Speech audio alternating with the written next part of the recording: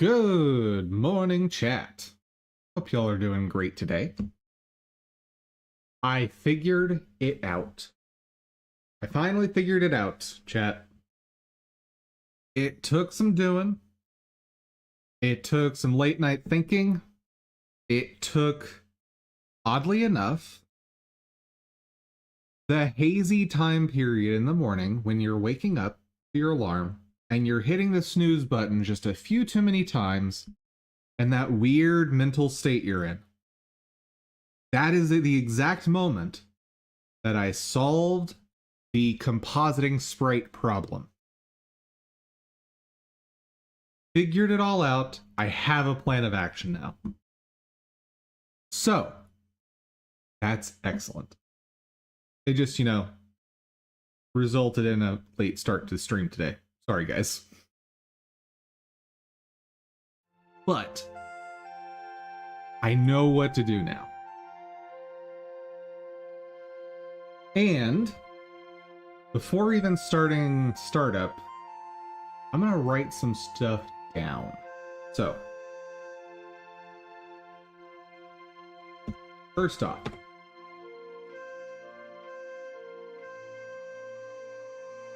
separate sprite sheets for asset and action. Okay. This is gonna be pretty painful,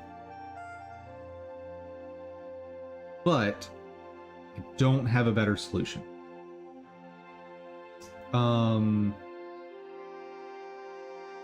Let's see.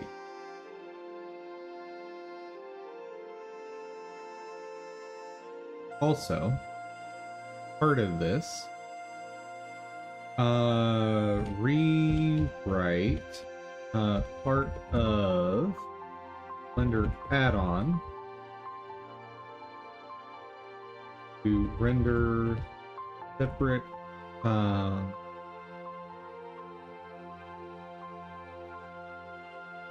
sprite sheets per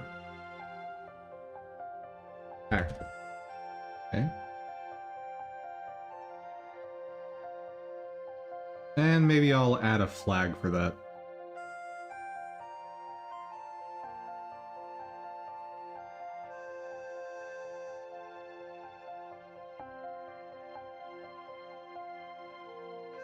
Okay. Next. And animation player. Oh, no, let me finish organizing this. These thoughts. Okay, rewrite part of the Blender add-on to render separate sprite sheets per action. Yep. Then, next step is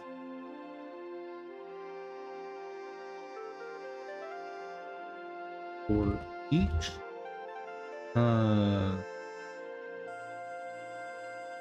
piece,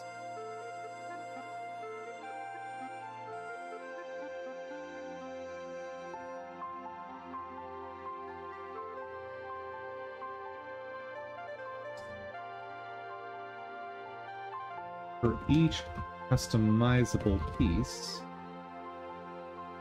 determine bulkiest variant. Oh. Use that as knockout. Okay.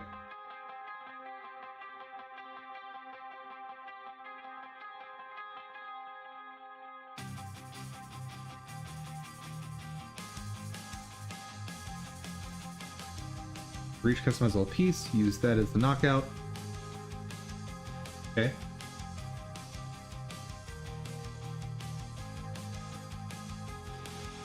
Separate section here.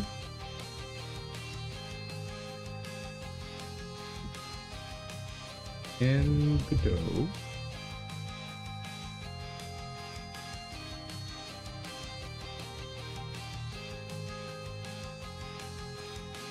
Have separate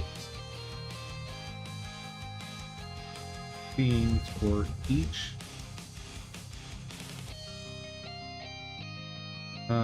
No, not each piece. For each asset.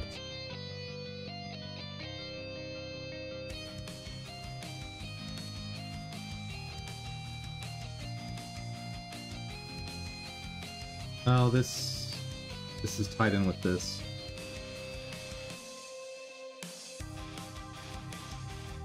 Have separate scenes for each asset.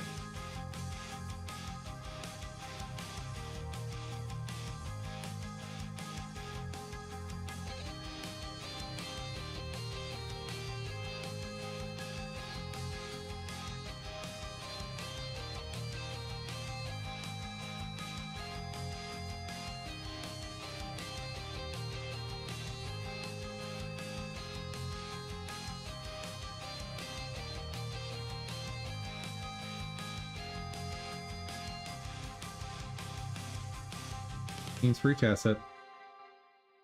Also separate animation players. I might do groupings. Like, I could do a tiered layering approach. So having... Nope, can't do that. Can't do that. Yeah, so each piece is going to have a separate animation player. Okay.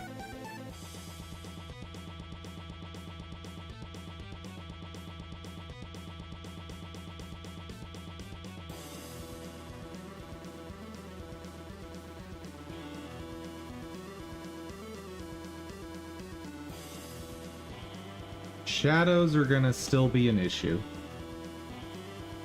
I need to think about shadows some more. I mean, I've got plenty of work already lined up for today before we even start rendering. Because I still need to sort out what animations I want. That alone is probably going to take up the rest of today. Figure out how to structure players, separate scenes for asset. Also separate animation players.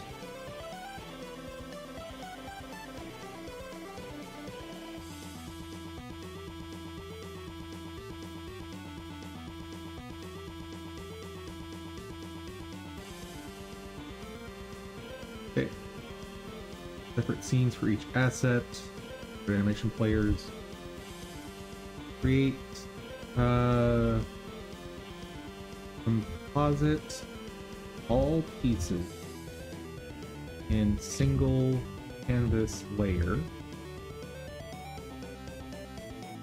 Just squash to single Z.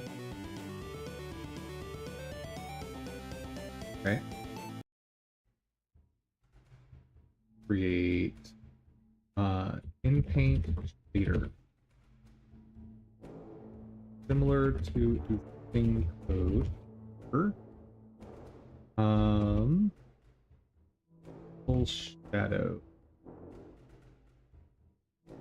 Yep. I want it to be a little bit different.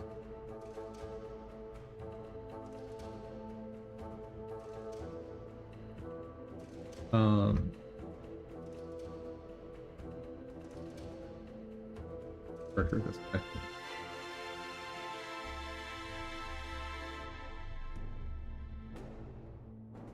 Mimic the way Blender does.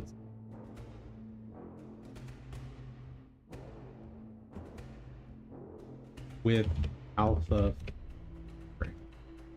There we go. Okay, I now have the notes for what I need to do. Whew! Feels nice to get that out of my brain.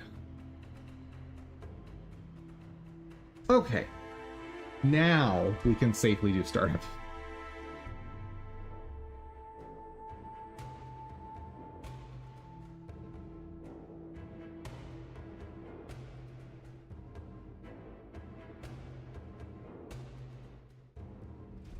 Man, love it when Brain finally pulls through.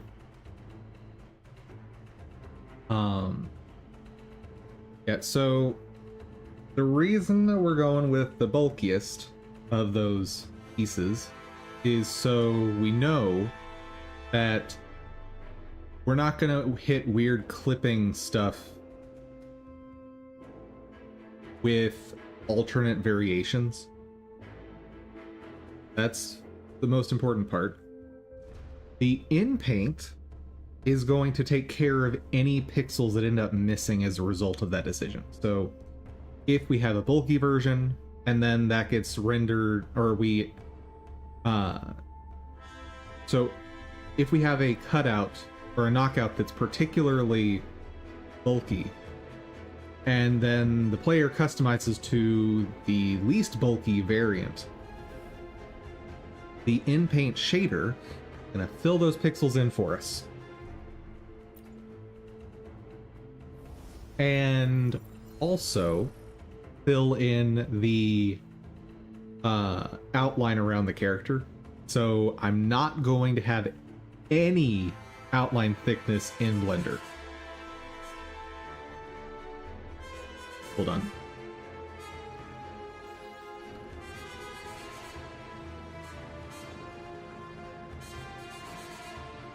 Must have no outline thickness in Blender. There we go. Because we're taking care of all of that on the Godot side. Excellent. Yeah, the shader is going to be a little complicated with the handling of what a pixel is, but very, very doable. I don't think I have anything left. Yeah. Seasonal stuff. Oh, that. Yeah, no thanks. As I mentioned before, my teams are not strong enough for Whimpering Wastes. Maybe someday. Maybe. Do we have any double events going on? Something like that? Nope. Okay. Then let's go back to basics. Leveling up characters. I started working on Encore, so she can take care of my, like, she can solo floors 1 and 2 of Tower of Adversity for me. That'll be super convenient.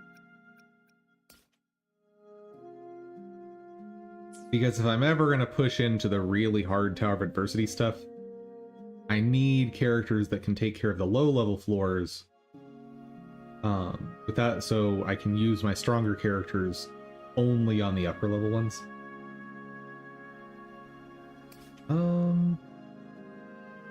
Oh yeah, I don't have the weekly material for her either.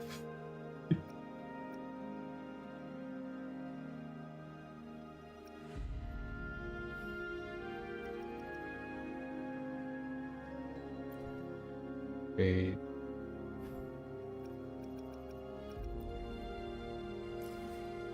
Oh, that has the same materials. Okay. Let's do this.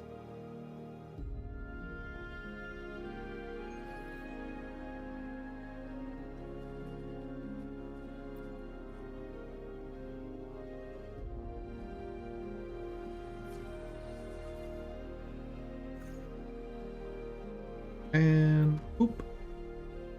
Boop.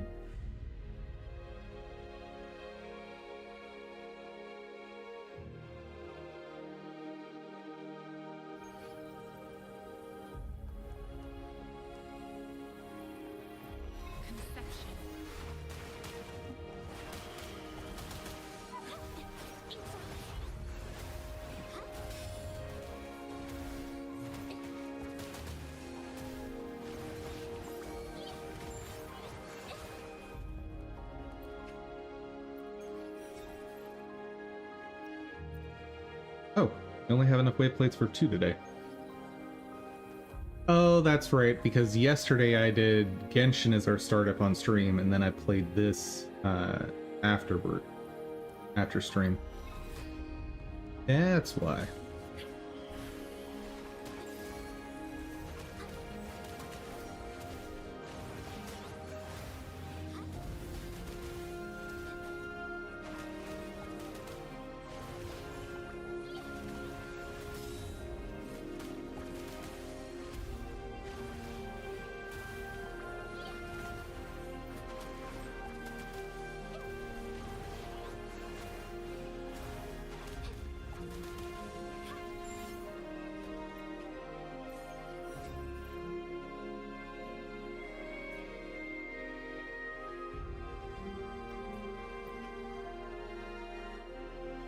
Yeah, I don't even have enough to... let's go ahead and do a half run, or like a non-double run.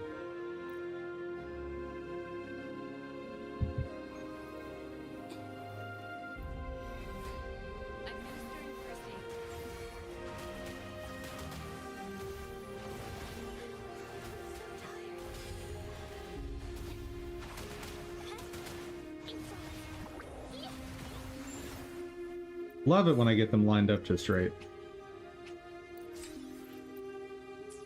Most of the time they do not cooperate.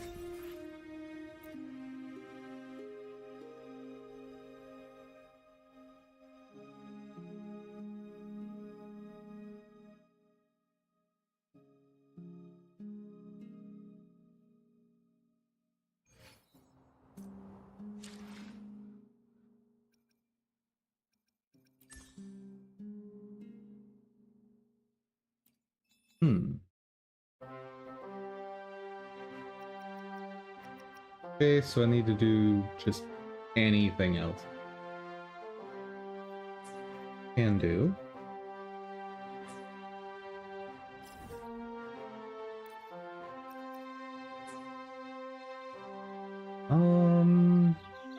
Oh, right, since I'm working on Encore, might as well run this.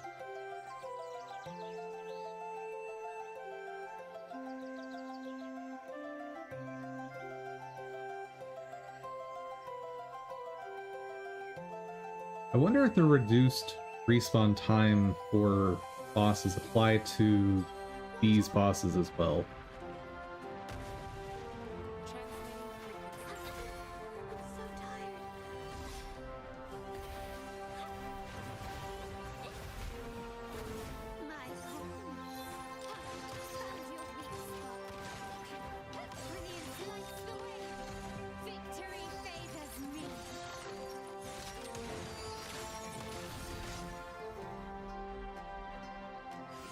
Probably not, right?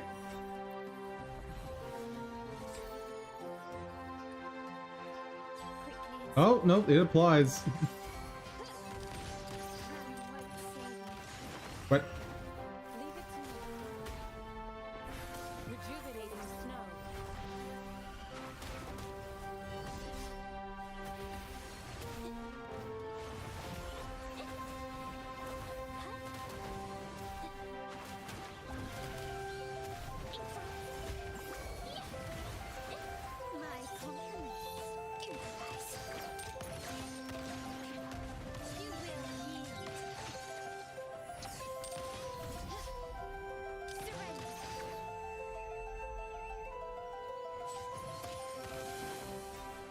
Yeah, I don't feel like running that more times. That should finish up this. 20, got it.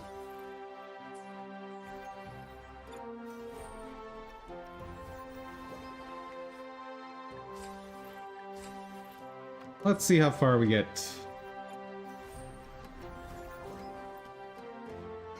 We are almost done with this event. Almost.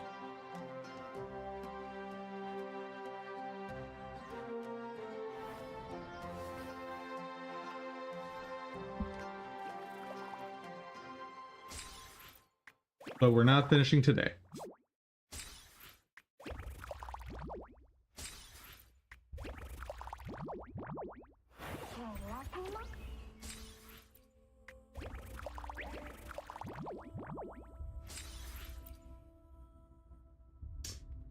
If I get really lucky on rolls tomorrow, we can finish. Really lucky. But in any case, we got way more than enough time. We still got something like 4 weeks on that event, maybe 5.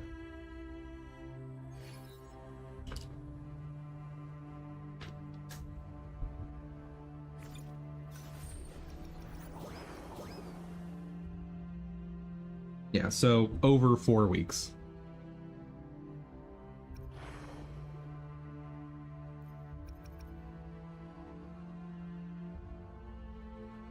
This we got 6 weeks left. Man. All kinds of time.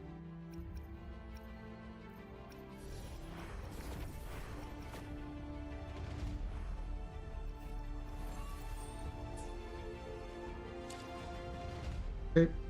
Done with all that. Done with that.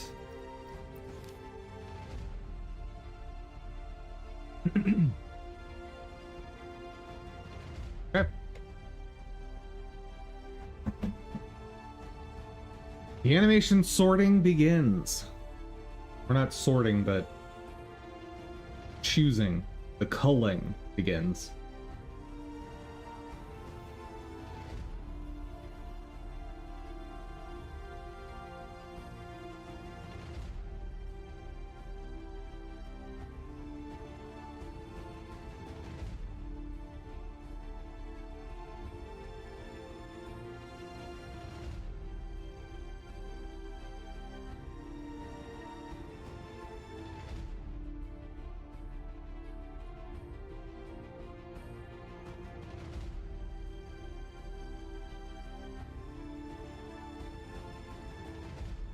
Oh, did my backup finish? Yes, good.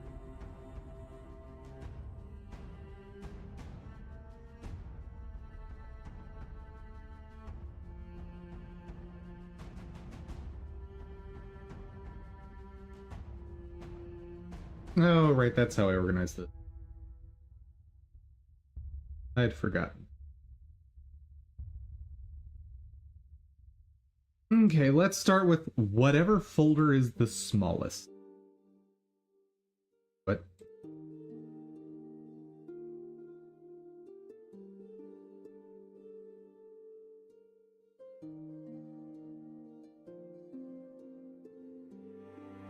I'm gonna assume I just need to reload.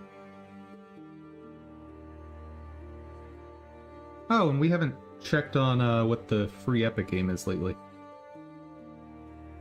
Go ahead and do that real quick. Because I saw some headlines saying there would be something very cool coming up.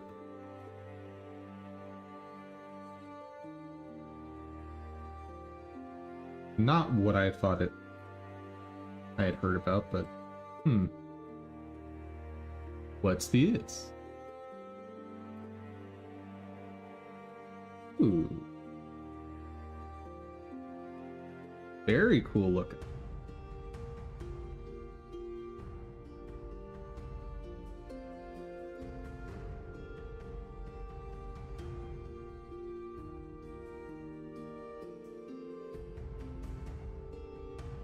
And this game clearly uses the animation style that I discussed, I think about a week ago, where instead of having an animated sprite, you just have individual pieces that are typically stored as vector graphics. And then you just animate those pieces in Engine or with some sort of puppeting plugin. Very, very cool. Not gonna say it's my style of game that I would enjoy playing, but very, very cool. And if you're trying to minimize your effort in the asset space and coming up with artwork, highly recommend that style of animation.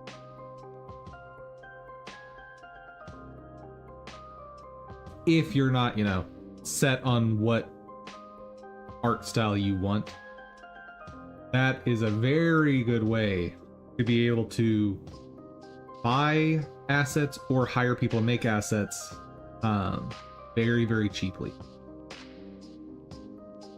Way cheaper than what I'm doing. And like, the stuff I'm doing is already very, very cheap.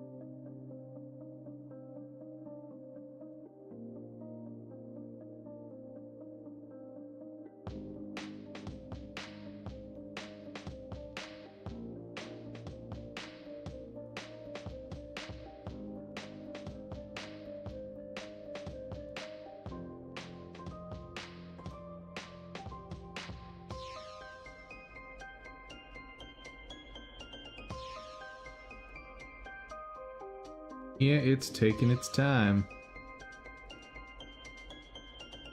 Why is this folder showing up as empty?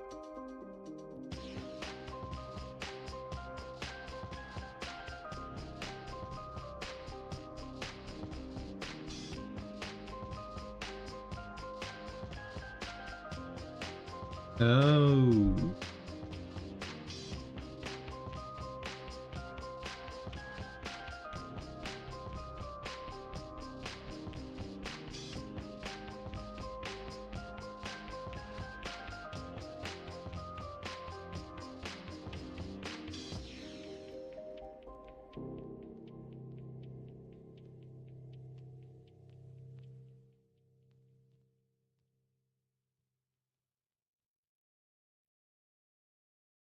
Hmm.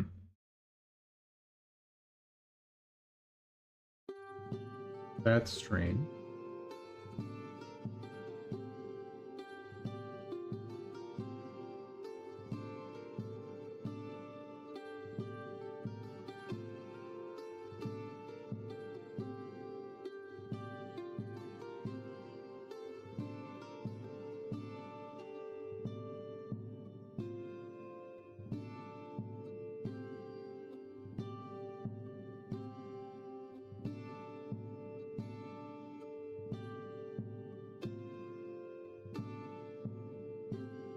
Yeah, these are UAsset files.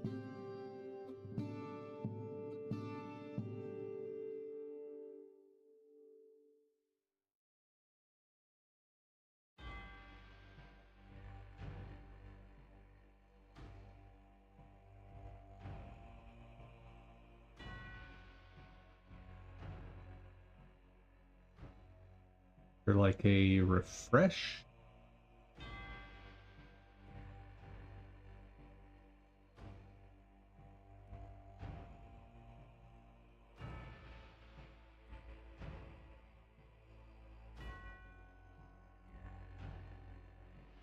Maybe AI will have an answer for me.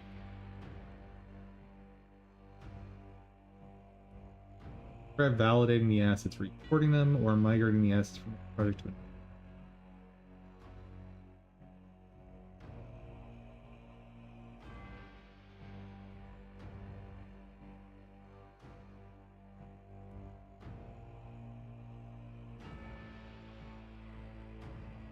quite certain that the version, latest one.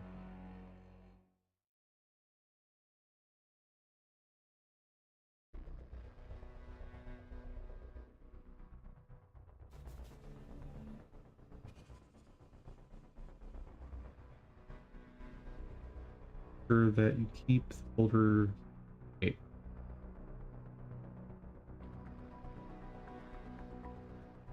Oh.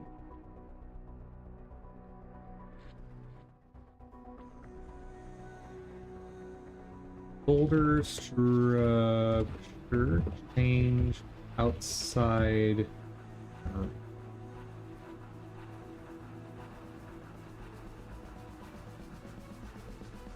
Cause issues with assets in the past. To avoid problems, it's generally recommended to make any organizational changes directly. Of course it is. But how do I fix it afterward?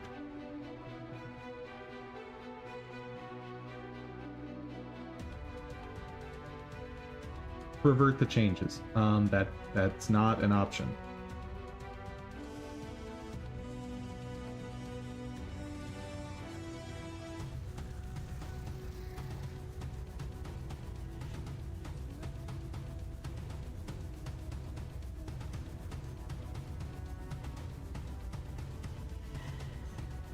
And folder contains all the files pertaining.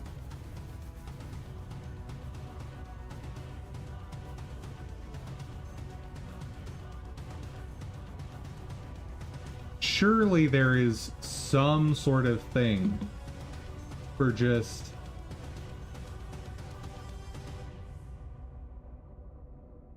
refresh everything, right?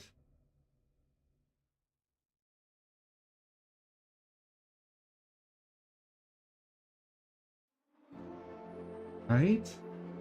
Like a detect changes option.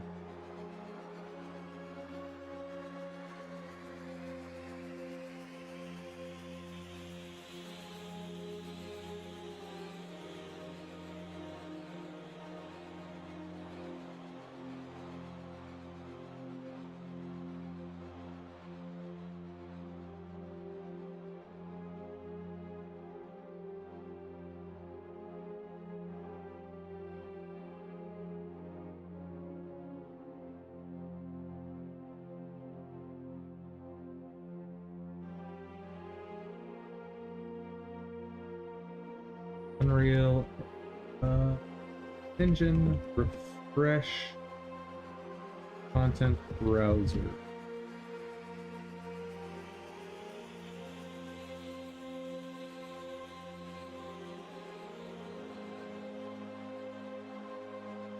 Right click on the folder and hit refresh.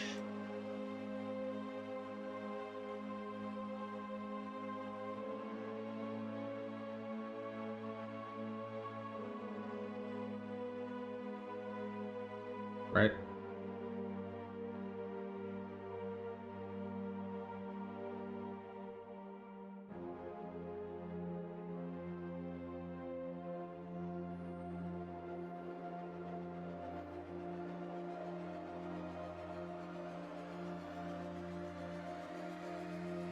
Or click the sync button, which I don't see.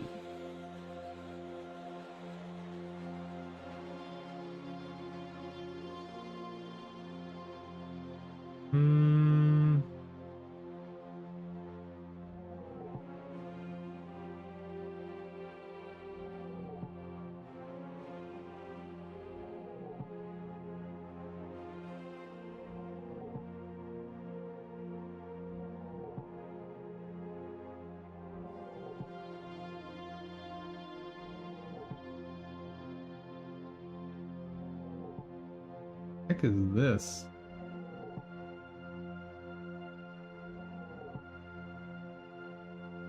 Oh, hold on. It's probably all linked through the meshes. So by moving the files around the folders, the references on the meshes are probably messed up.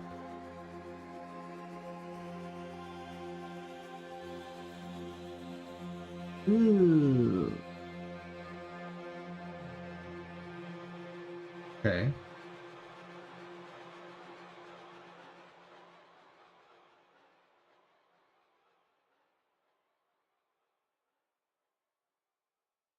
I know a lot of them were tied to Dark Knight. Check that.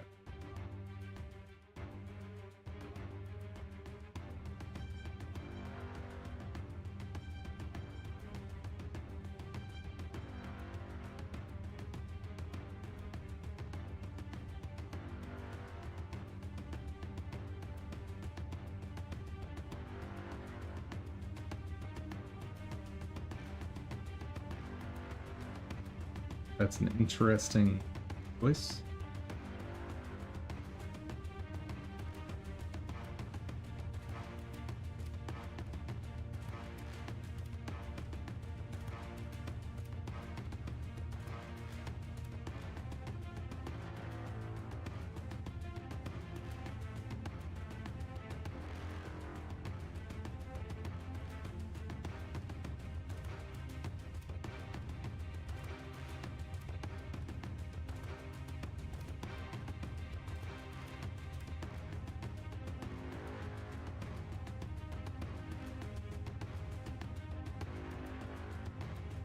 Okay, so they're all there.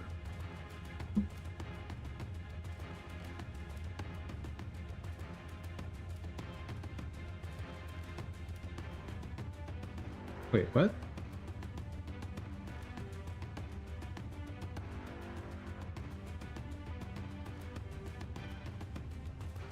Yeah, the file path is wrong.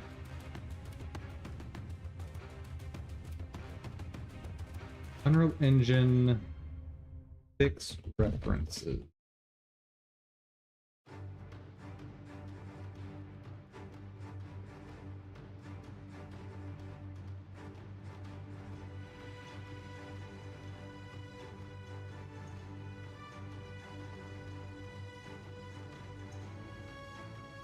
We're having the same problem, similar problem.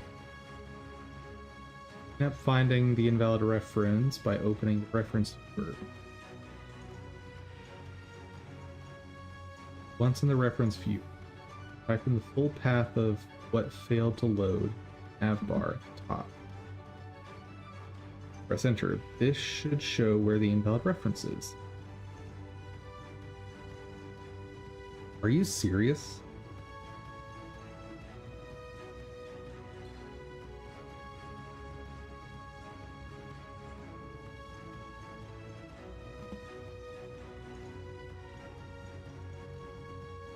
So don't tell me all the renaming and all the stuff from yesterday is just invalid. That's ridiculous.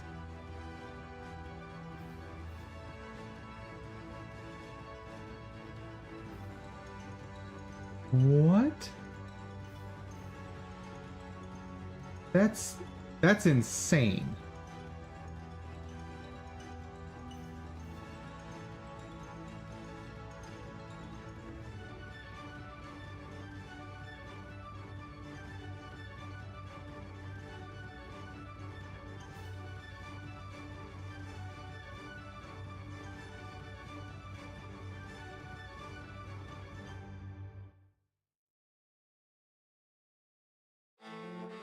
First, re-import the files. Okay. How to view assets.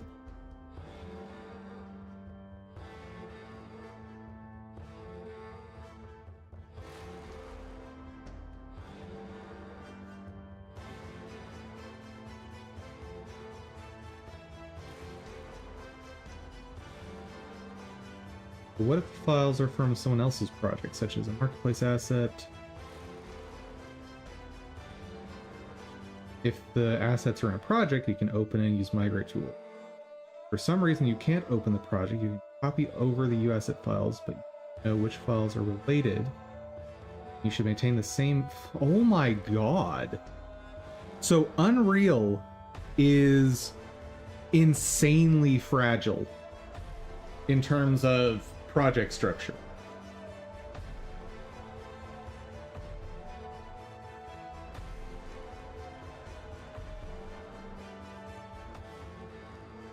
Need to know what path those assets were in. What on earth?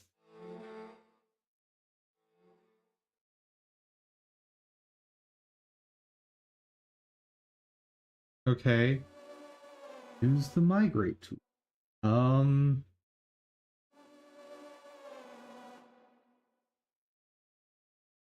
There's the oh, there's the migrate. Okay, so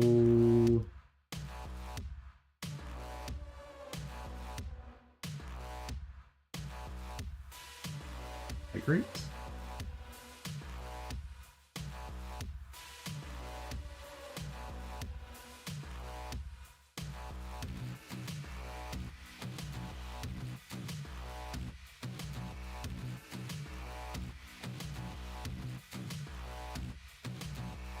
I don't get it. I don't get it. What?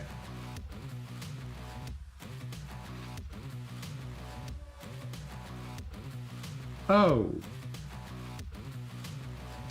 Oh, drop the files here. So maybe I can... So let's see something. We'll do it with one thing first. Not simple. What happens if I do this? Failed to import. I didn't have time to read the rest of that.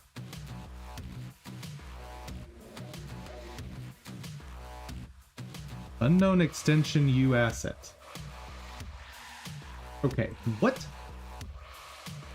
Unreal Engine failed to import unknown extension to asset.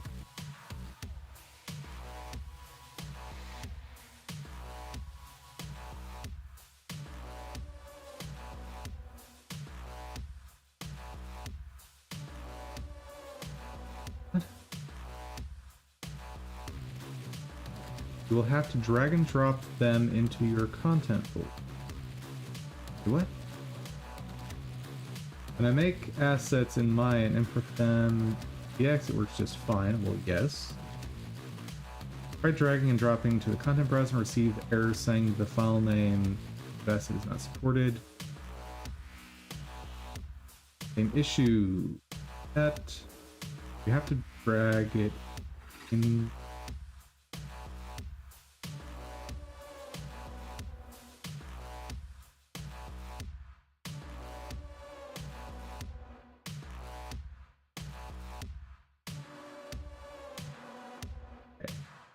I double checked that the content browser is pointing at the right folder on the hard drive by using show and explore.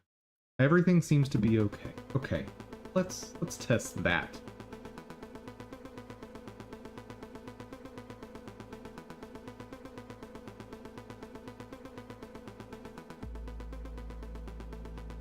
Well, that folder is absolutely not empty.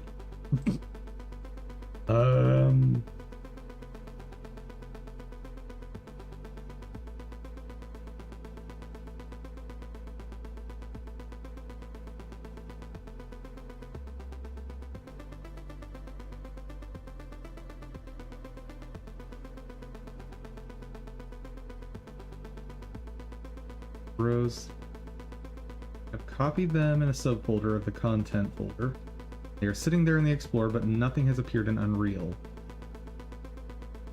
Still having this issue in 5.3. Okay. Same issue. Doing this gave me a folder that shows in Unreal, which has no content all inside. First, shut down. Open up the content folder. If the US is in there, reopen the file. Problem with the original file seems it was probably a redirector asset.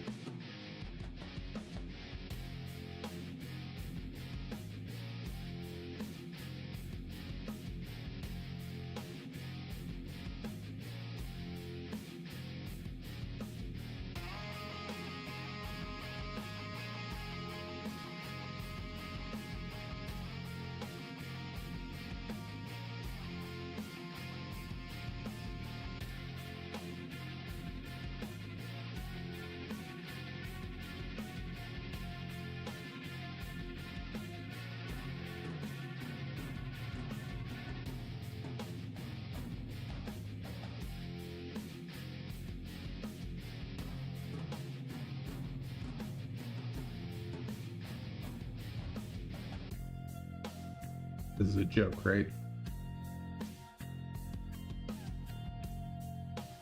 Don't tell me I've got to redo all the work from yesterday and without being able to script a solution for renaming of those files.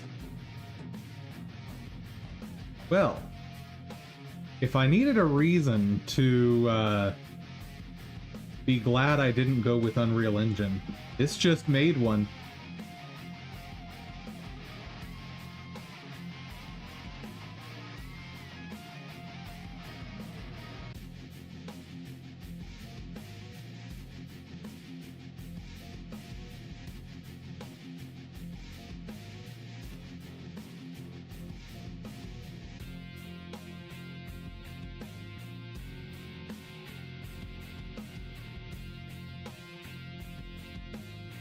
How to add new asset project. Either use the migrate feature, manually copy the files into your content drawer. What is content drawer?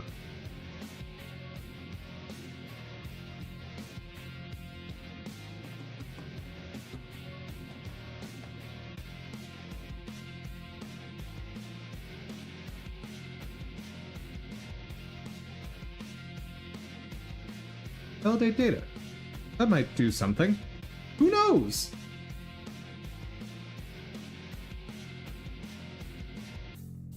Sounds like the kind of thing I would want to have happen.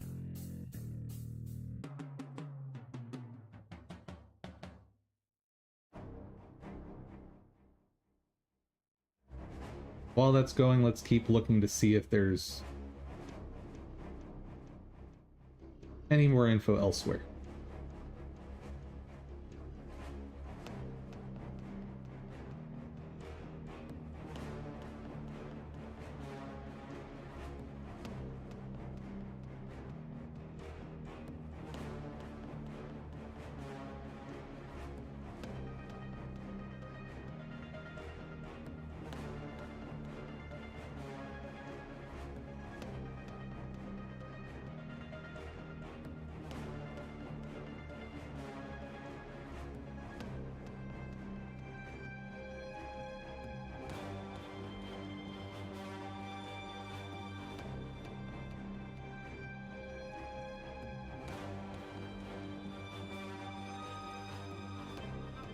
you're trying to make an asset from one project and put it into another, you right-click on the asset in the content browser and choose Migrate.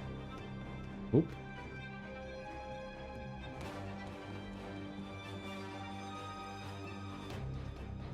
If it's not in a project, not in a project, so how can I migrate it? Biggest flaw in before you copy a U asset into a project content folder, it will be broken. What's needed is an import option for U assets.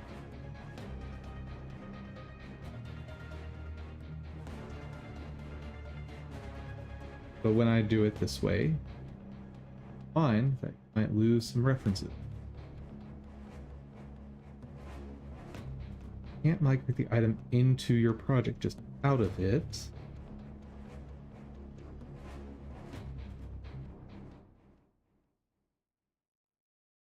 Drag and drop it into the content folder and it should show up in the content browser. Except it didn't.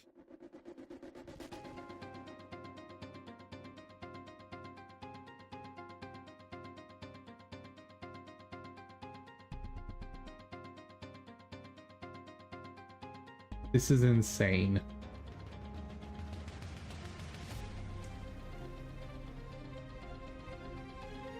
Yeah, really strange that there's no ability to import. I agree.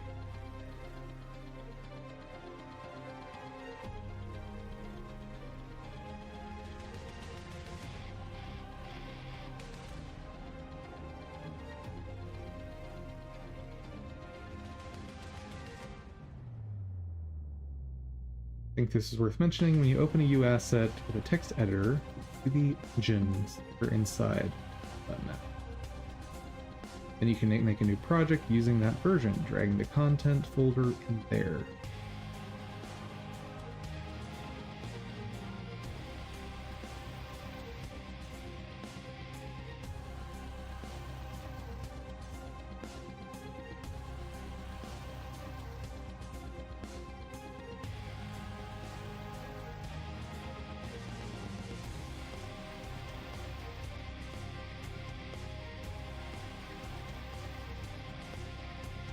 And that did not fix it.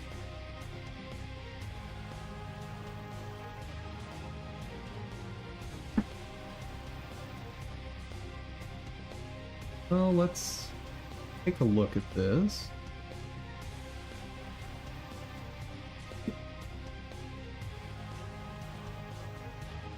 Yeah, of course it looks nonsensical because it's binary.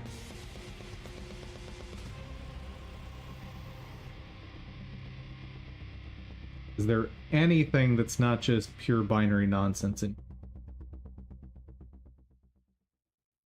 No. I mean, there's a few things in here, but nothing I can make sense of.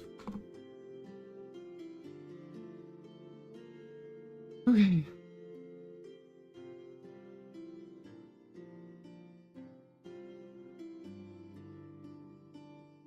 Copy files directly into the project content.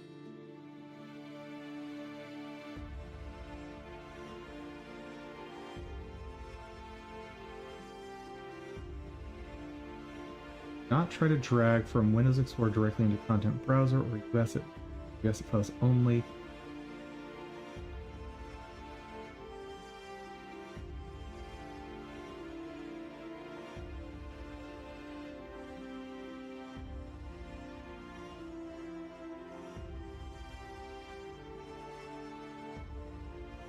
That can't be reached. Lovely.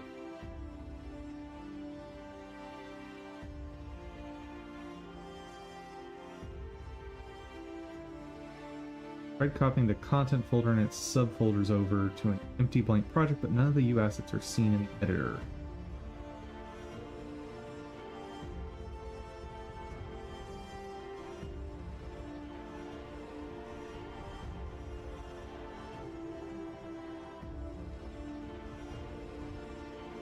They should, but they are not. This is such a useless response. Telling people Well, just don't do the thing you're trying to do. Oh, thank you. I hadn't realized that doing something different might have different results. Hate it when people answer with stuff like this.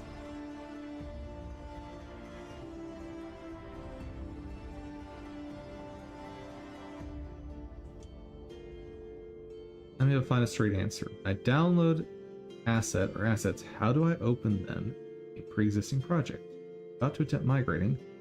Is there not an easier way to accomplish this? Drag them into a content folder in your project outside of Unreal 4. Confirm that you're in the project, move them to the correct. Hold on. Let me try something.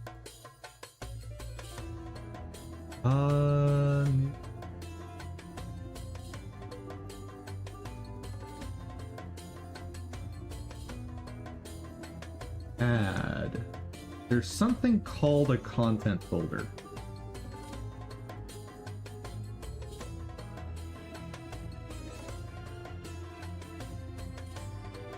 Yeah, it's not folder.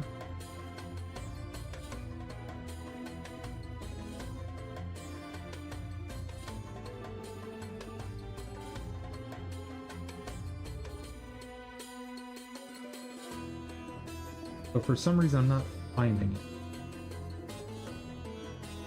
Maybe you can only make it at top level?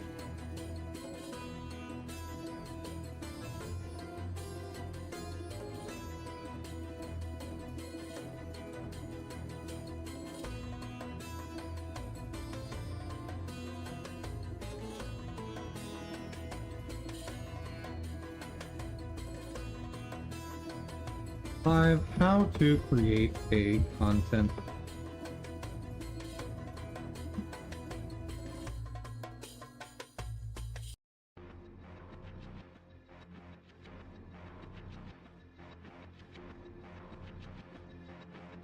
I thought there was like a separate type of folder specifically called a content folder.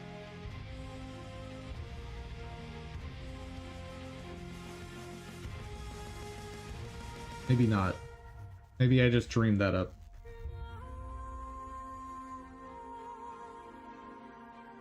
I think I just dreamed it up.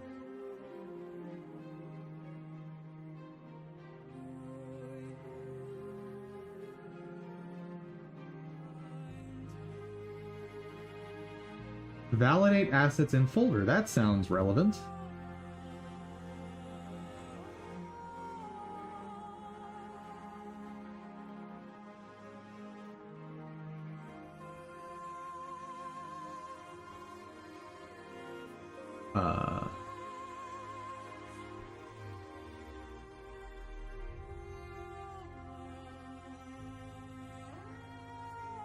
It shows up there.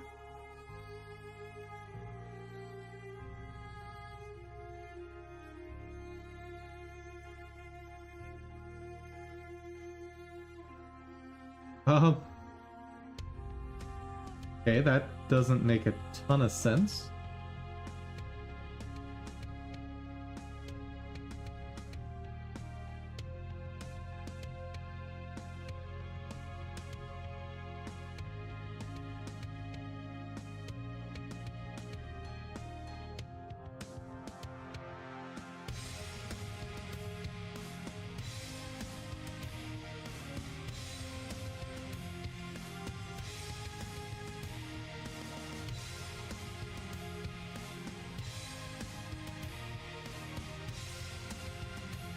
That's doing nothing for me.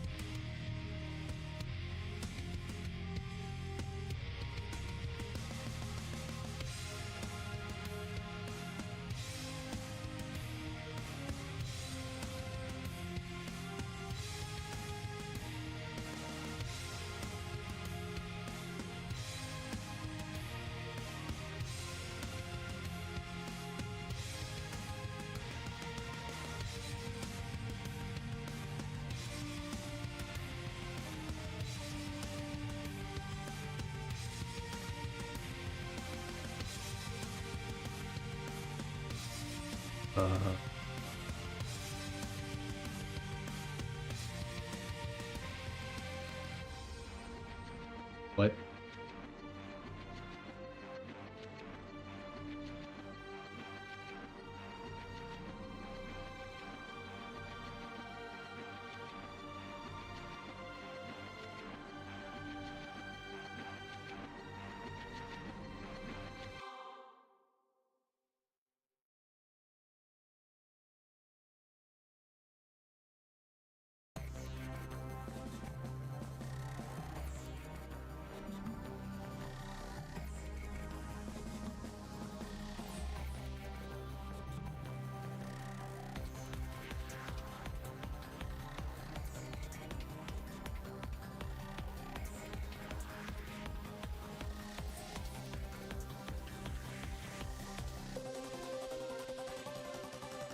View asset, not showing content browser.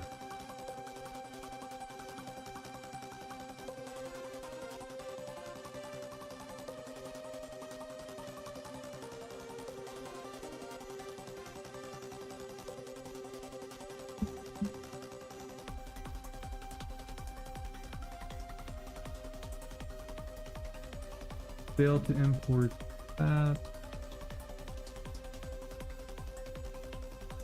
But I thought you were just using the word generally. We're using is for non-Unreal asset.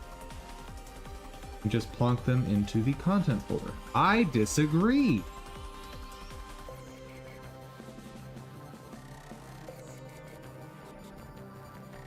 Look in the content browser and right-click the root folder and validate.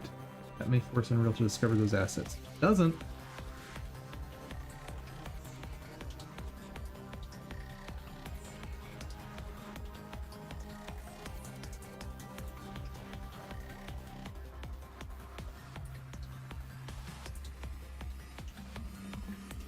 Oh my god.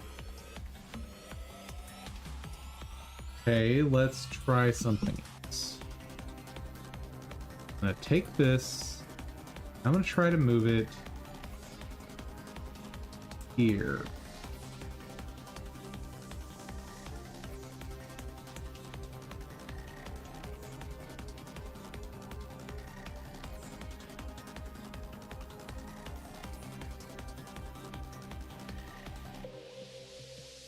I promise you it's not open.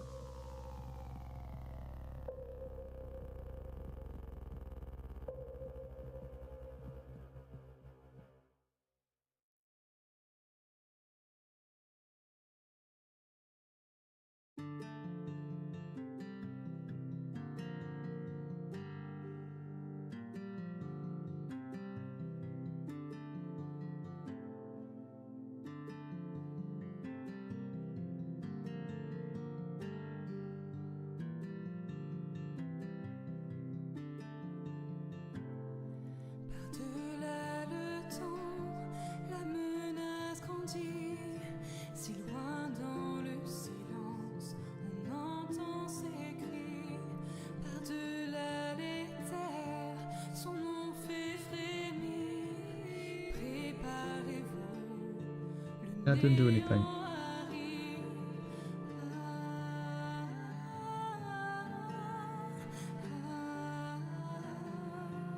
This is ridiculous.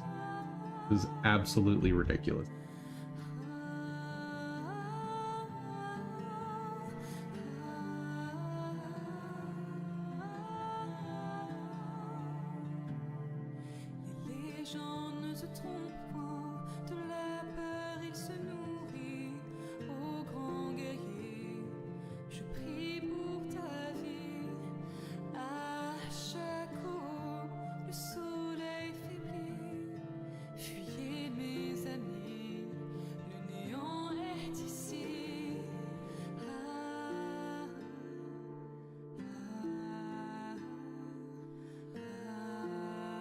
Okay, let's try this.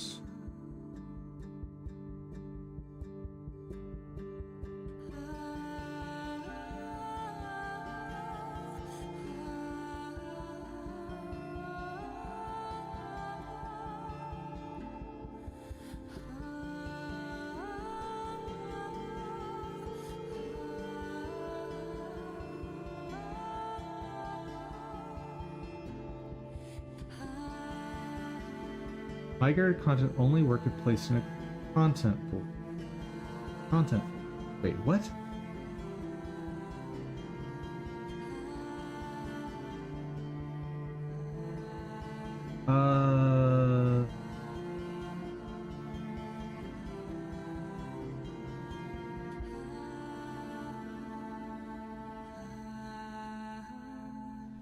Okay.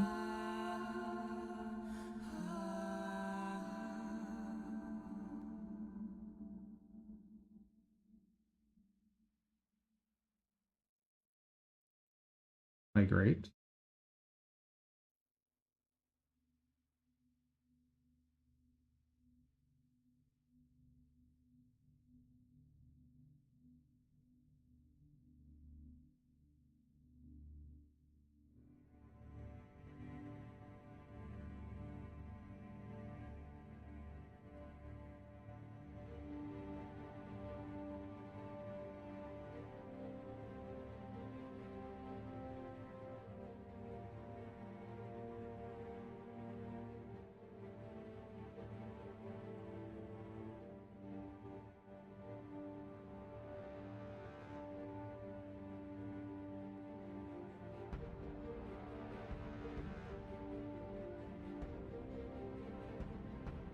And where to save doesn't.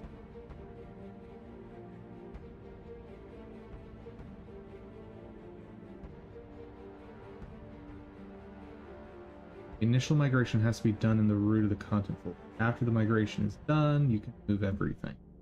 What? What? No. Hold on. Hold on. Maybe it doesn't like this folder for some... Because there's no way it's gonna force me to migrate everything flatly into the root folder and then move it. No, no, no. That would be impossible, right? That'd be insane.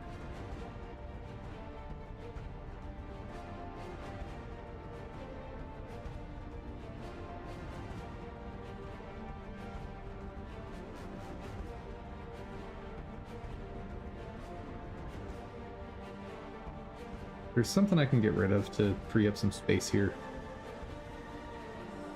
I guess I don't need that right now.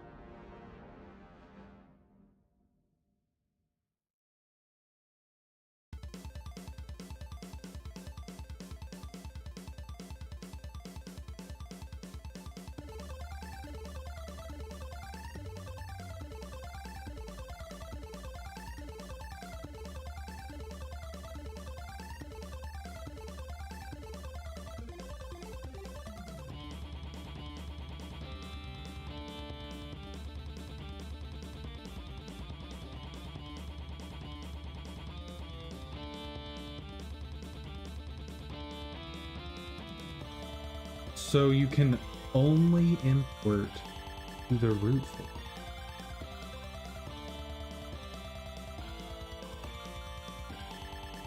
Sure. Why not? Just do it. Oh.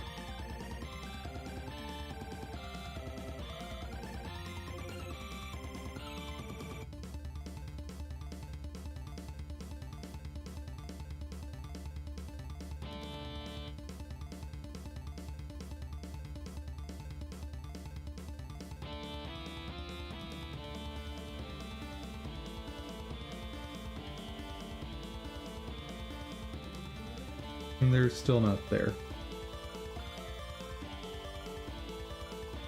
Oh boy.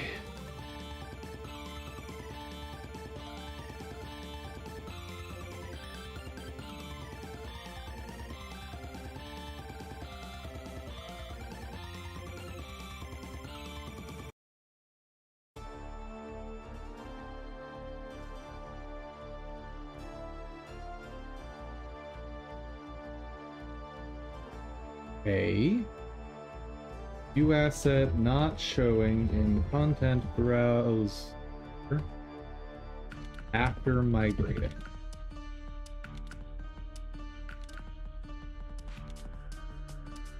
Ensure that all dependencies are included in the migration process.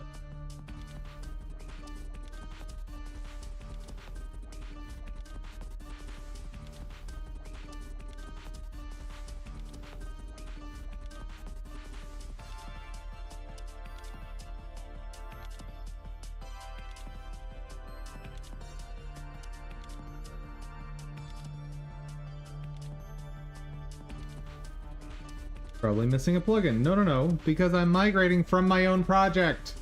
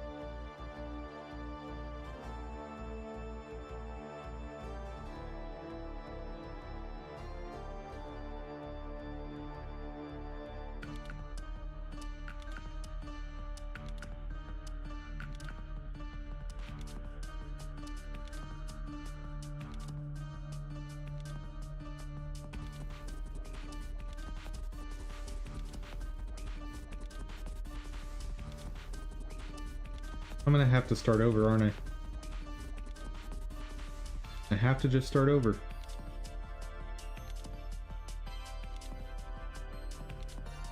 Yeah, because even that folder's empty. Oh wait, that one's supposed to be empty. That's fine.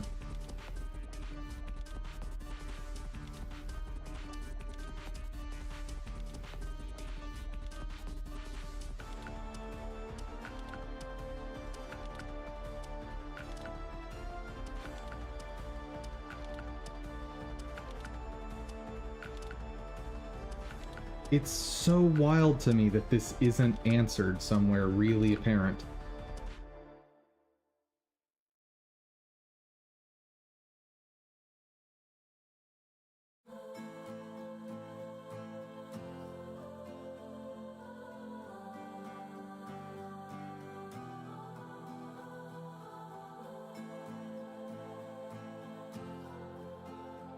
We run into this from time to time. Our content SDN, and it always turns out to be version conflict.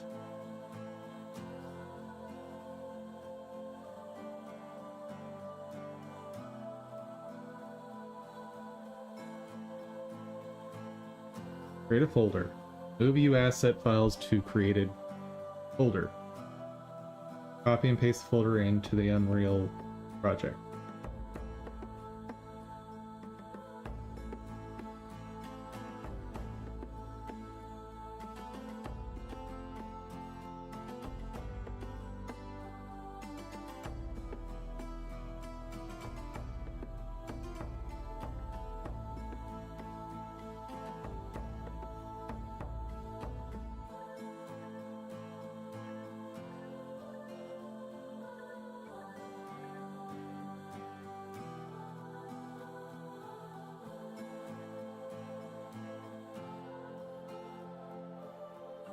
Okay. Since the internet's not giving me a good answer, I'm gonna try nonsense.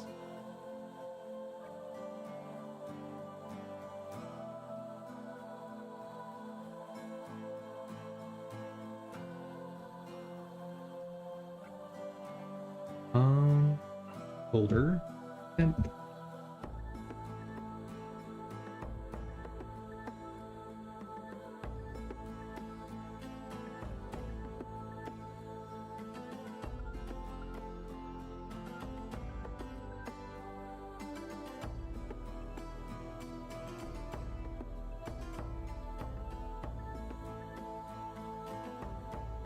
I might be able to get it to work anyway. So what I'm gonna try to do.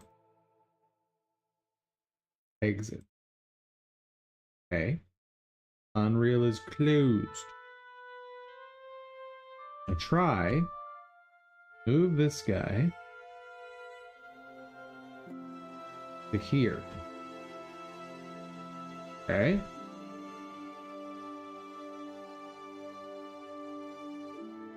Then, I'm gonna try to move this guy into here. Finally.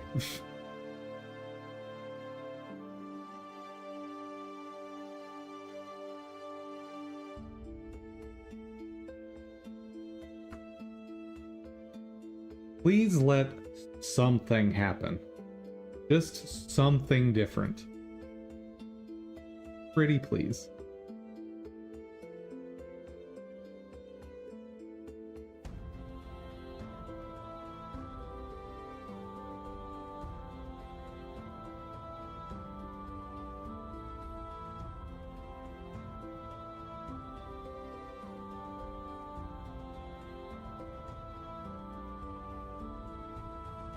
Not there, and not there. Okay. Okay.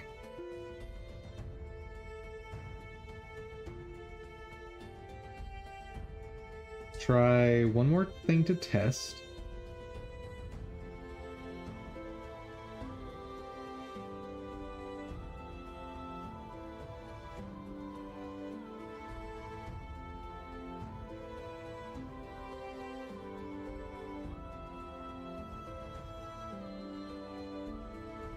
I'm going to try renaming this outside of there.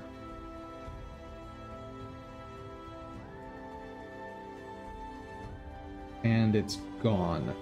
Okay. That tells me something.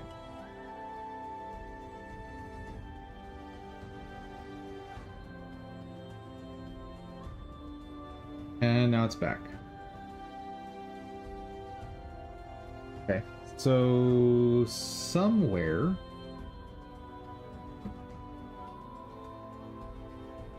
probably here.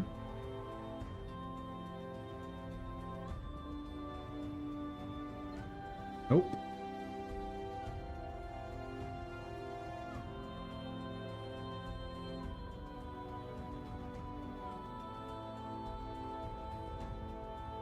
Possibly the data cache in there.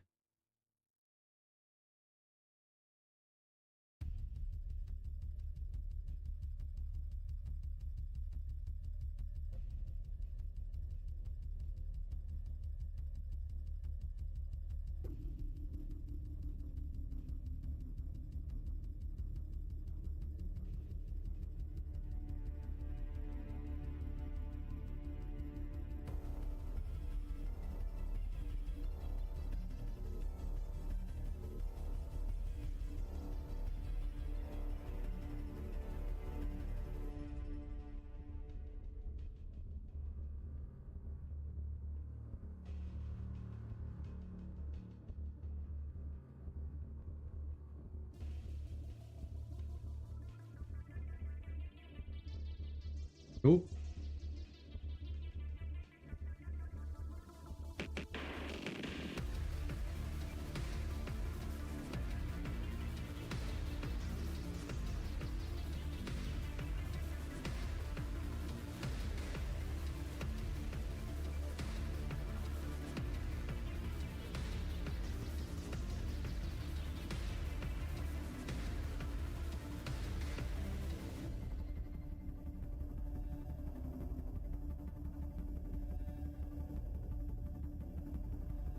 Also no.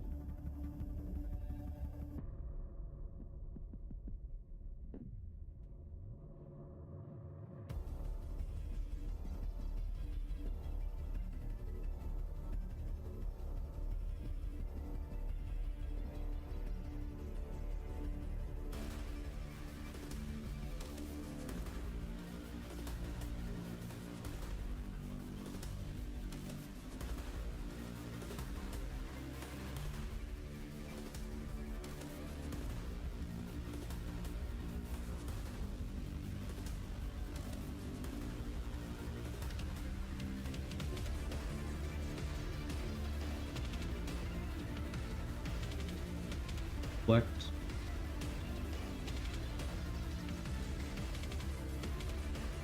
Forces them to re-import. That's just not true.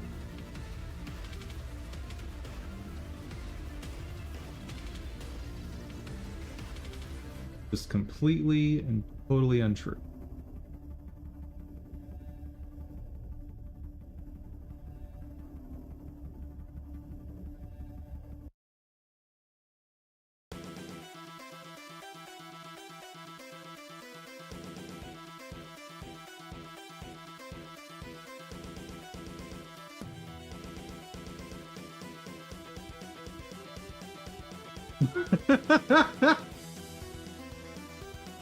I don't appreciate the language on my stream, but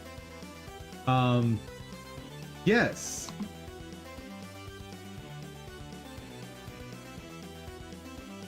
I can't revert it to the previous one because, yeah, language. Don't use built-in get support.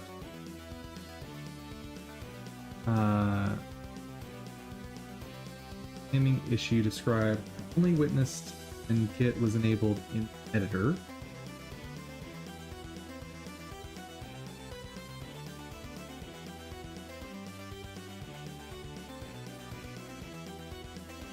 The company that uses it. Biggest issue for me, their file management is terrible. Unfortunately, there is no solution for that at the moment. Unreal references assets via their paths. So let's say you have Blueprint. All these assets referenced via their path. So when you change the object's path, you're breaking references. That was crash. Other issue. On the other hand, Unity referencing assets with their GUID, changing paths with assets, not breaking paths.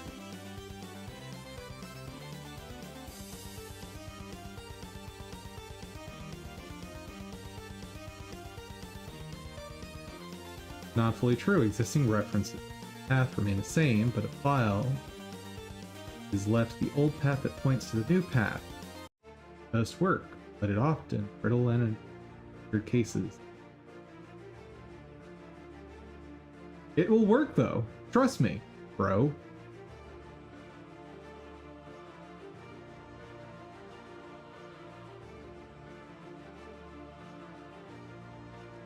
Wait, so Unreal doesn't store GUIDs? No.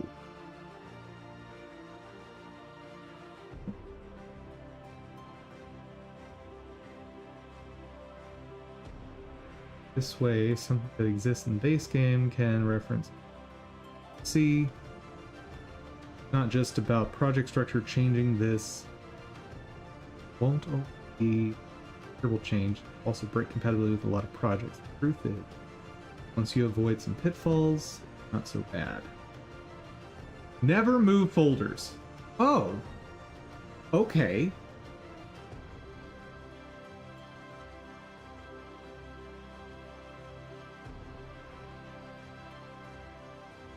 Okay, the fact that if you rename or move a file, you have to manually fix redirectors is insanity. You can see them by adding a folder thingy. Can't remember what it's called. Oh, thank you. Oh my god. Okay. You know what we're gonna do? You ready for this? I don't know if you guys are ready for this.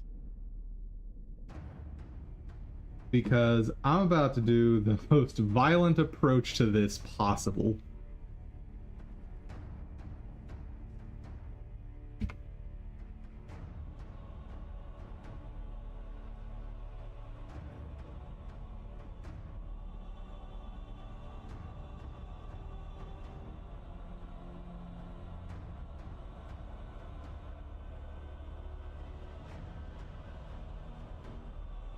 Goodbye. There is nothing. Save. Okay. Now.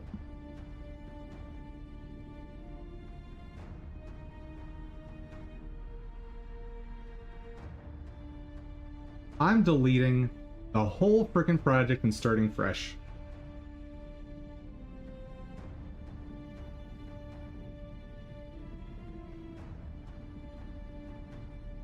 Yeah, do it. Just wipe out literally everything. I'm done. I'm done.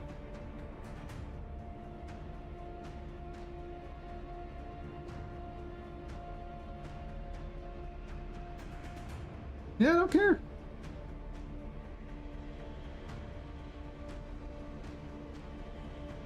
Just nuke the whole dang thing.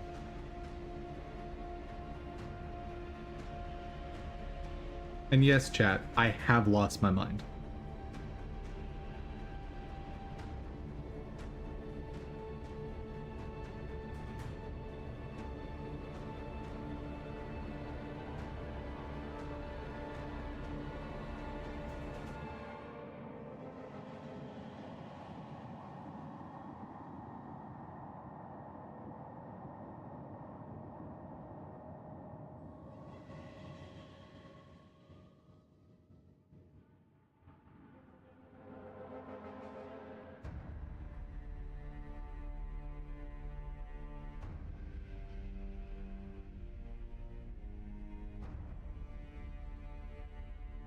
Holy camole.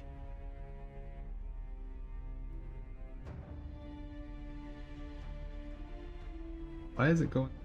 Oh.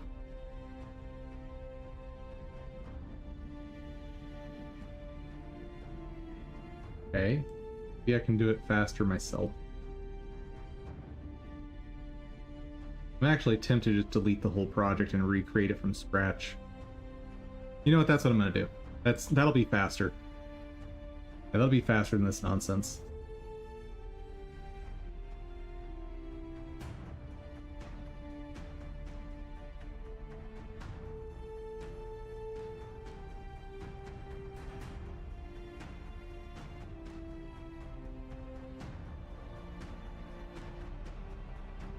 The one thing I'm gonna try. It's not gonna work, but I'll try it.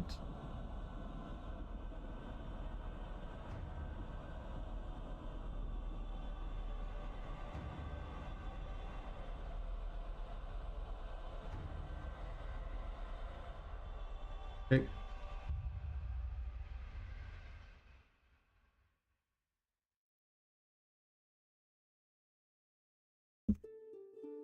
By exporter. Much faster.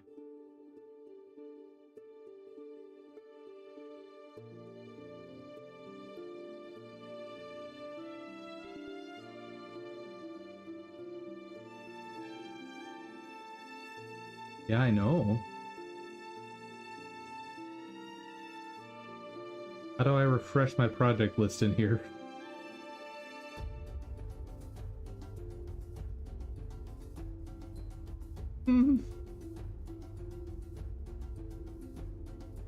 Okay. Excellent. I also don't need blank game anymore. That never had anything in it.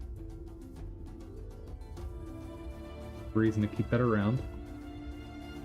Cool.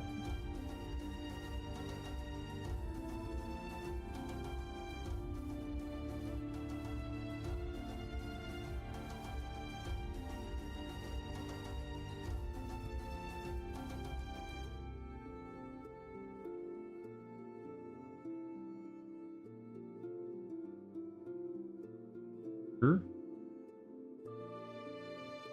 Sure.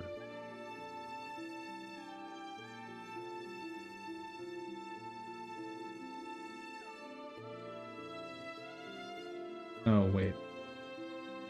Yeah.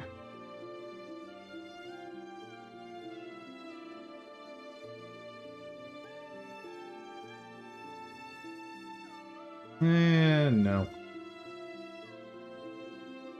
Don't care. Okay.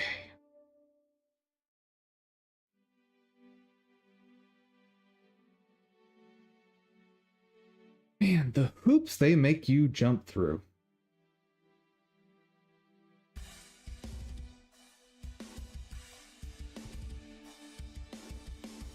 So for those who aren't familiar, when I was exclaiming, what? Unreal doesn't use GUIDs, GUID, I believe, stands for Global Unique Identifier. Double check.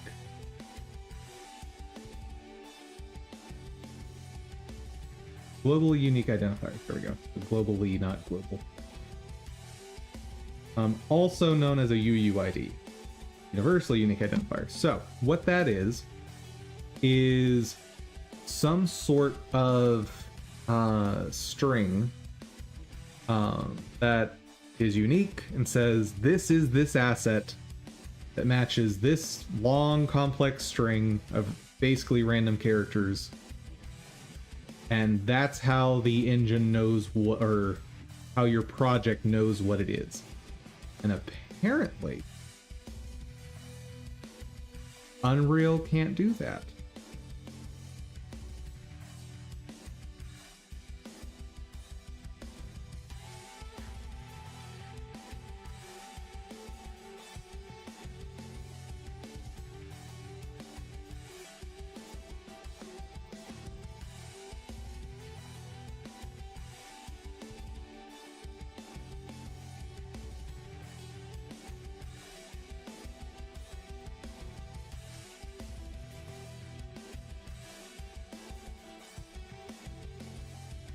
Or I shouldn't say can't do that, it doesn't do that.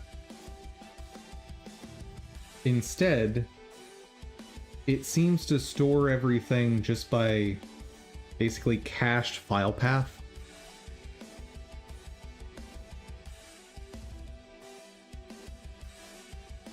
That makes things very, very fragile. I've worked with software in the past that doesn't have GUIDs or UIDs, and file management is, or file and folder organization and management is always a problem.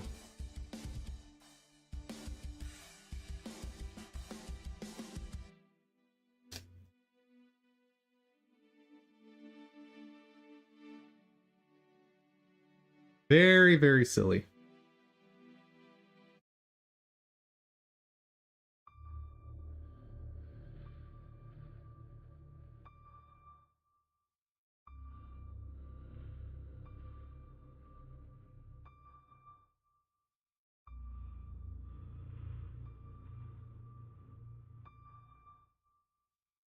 You know what? Since we're going to be waiting on that to build for a while, or not build, but generate for a while, let's play a game. Not that game. This game. And the fact that so much work from yesterday just thrown away, very, very saddening. But not much I can do about it now.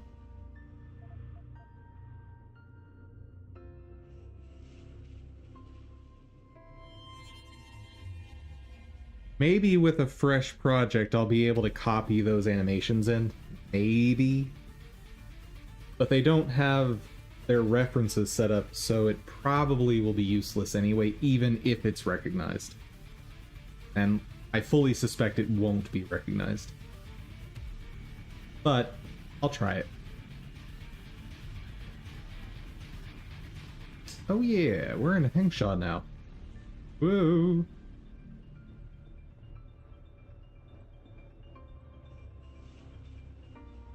Interesting that this Chinese newspaper is in very much English.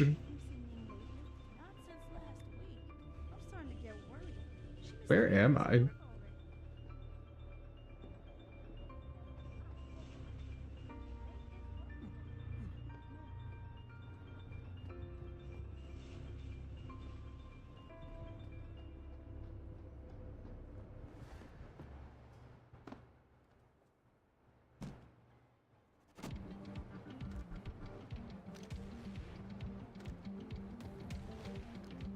Can't I jump my full height? What's happening?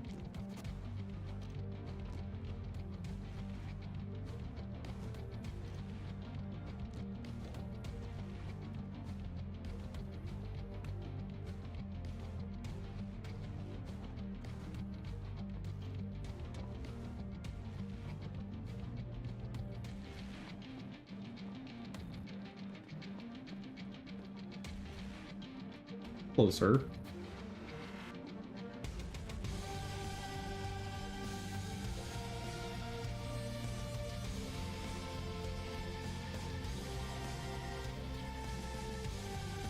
And I am finding just absolutely nothing.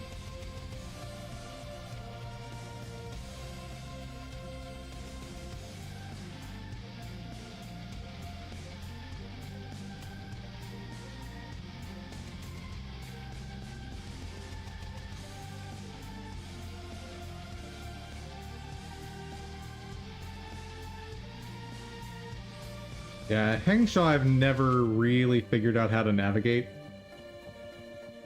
I just sort of walk randomly until I feel like I've found everything.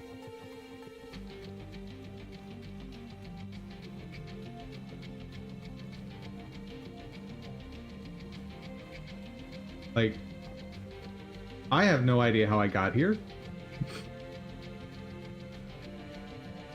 I know this is the Hive Club. I know it's a big set piece in the region, but like, how do I get back to where I started? No idea.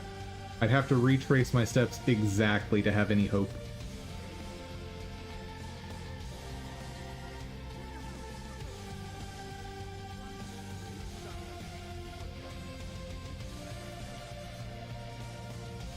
Which, actually, that's exactly what I'm gonna do.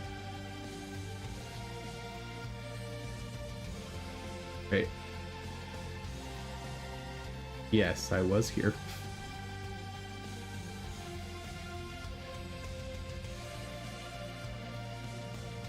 Guess I'll have a look around here.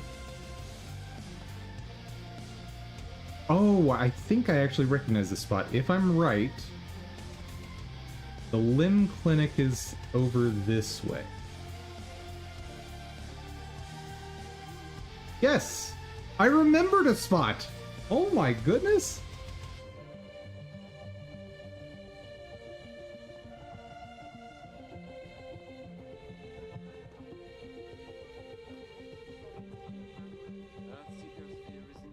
Yeah, limb clinic.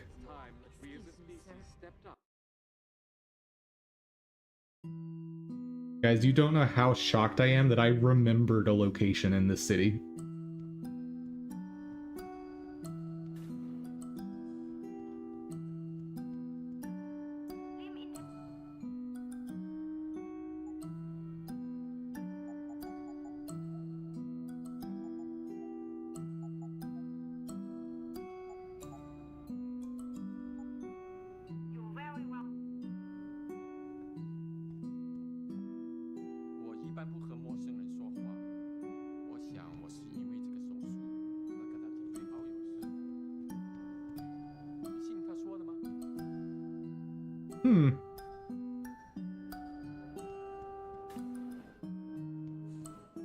Alright, what fun secrets are in here?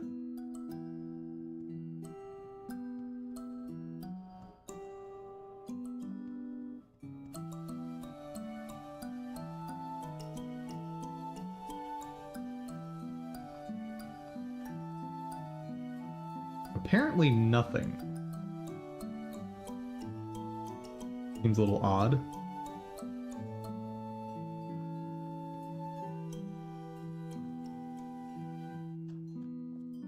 This is a very weird way to store prosthetics.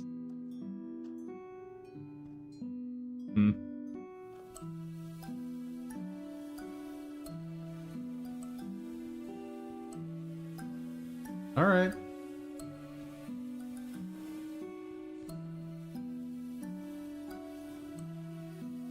But we now have 4 upgrade points. That is a big deal. For a few reasons.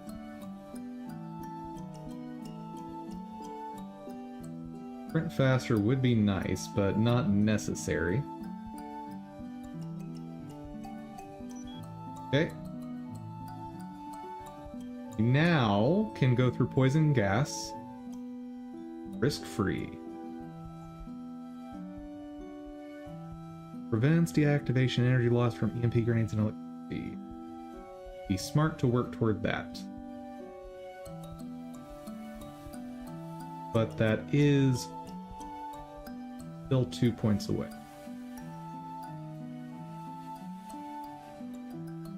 But over the course of exploring Hengsha, we will definitely get enough praxis points to get that.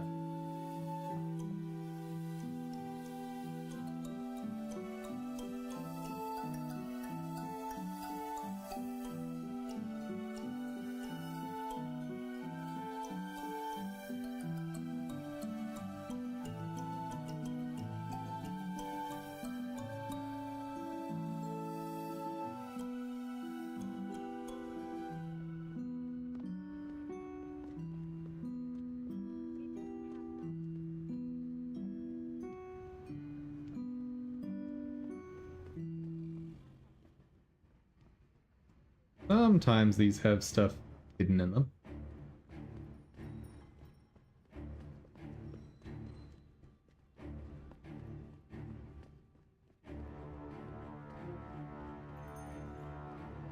Like this one.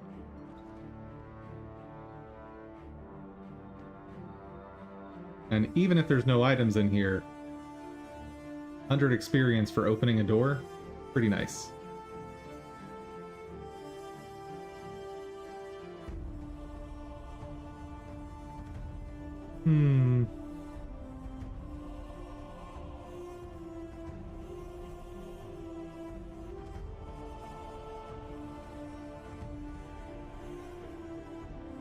Yep.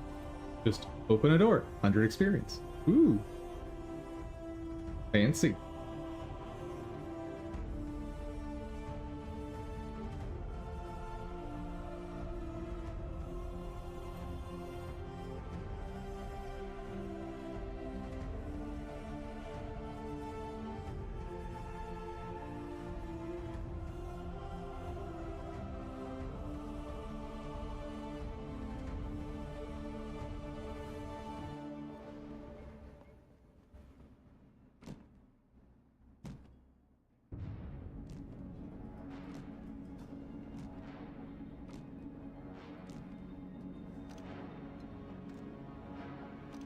That's just the edge of the map.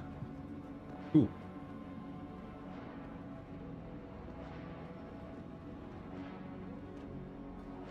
I feel like the only place to work around here is TYM. Oh. Okay. Thought we had a crash happening. Oh. Okay. Not expect a loading screen there. Where am I going?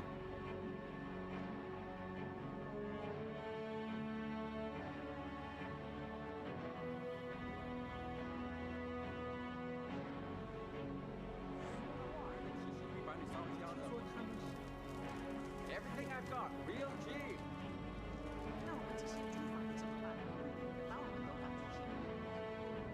I have zero idea where I am.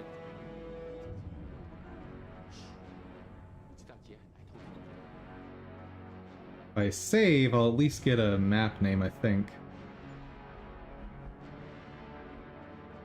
Alice Garden. Oh, I know where this is. I want to hack you, but you guys are not going to let me do that.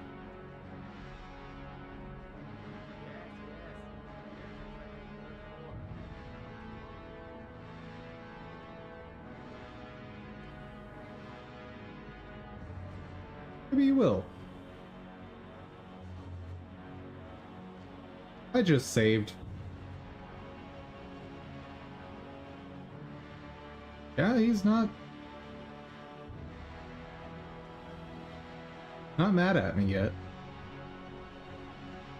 not the place for you. Get out my way.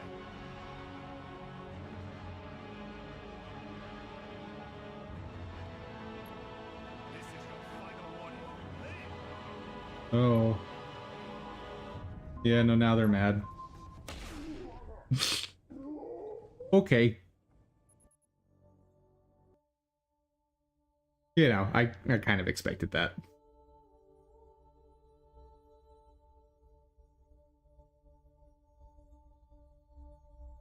And as much as I would love to just knock everyone out so I can get the experience from hacking, pretty sure that would block off some side quests.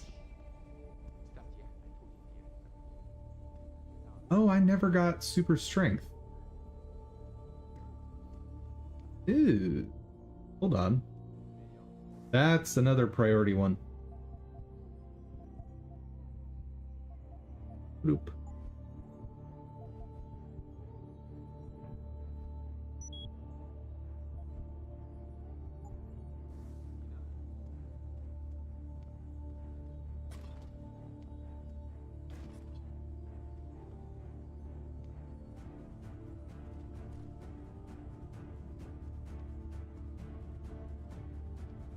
Hello.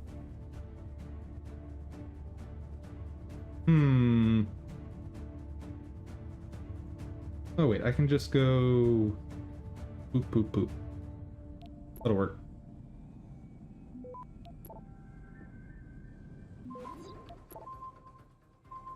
Access granted.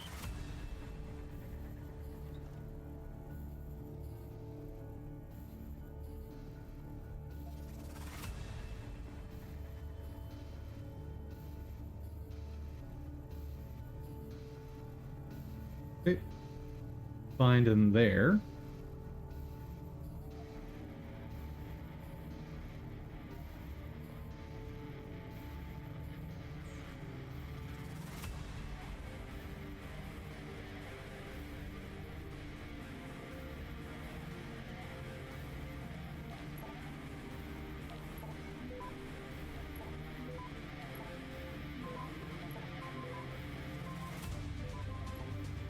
And done. Access granted.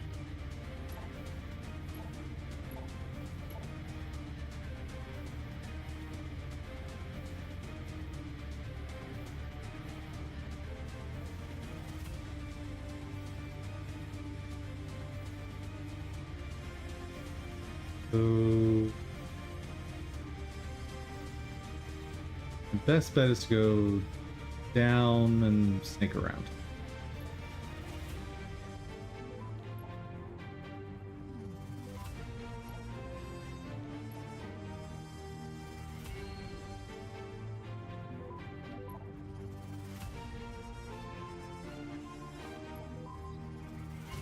Access granted. Got it.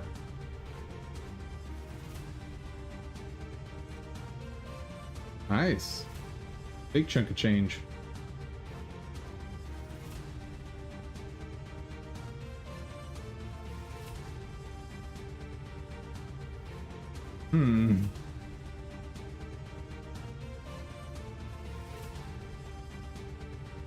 Wonder if I can reach that from out here somewhere.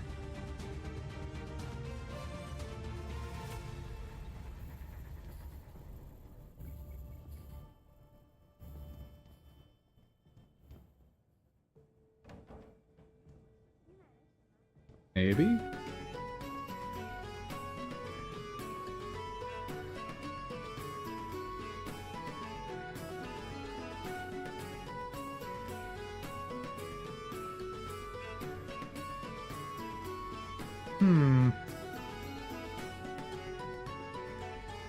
Doesn't seem like it.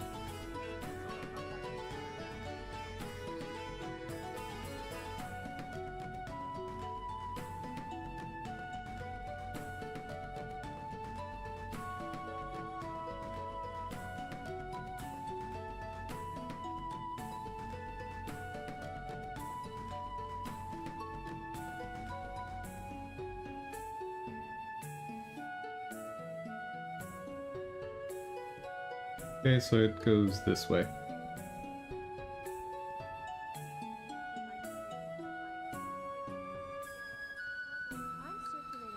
Well, I thought it did. What?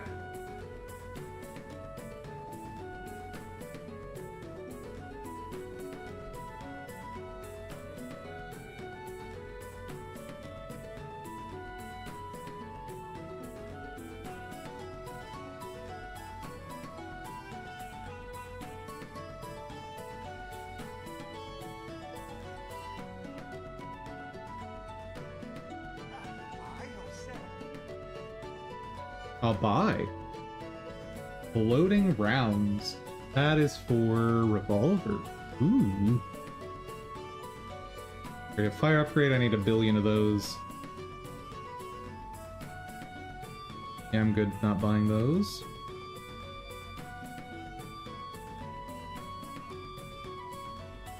Ah, okay, what can I sell?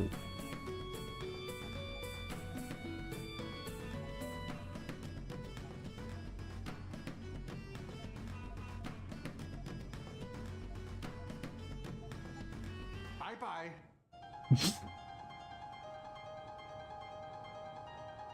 That's a response.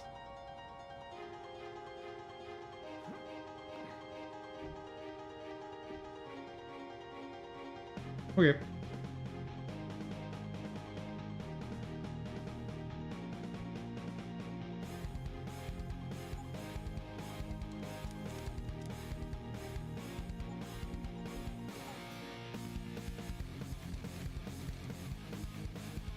Probably focus just on the revolver first. Hello, salesman.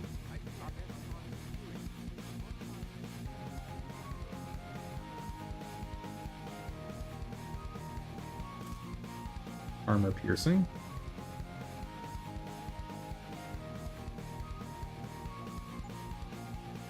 Oh, that's only for the 10mm pistol. But it is sellable.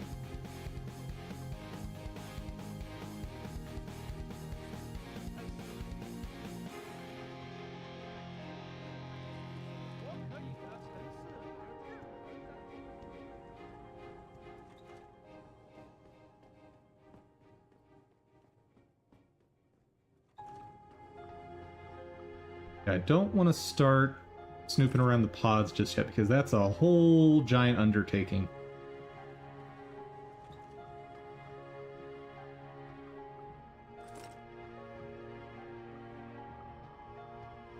Because, as you can see, there's a lot here.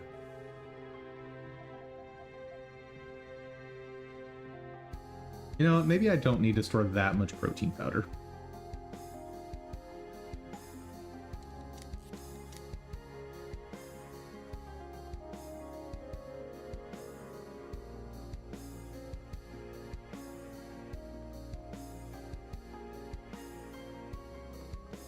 I want to know how to read that vent.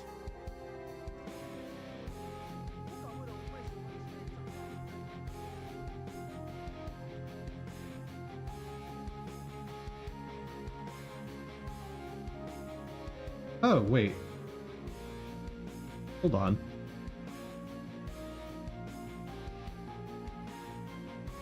I have a solution for this.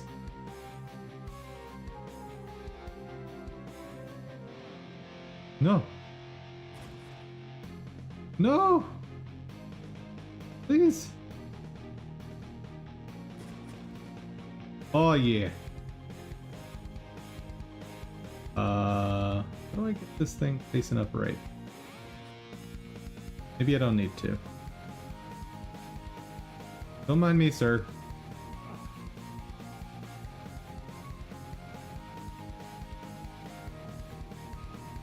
What's the point of this thing if it can't get me able to jump up there? Oh, wait, I wouldn't be crouched anyway.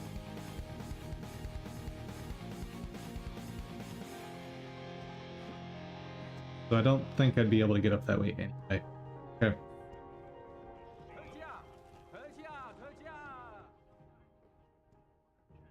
It doesn't happen often, folks, but it appears that I may have to retract an earlier statement. Where are we going?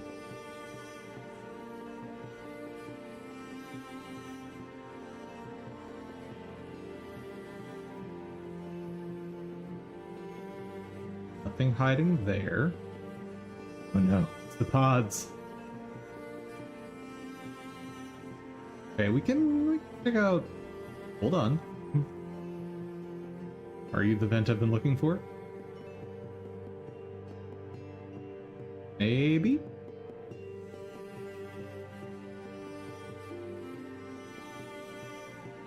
Yes.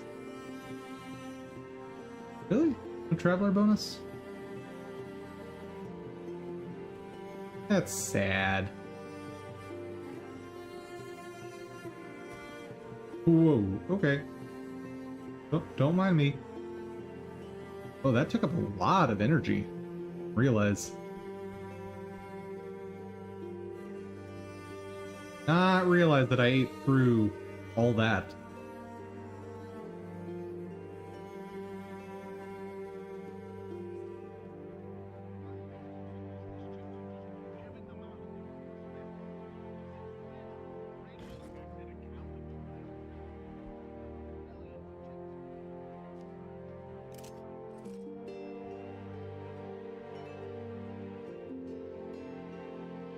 Lady, you are oddly two-dimensional. I'm not one to judge, but...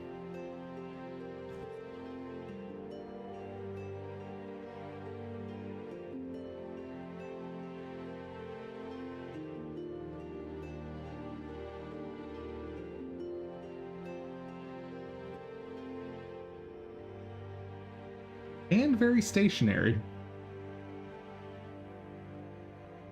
Hello, civilian. There we go. 我觉得你这个人很不错，不过我实在接受不了和你在那种地方说可是我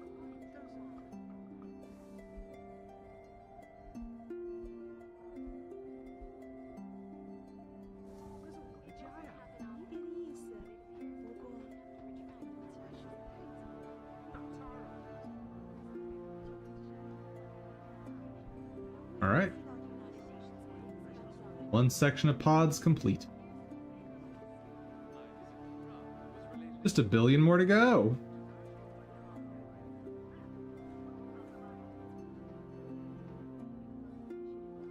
Bro is just really into that game on his phone.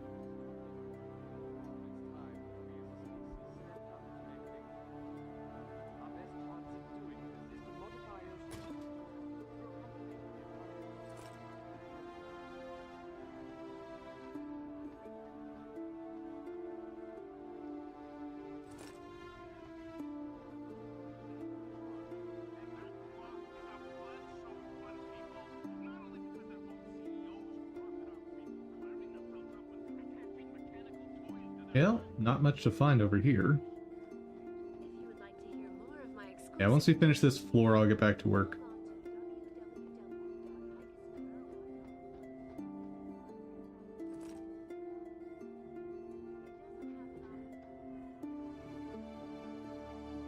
I know what you have in there. I don't know what you're talking about. I saw you with ferret in your shirt the other day.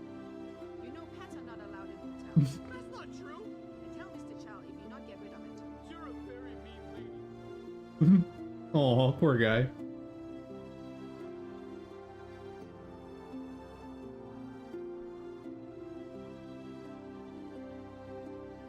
Bro just wants his ferret.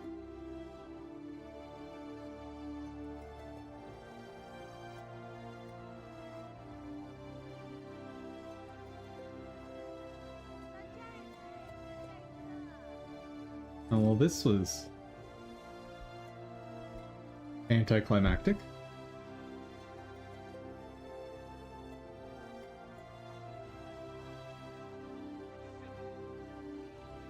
This area is smaller than I remember. I remember dreading looking through the pods before, but it doesn't seem that bad this time.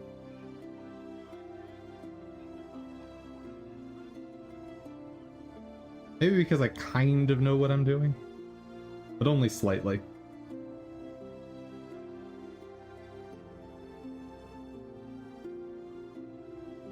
Adam just peeking in at literally everyone that lives in a city. That's how he lives his life. So the guy in capsule 1. He is the nosiest of neighbors. Yeah, so you couldn't help but sneak away. Also, you know, stealing literally anything that's not nailed down.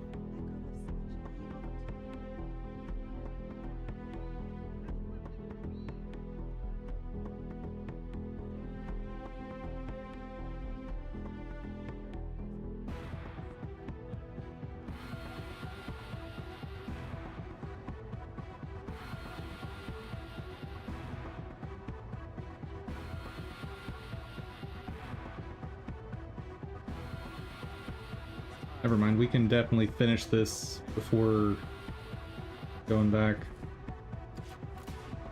Because there's not nearly as much here as I remember. Which honestly, kind of good. This place is silly and tedious to explore.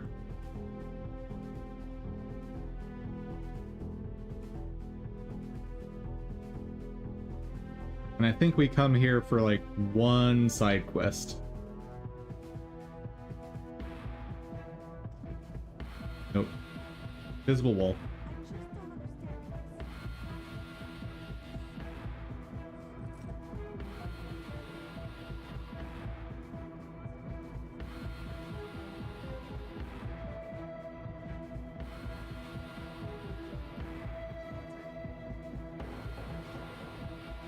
Ooh, that's interesting.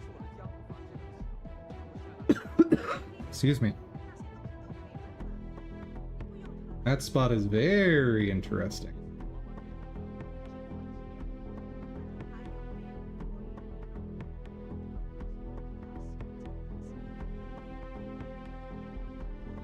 Probably. Ooh, hello. That seems like contraband. Oh, I can actually get in these. I didn't realize that.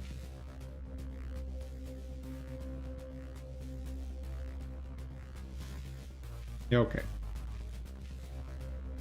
But before I punch a hole in that wall, let's see if there's an alternate route in. Not looking like it. So I will just make sure to save before I punch that, because I have a feeling that's going to make everyone real scared real quick.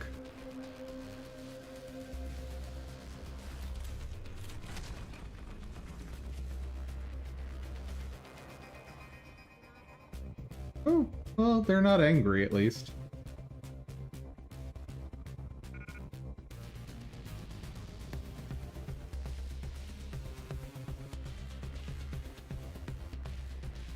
I'm gonna be selling a bunch of stuff soon anyway. Let's drop that.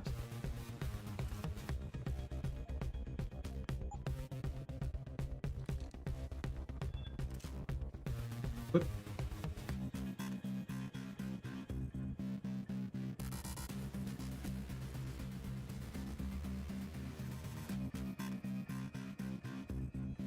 Oh. I didn't do nothing. Hello. I just want to shop.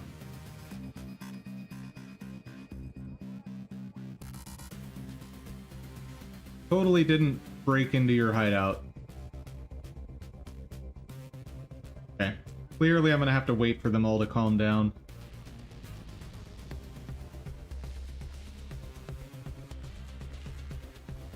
But these people are calm.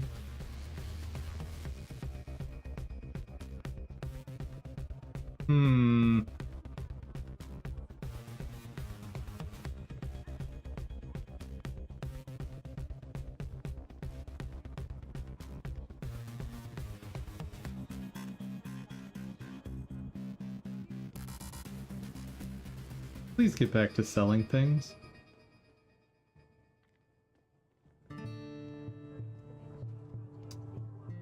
Because I have way too much stuff I'm holding.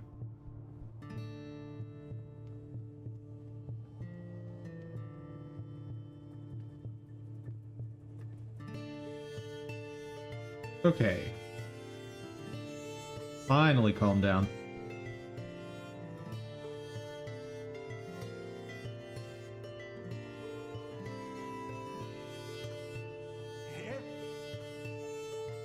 Bell.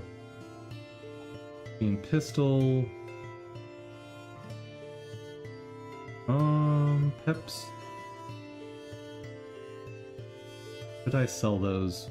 They are taking up a lot of space in the inventory.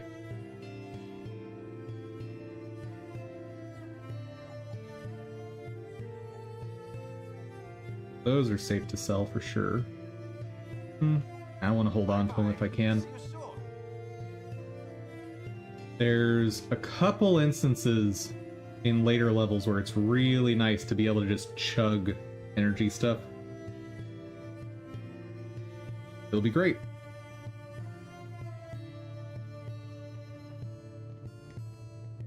And we finished a whole map in one fairly extended break, but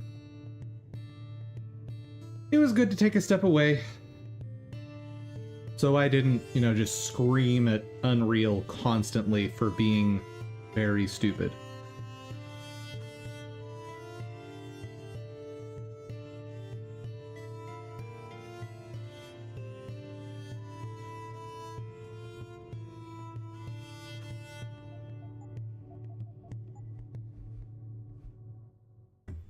All right. Here we go.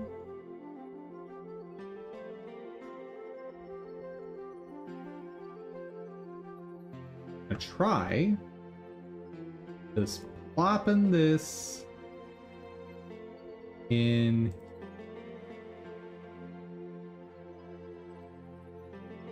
Of course. Oh well.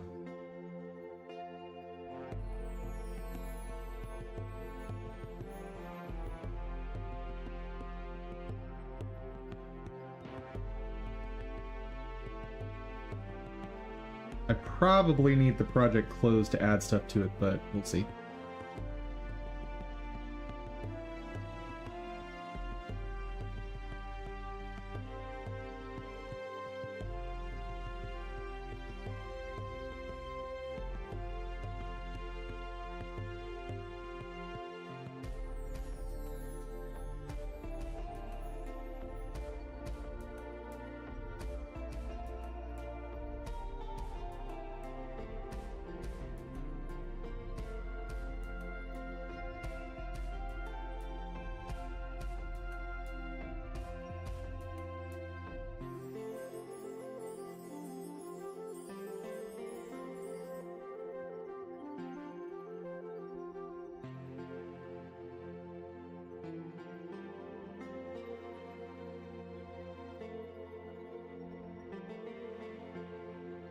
Survival.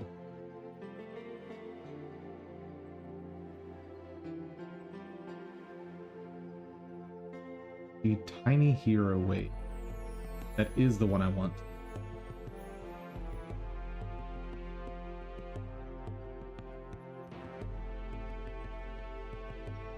And I forgot about Assassin anyway, so it's good that I'm gonna check that out.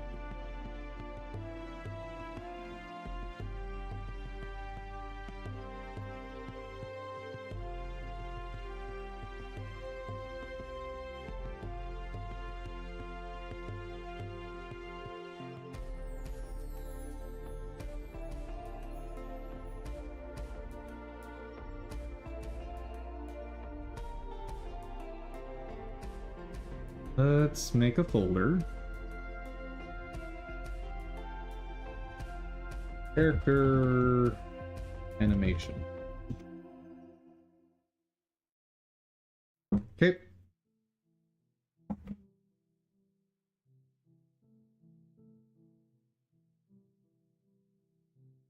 So first things first.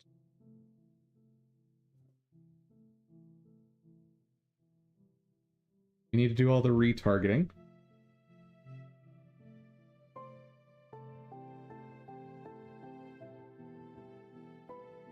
This was not supposed to be a difficult request, real.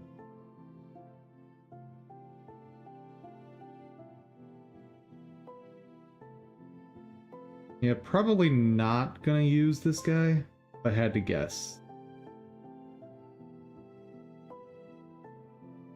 My gut says these animations are not gonna... Actually, I'll just check all of them right now. There's not a massive amount.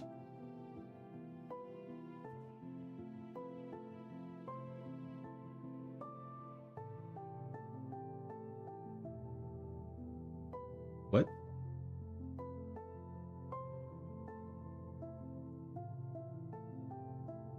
Okay, don't know what that's supposed to be, but cool.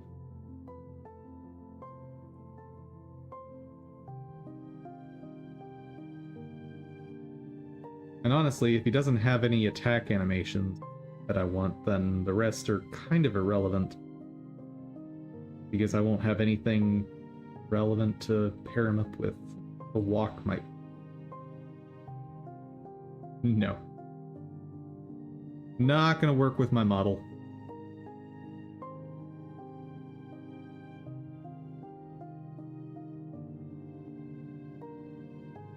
That one's not terribad.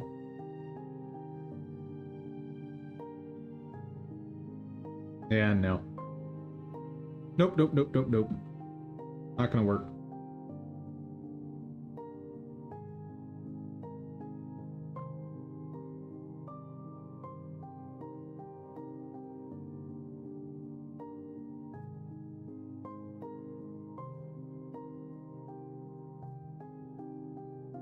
And we're gonna retarget that.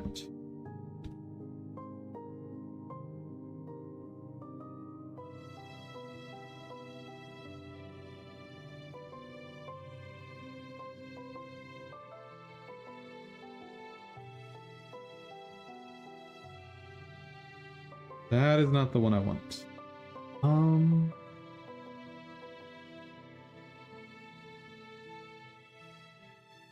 Let's retarget it to that wizard.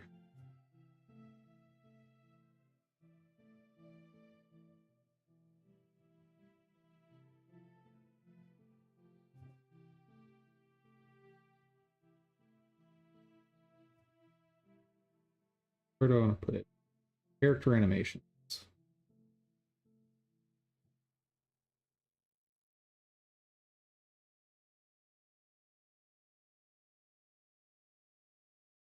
Excellent.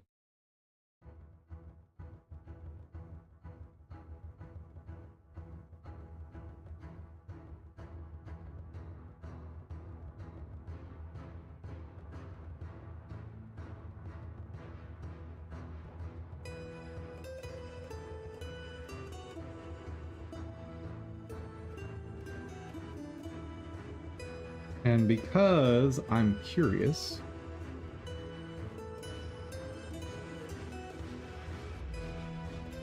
okay, so it does actually move the files now. It doesn't do the weird redirect that people were describing in the older versions. I guess. Okay.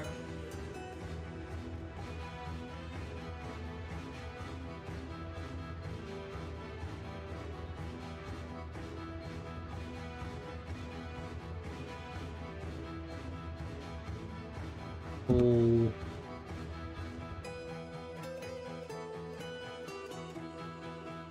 stylized.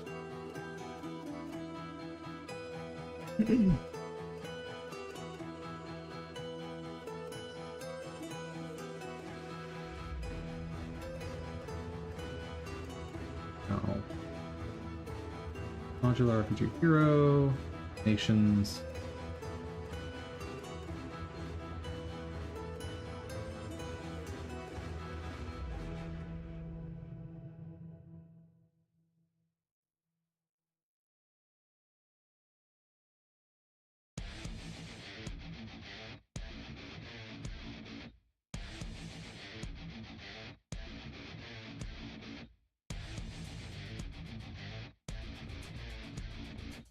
Not to load assets, please. Please. Going.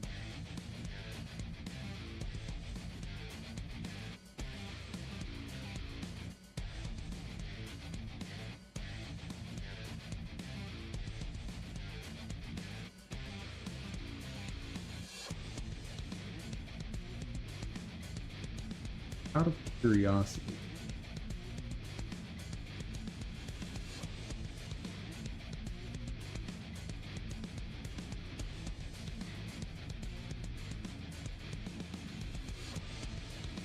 Okay, so they are just references, it looks like.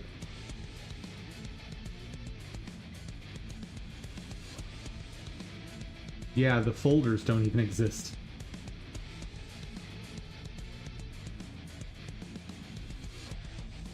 Well, that seems silly. Alright. Okay, so I've got... Where are we? Got the Battle Wizard stuff. Are there any animations I want from these guys? First off,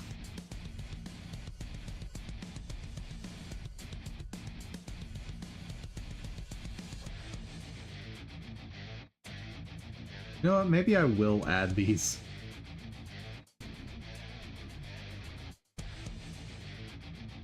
Maybe. It's a thought.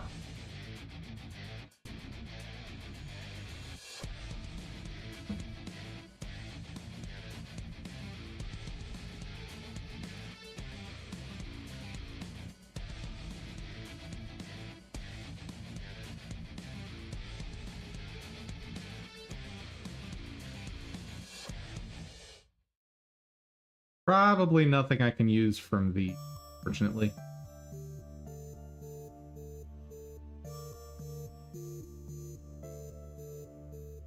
Maybe the texture, though. It wouldn't be easy to use, but it might be possible.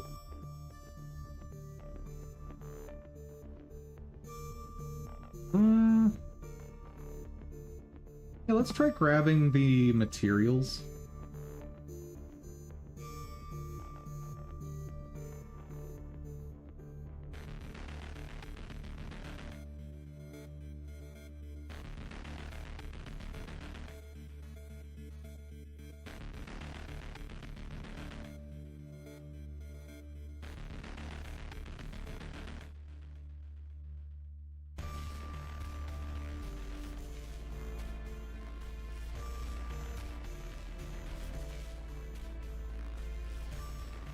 I think those are just textures.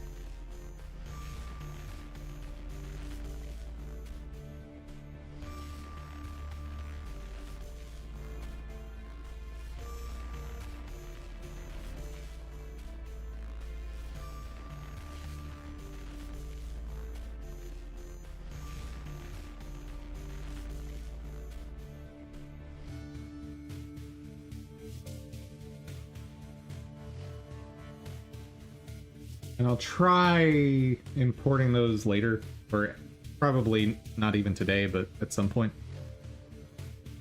And maybe, I don't have high hopes, so maybe it'll just magically work. Who knows?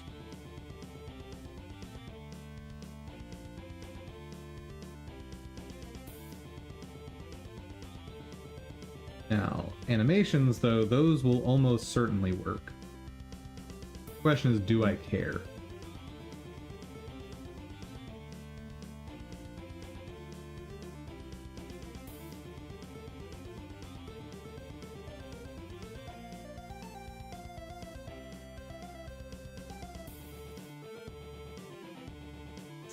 Let's go ahead and retarget them.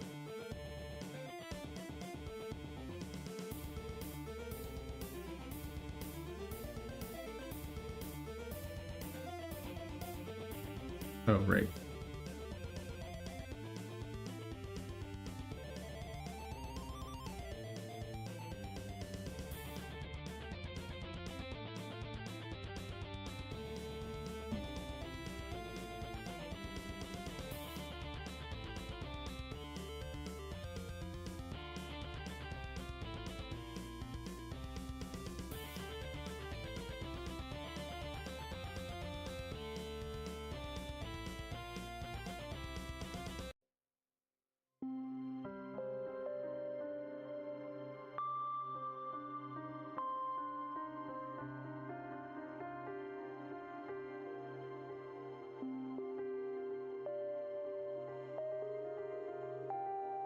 Okay.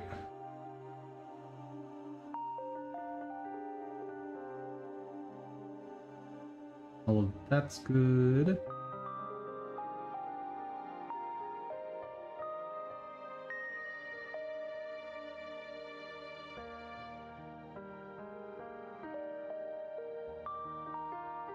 Pretty sure all of these come in one big chunk.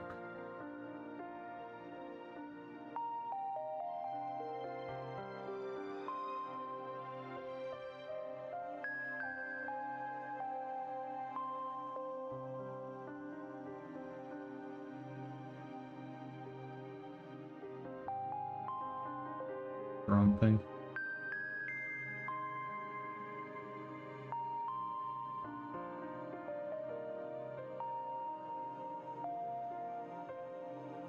Did I already export the? Oh wait, the source is... What? Oh, I'm looking at the wrong thing. I need Tiny Wave.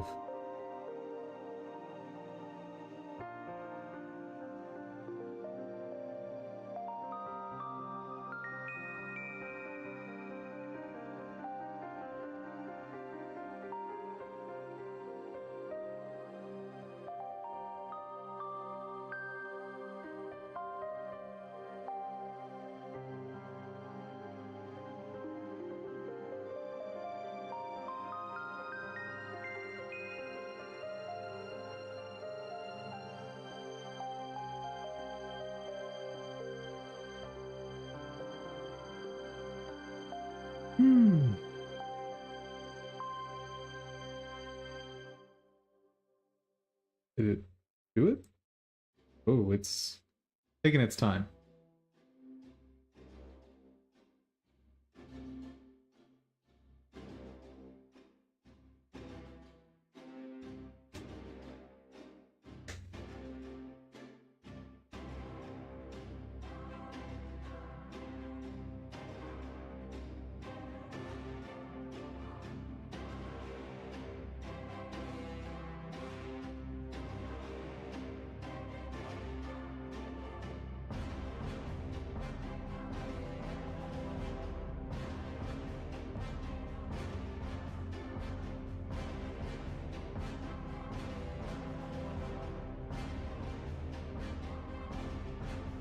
And I think in order to maintain my sanity through redoing all this, we're just going to do frequent breaks.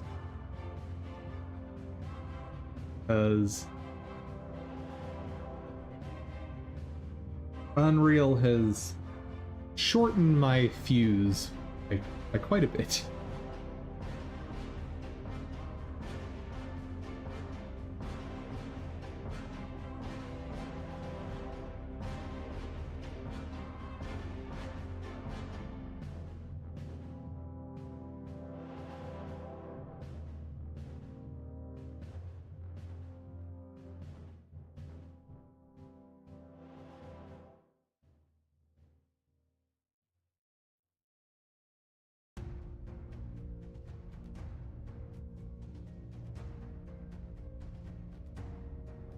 Oh.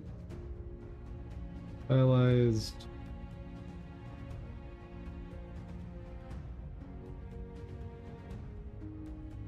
And while that's running, I will be right back, folks. Just a minute.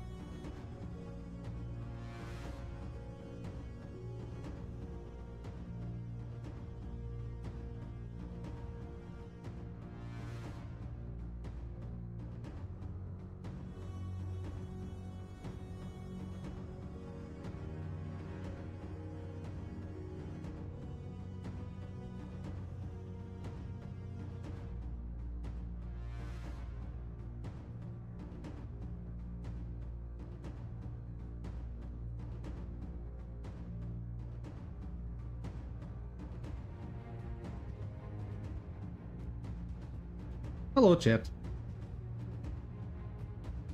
All right. That finished. Good. So, finished one big step. Short break.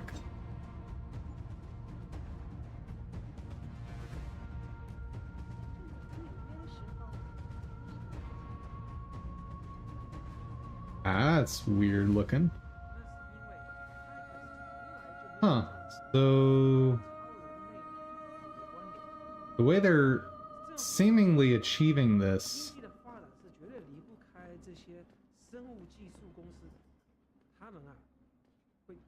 is they're using a shader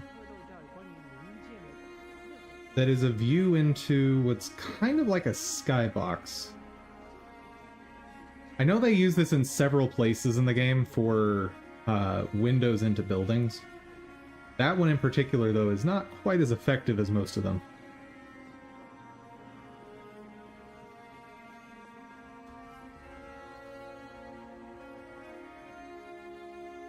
Yep, take those down here.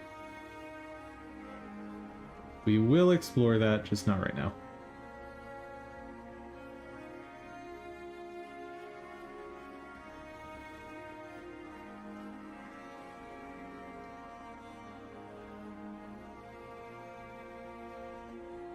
And I'm almost back to my starting spot. Where does this go?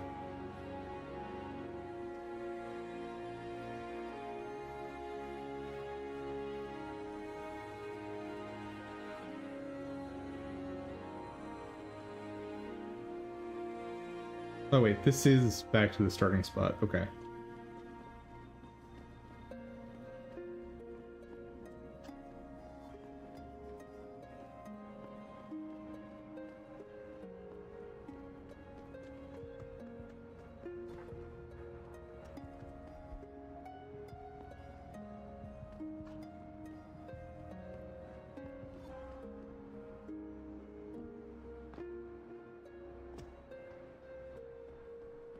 And this is where we landed.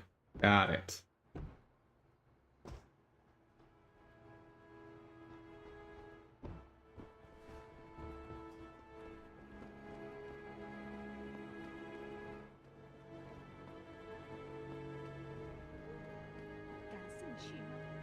I generally like exploring this place from the top down, because the top level is pretty limited on what you can explore.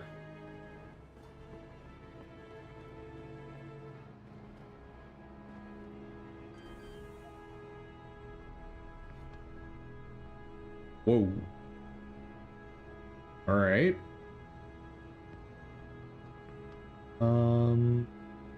Take stock of what items I can get.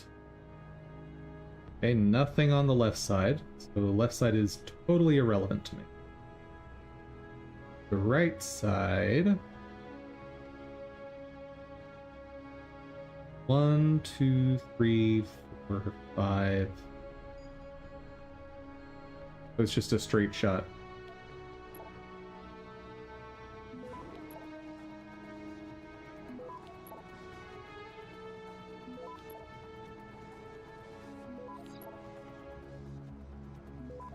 Easy enough. Access granted.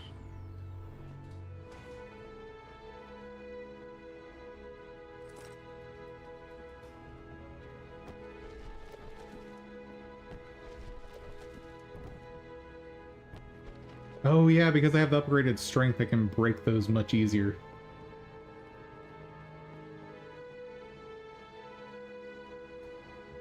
Is that gonna be a separate area? That's gonna be a separate area. Let's hold off. At some point the story is gonna take me over there, so let's not bite off a whole nother area to explore just yet.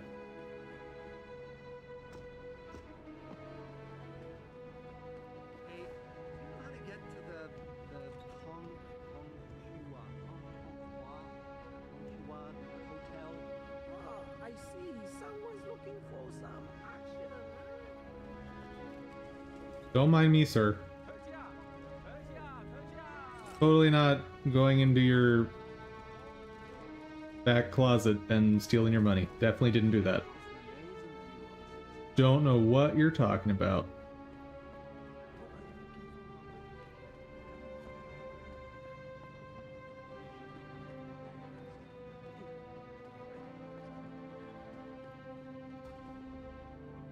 Goes to the same place.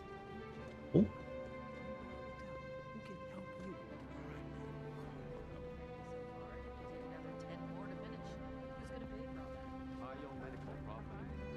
you? Yep, I'm already lost again. How this game works.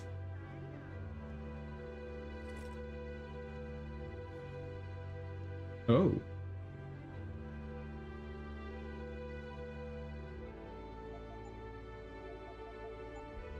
Let's see if we can manage this one. Lady up there is not scared yet, so that's probably a good sign.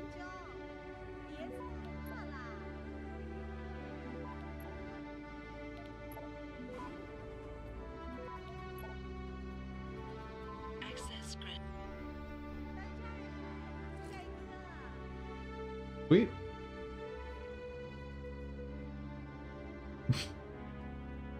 Sorry, sir. I had to confiscate that for security purposes. Okay, so the club here, I'll leave for later.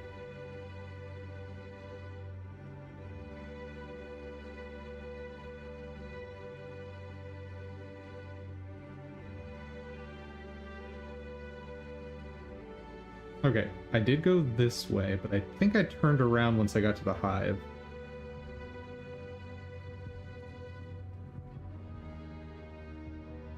Oh. What? It's fine. You don't need to tell me every time you do that.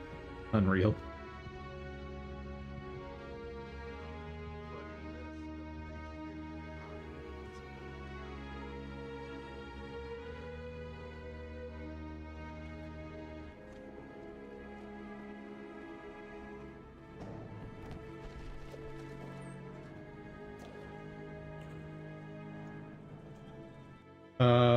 Oops. I didn't pay attention to where I was going. Where am I?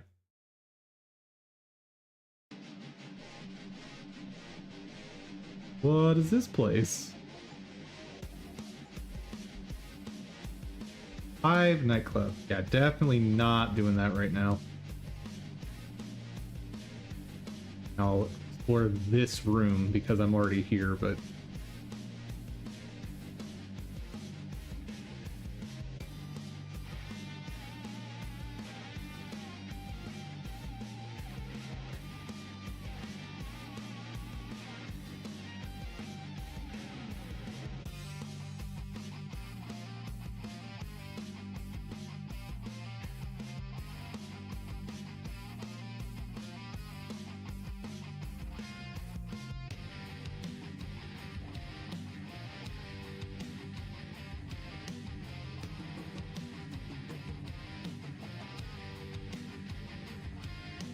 ah, yes. Sewer. You know what? Sewers are usually not too bad to explore.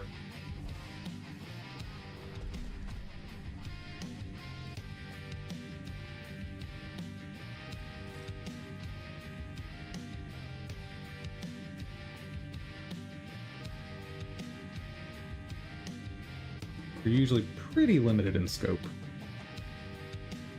And I may have known this spot was coming up.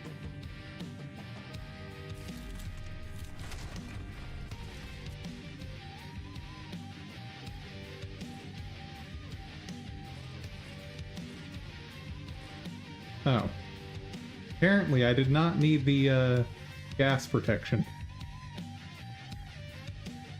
Oh well.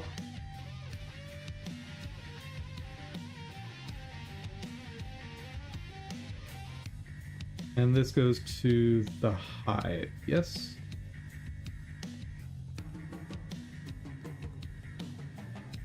Nothing else up here but a door? Guessing. The hive, cool.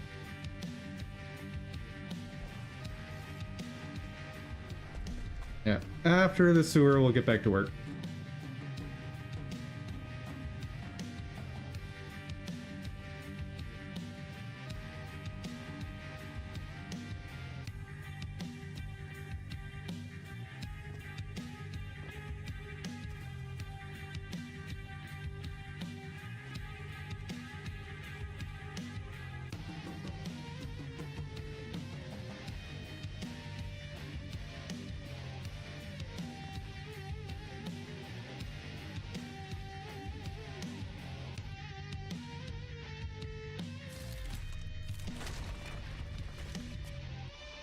Man, hackers just storing all kinds of stuff back here.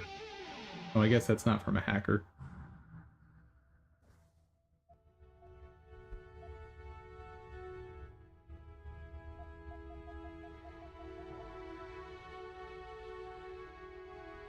You know what? The beer is basically worthless.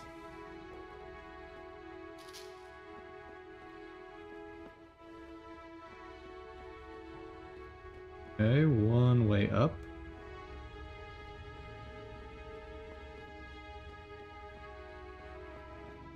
And that's it.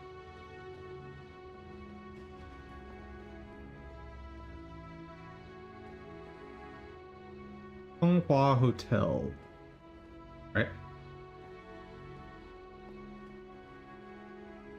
Where does this go?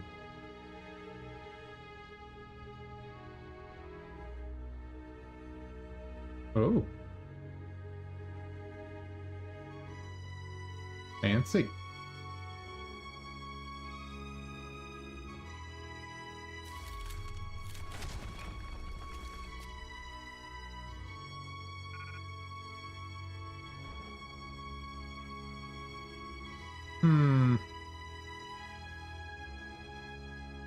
What to drop?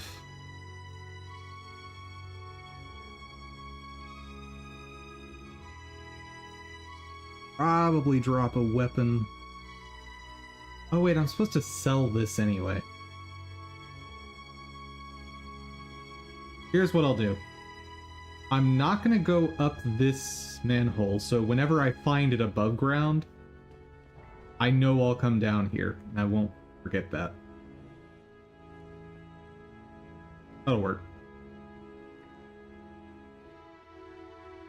So I am in desperate need of a shop.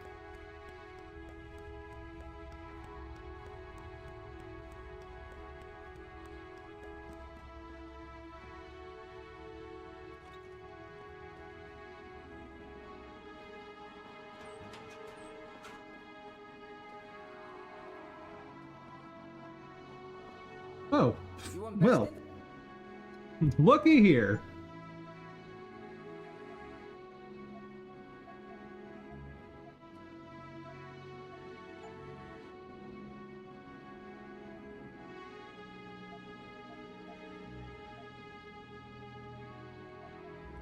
Very tempted also to ditch the stun gun, but maybe necessary. Silencer, damage upgrade. Thank There. you. Come again.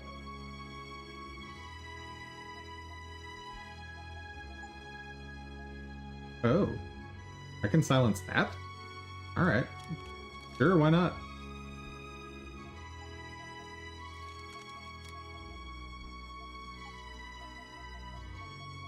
Just all the upgrades, everything.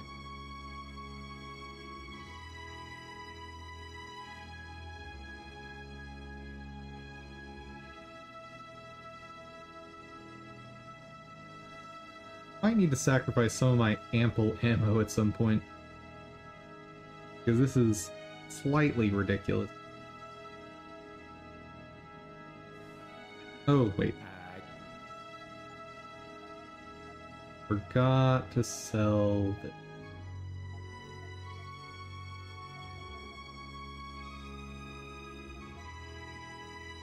Thank you. It's not like I need money anymore.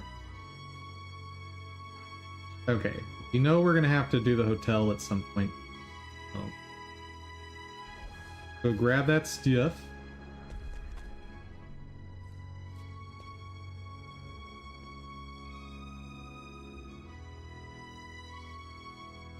We'll take the other exit. And get back to work. Beautiful.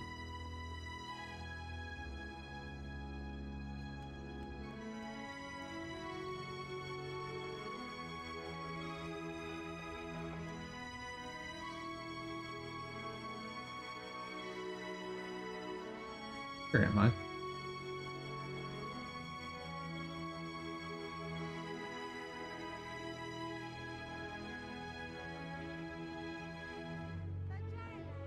Huanghua Hotel is...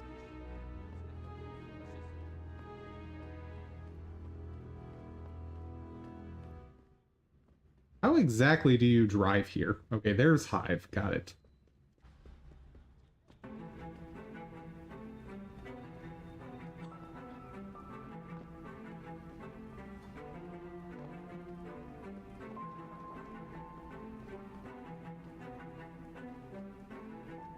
This leads to a street that I haven't been at. Excellent.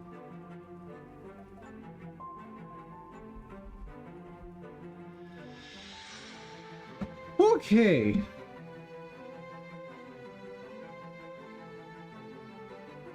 So, I guess first things first, I need to figure out what is the list of animations I want to have.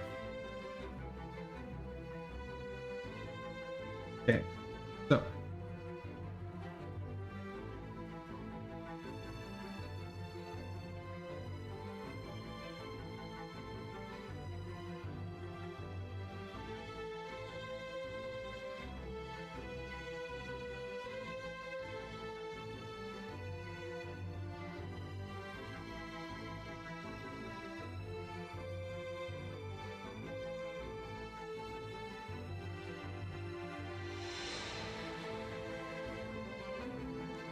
lower body, I need what?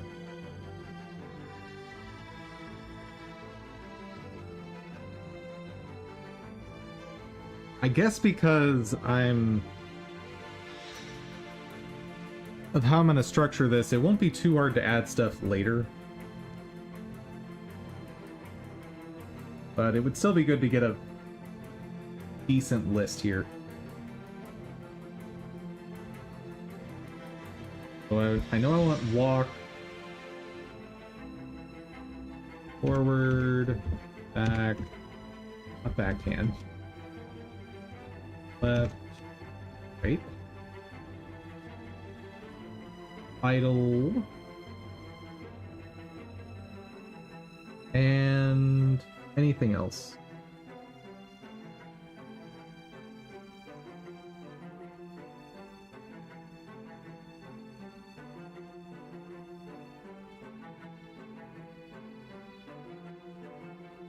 Let's look through one of the animation sets to see what sort of options we got. Oh yeah, the way the asset viewer here. I was gonna say organizes these, but in reality doesn't organize these. So attacks are probably not gonna be relevant to lower body.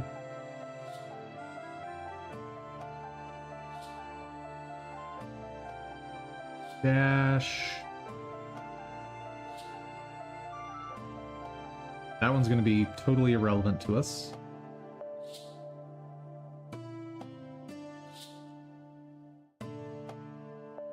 Nope.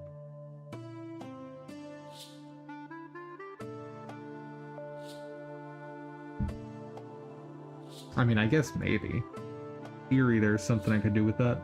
But... oh yeah, I need a death animation.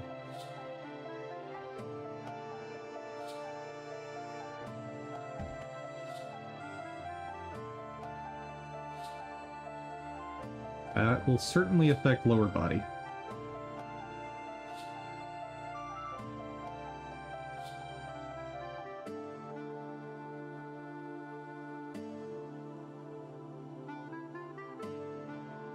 That is a lot of motion for an idol.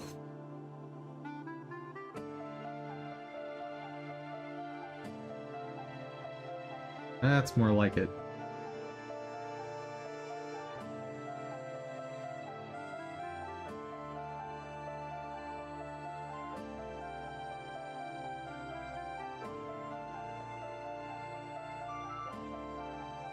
A long animation, though.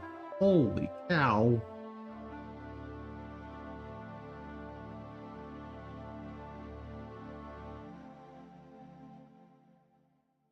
These are not the droids you're looking for.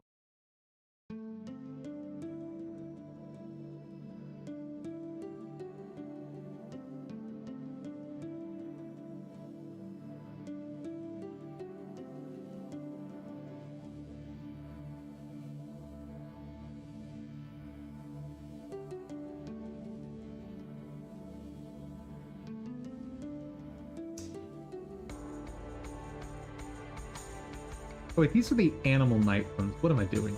This is not where I want to be. Oh, it's not the Animal Night ones. Of course, because they're all just displayed flat here. Dang it.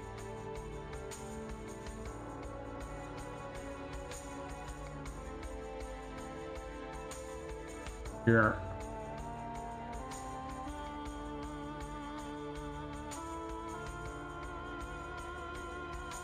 Jump attack, jump down.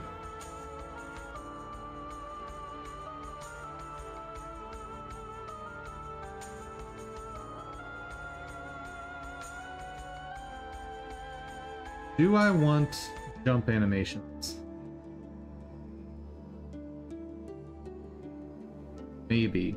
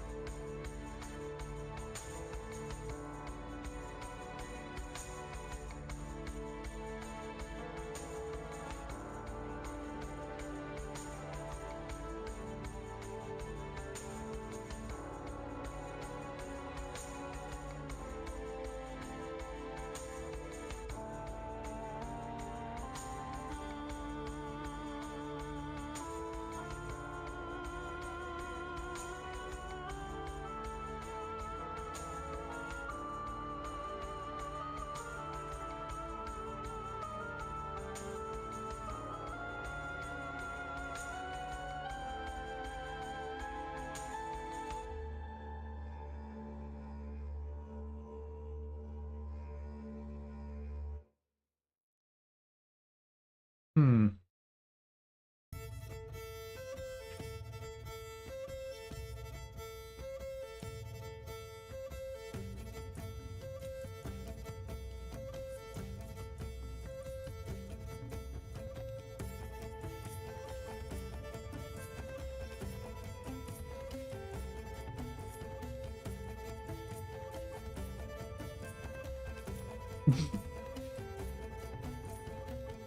Because not all the joints exist on the model that source the animation. Like, oh, I'll just pinch the rungs of the ladder.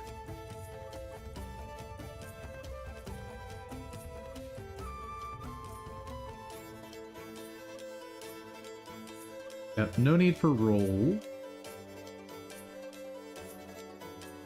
Fun. Sleeping. Definitely not. 1,400 items to get through. Be an ordeal. Slide. Sprint. Bird. Yeah, I know the sprints won't work for what I'm trying.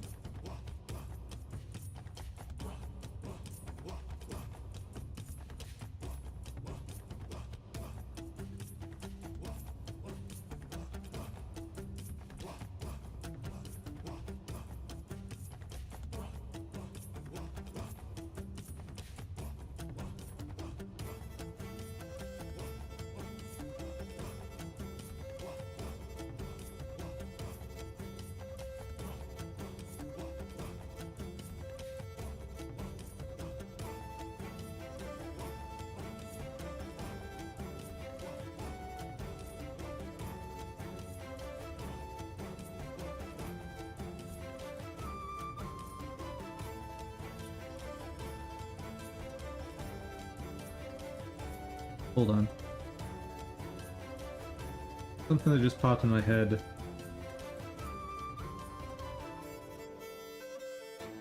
See, or is there a way to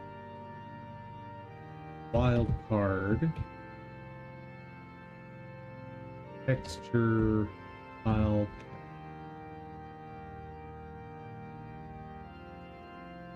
Now, that's something that, if it's possible, will dramatically simplify things over in Godot land. Ideally, what I want to be able to do is say, okay, slot in this folder, and then animate based on relative path to whatever folder I slot in. If that's possible, that would be really, really cool.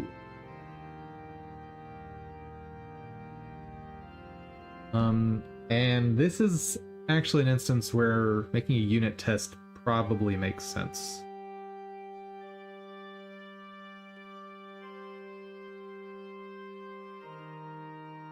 Yeah, I should do that.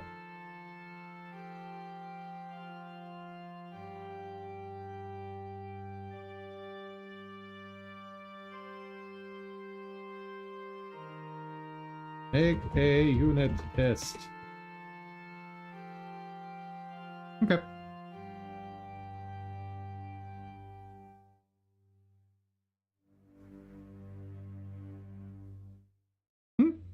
Yeah, I don't think I'll use that.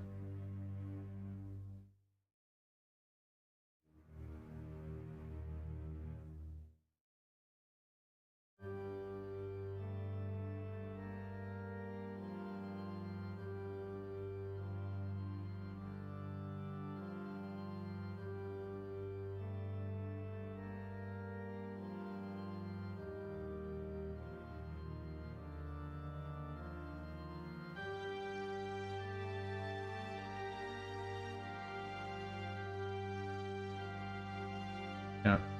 On this, I could use the idle for all the upper body victory poses. Potentially.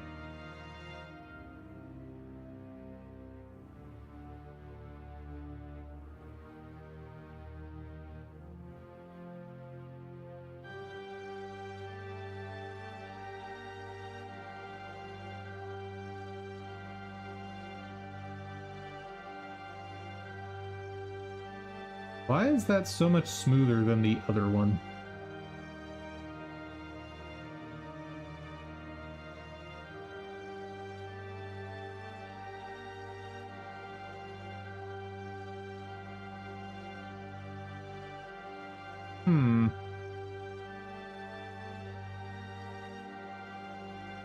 I'll have to check all the different walks.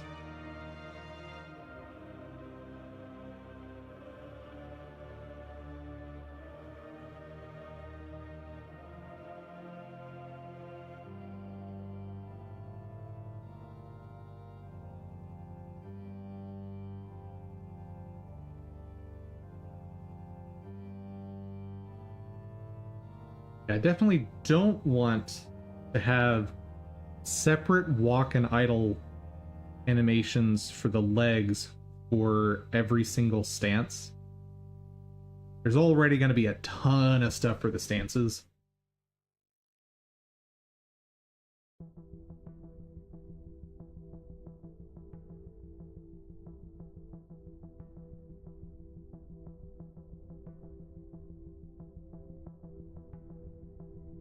So things like the shoulder pads, I'm gonna have to generate sprite sheets for every action of every stance.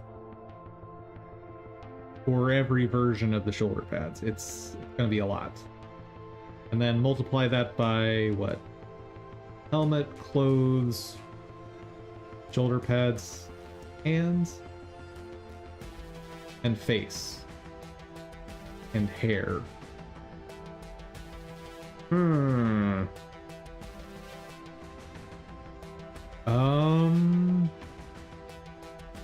Maybe I don't do Maybe I don't do separate face and helmet stuff. Yeah, I need to be focused on animations right now. The point is, there's going to be a lot. And I thought about the idea of having combined sprite sheets. The problem is there's going to be so many variations with the different animations that even with these smaller sprites, I'm going to run into the pixel limit for Godot. It is what it is. Nothing I can do about it.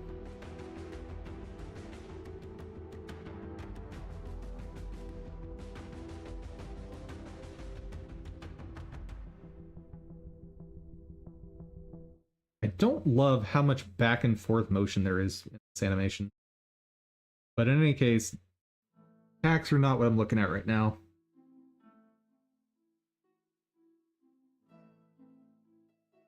Do I need a separate death animation on the legs for each upper body version? So to give myself frame of reference, there's hit, then fall. What happened with the death animation up here? Wait, these are not...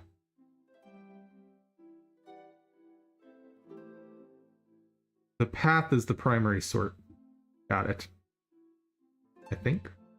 Yeah. I think I should probably use name as the primary sort. Yeah, this will be easier. Oh, right. All the stylized human stuff. Oh boy.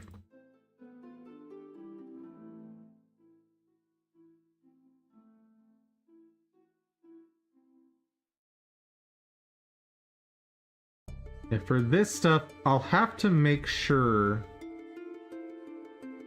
I pick animations that don't flail around like this.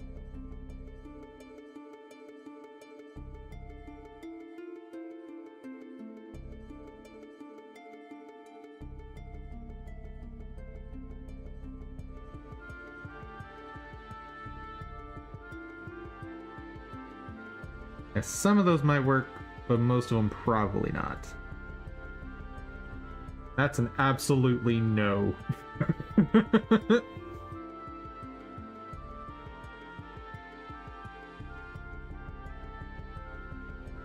And part of the thing I'm thinking through here is it going to look awkward to see this animation repeat over and over and over again in rapid succession? Because the style game I'm making, you're going to have one attack animation that's going for the whole match.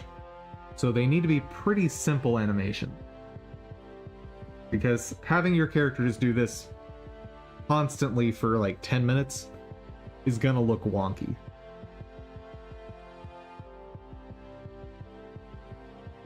Hit, dodge, load. Oh.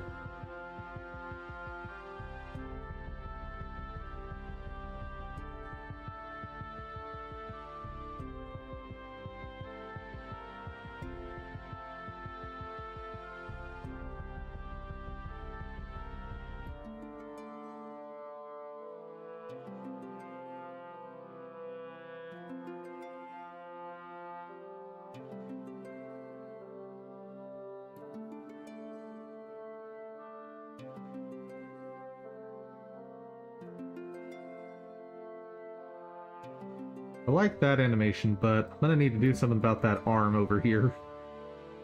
Because that ain't working. But I think I'll be able to manage it. Maybe.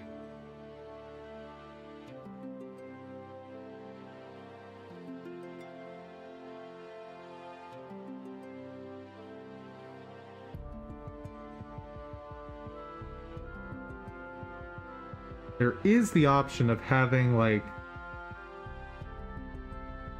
an attack that is, call it a channeled spell, where imagine I've got, like, some sort of glowing orb overhead that's shooting out projectiles at specific fire rates.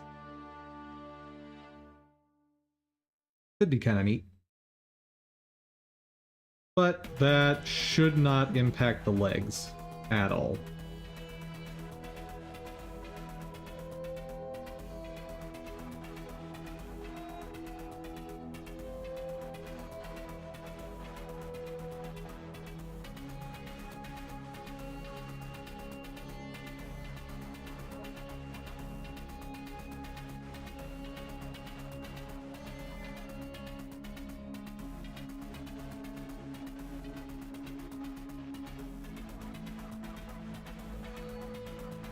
Oh yeah, I do want to do some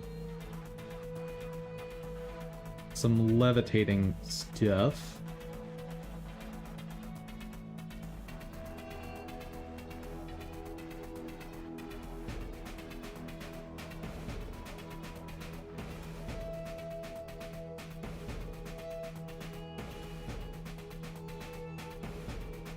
That is quite elaborate, but okay. Let's see.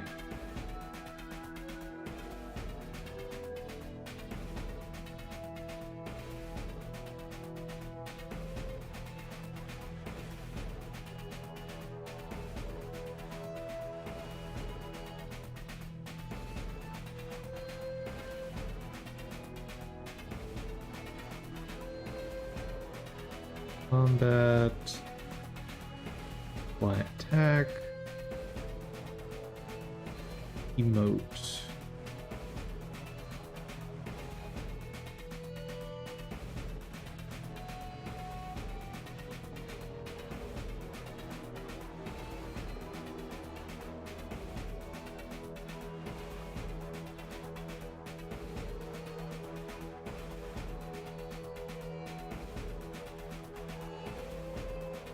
Idle fly. So fly 1. Yep, hold on.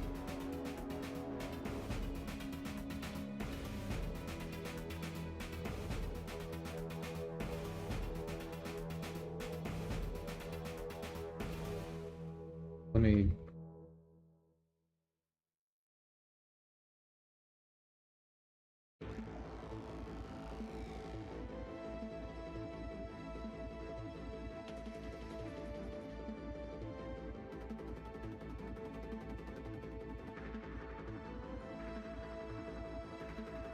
This list is getting kinda long.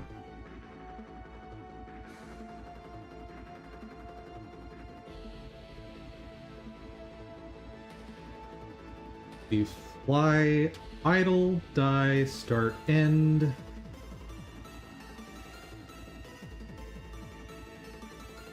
I'll see if there's a, like, movement one, but I think because it's just a levitating animation, having the legs stay in the idle animation constantly should be fine.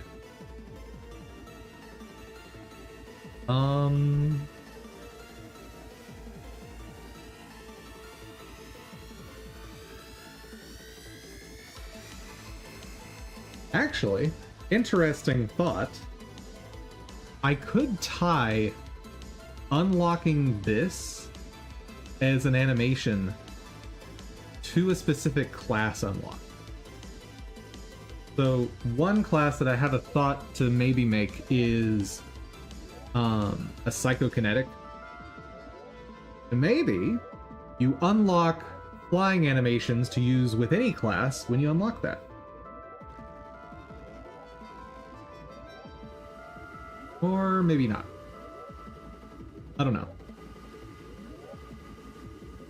Yeah, I don't know. It's something to think about. But not a problem to solve today. Let's see.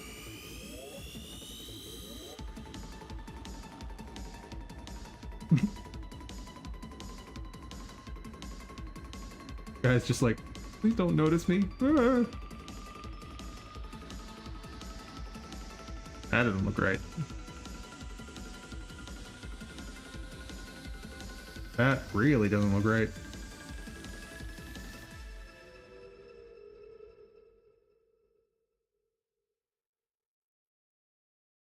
Yeah, no.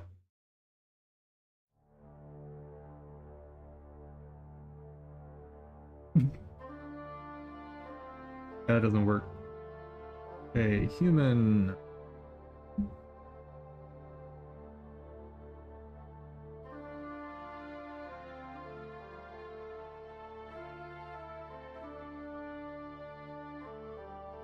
Wait, this has 8 different motions.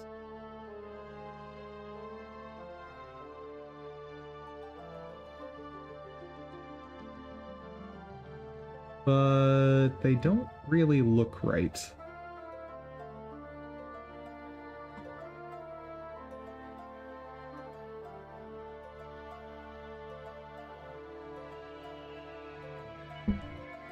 Maybe if he's not hunched like that.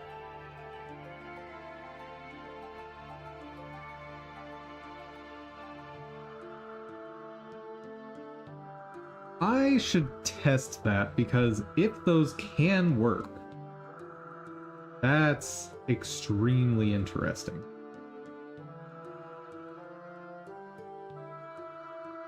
But I have a feeling those are not going to look quite right.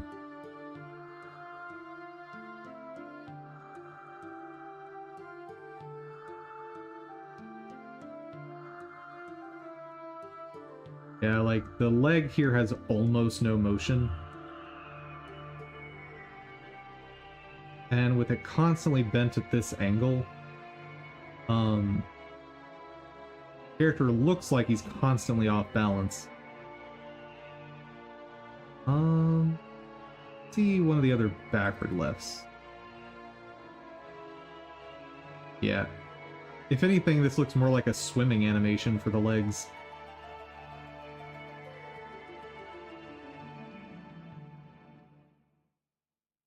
Yeah, no, that doesn't work. Maybe he's got some walk animations that would work, though.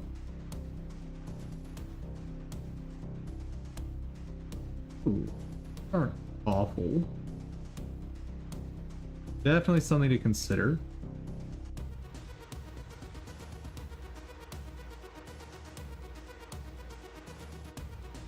Maybe.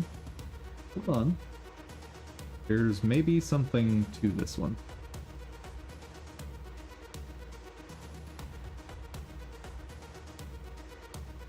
Yeah, I might have to give it a try. Okay. Let's make a note of that.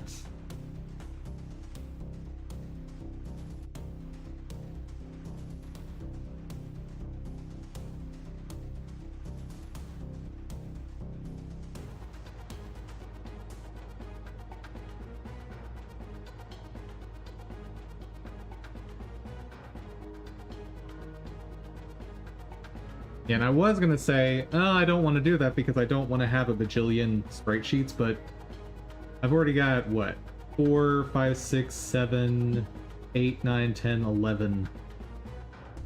And we're, like, only a fraction of the way through this. So there's gonna be a bajillion animations anyway. So, not gonna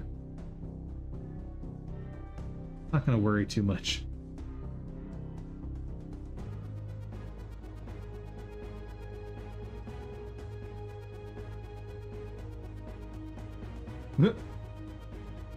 That doesn't work. What does... Oh, okay. That's what you call walk boat. Excellent.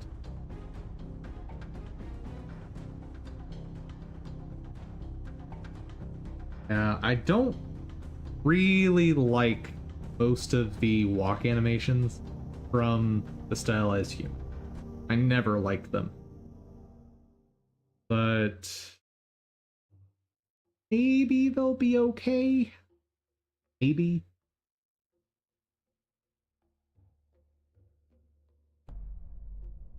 Big maybe.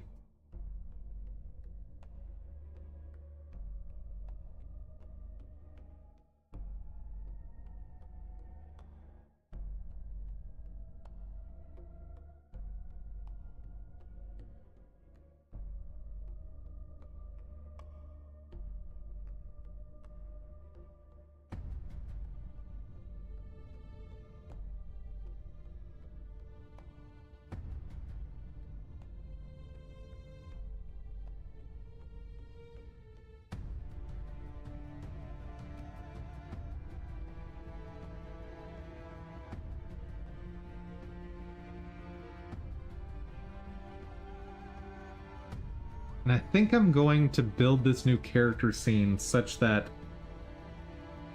if you are, depending on the attack mode, like if it's an auto attack, once enemies are in detection range, have the character face the auto target enemy at all times. So if you enter idle, you're facing the enemy. If you're walking around, you're facing the enemy, and the legs are doing whatever they need to do to facilitate the movement.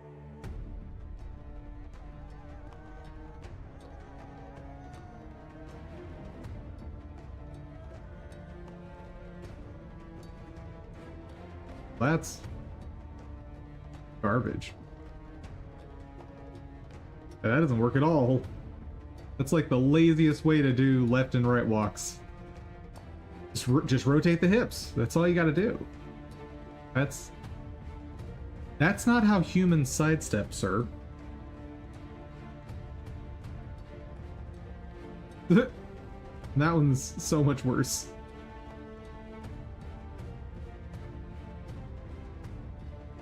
Okay, so attacks.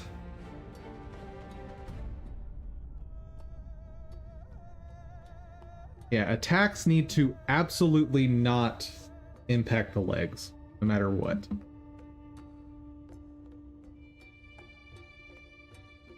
So I can skip through all the attacks.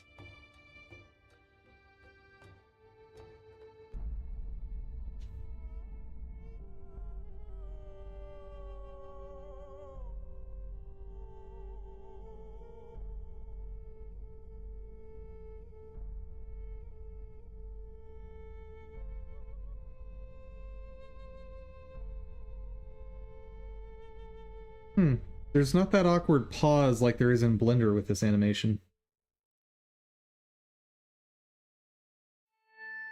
Something funky happens with the export. Good to know. Yeah, battle, walk, forward, back, left, right. Probably the 4 walk animations.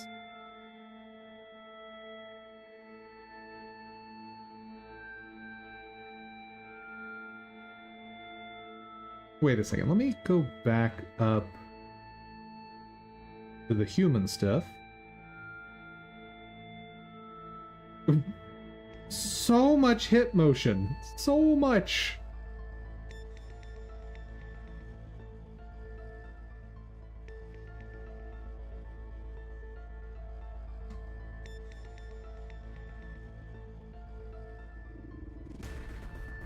The legs are more separated than usual, so might be something I can do there. Okay.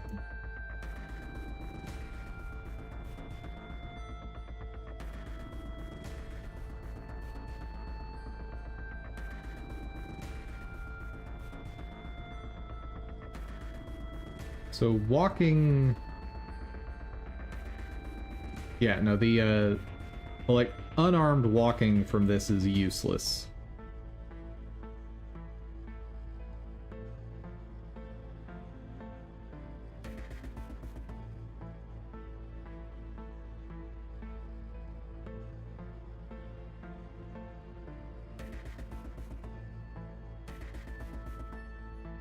Here's another example of a channeled animation.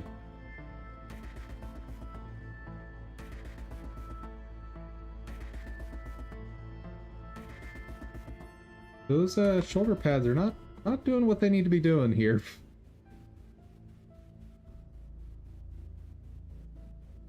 This may actually be a reason to not have certain animations like this one. Not to mention, I'm seeing angles that the author of this model clearly did not intend for me to see. And I can touch this up to fill that in. But potentially a lot of added work to do all that. So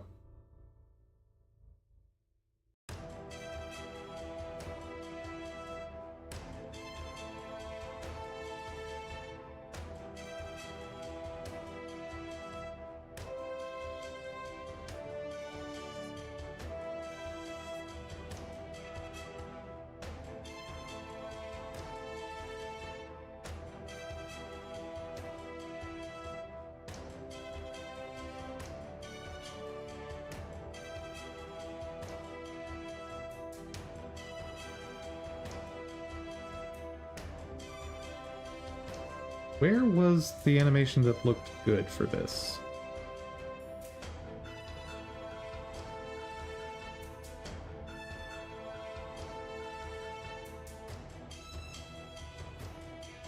Is it part of combat, maybe?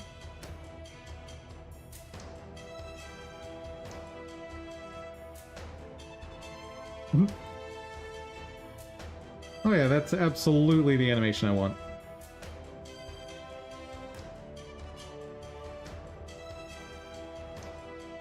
Where was it?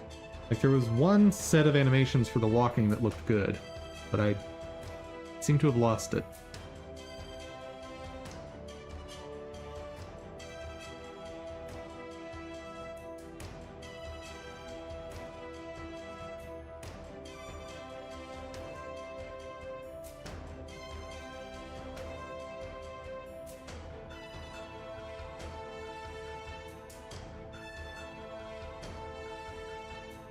Was not the run. Know that.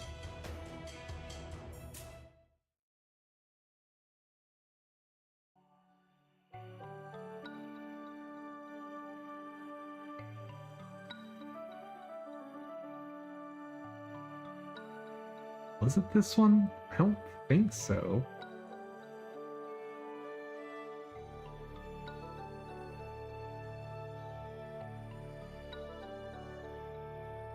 Yeah, it's not those. Not that. Huh.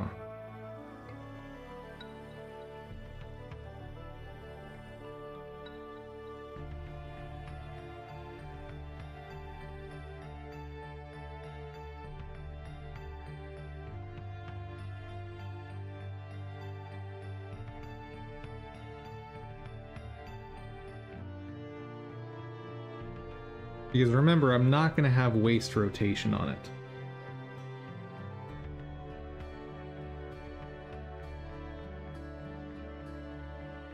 Unless I make the waist a separate part. I don't think I want to do.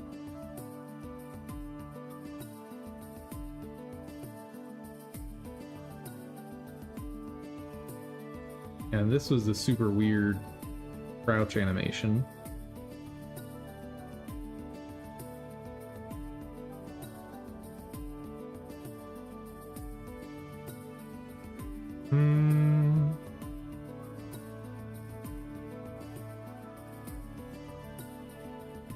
Maybe I'll find something in the animations elsewhere. Okay, attack is useless to me. Or legs. Fuck.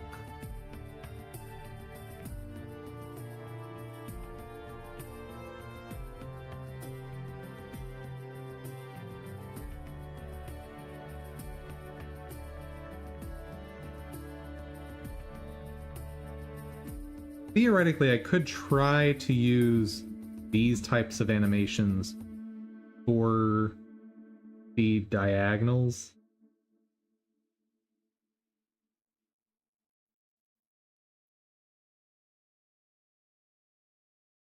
Like this one, in theory, I could rotate the legs to have them go in this direction or this direction. Okay. It's something to test anyway. May not work, but worth testing.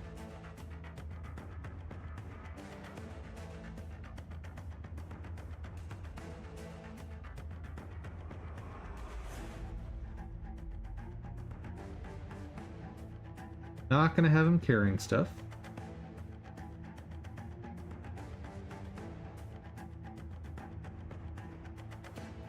What?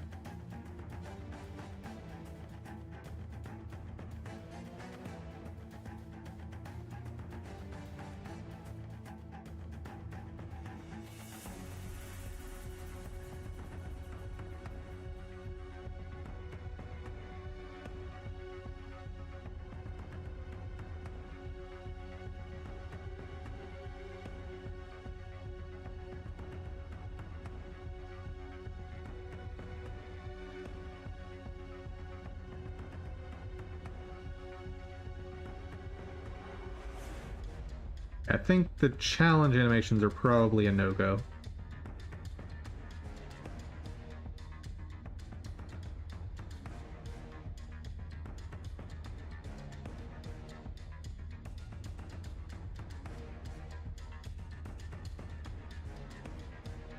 Climbing, nope. Combos are attacks. Skip those. Dance.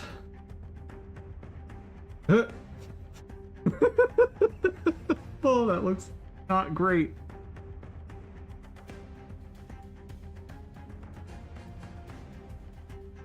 Yeah, those definitely look not great.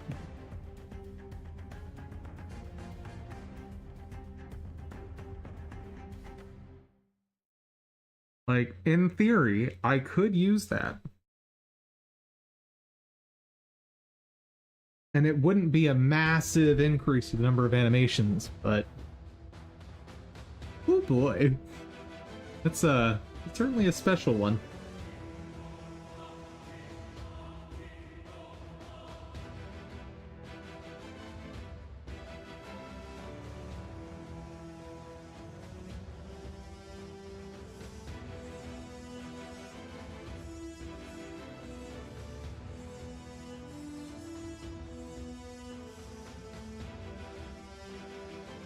Okay, let's just assume dancing is a no-go.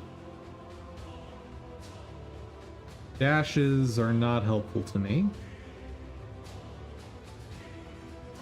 Defend.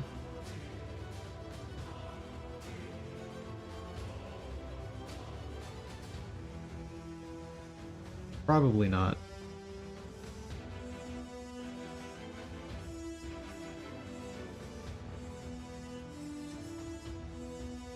Unreal is really struggling.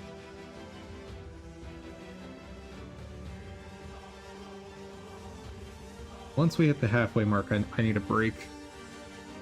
We're about the halfway mark.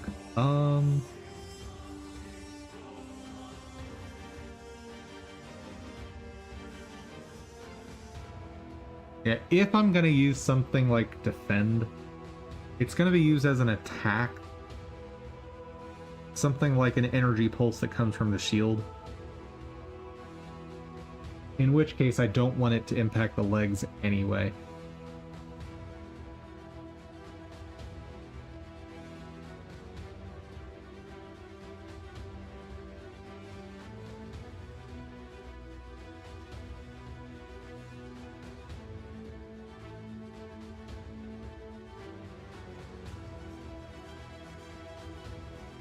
Yeah, the defend hits are probably not useful anyway.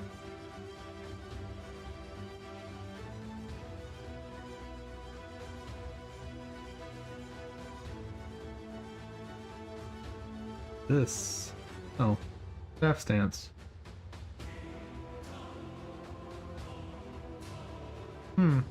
Okay.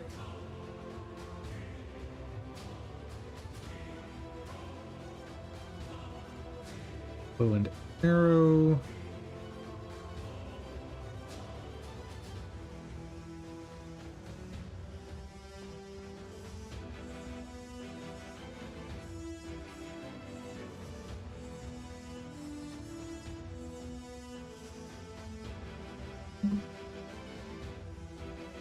Yeah, Unreal is kind of falling apart right now.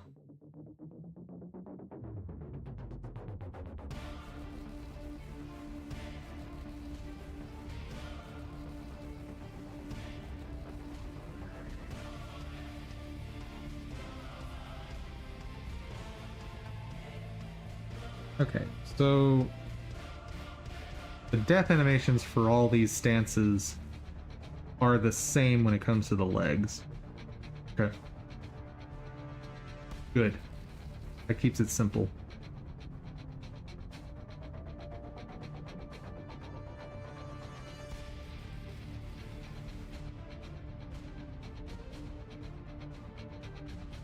Bro, if it's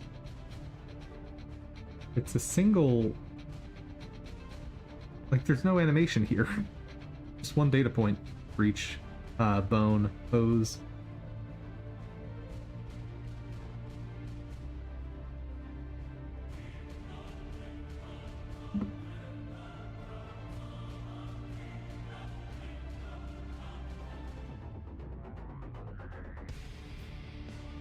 think I'll probably end up using die 1.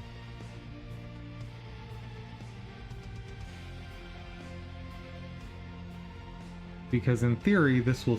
Oh, the upper body is going to need separate death animations per stance because the initial pose is different for each one.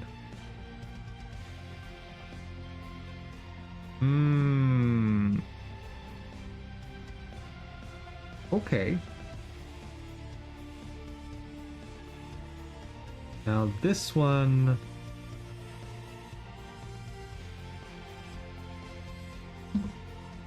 This is from the modular character pack.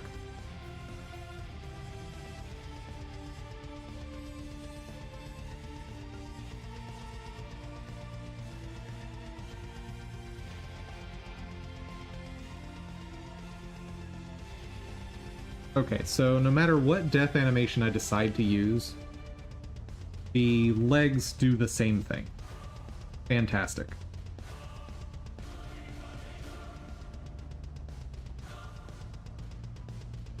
Not gonna have any death recovery. Like, my game, when you die, you die. Oh, and we're way past halfway, so I need a break, guys.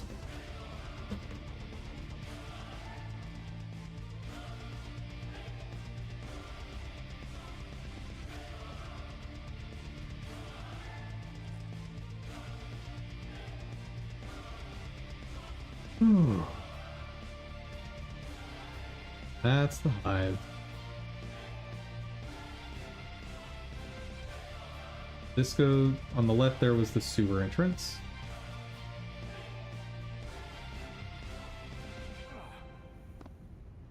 I think I can. Oh yeah. Oh, interesting.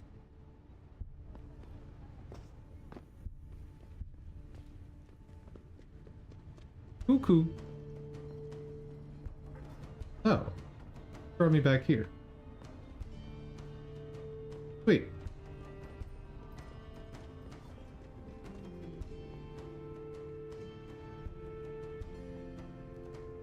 There's still a couple spots I haven't explored. I could have sworn there was an upper area I haven't seen yet. We'll leave the hotel, because that one's probably the densest thing around here to explore.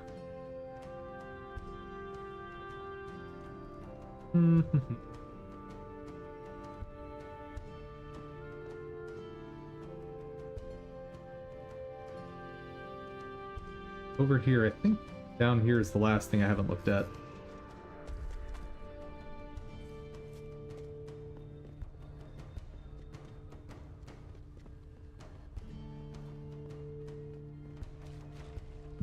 Maybe the area I'm thinking of is the Yaozo, or I don't remember what it was, how it was spelled.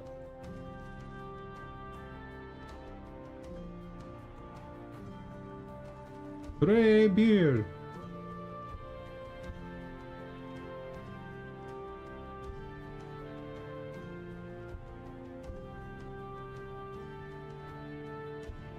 Well, so much for that. I've explored all the things. Unless I can get up on that rail. No, we're not getting up there.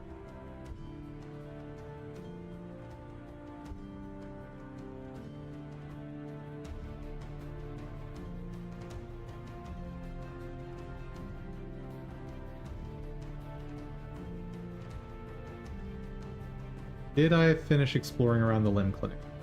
Do not remember.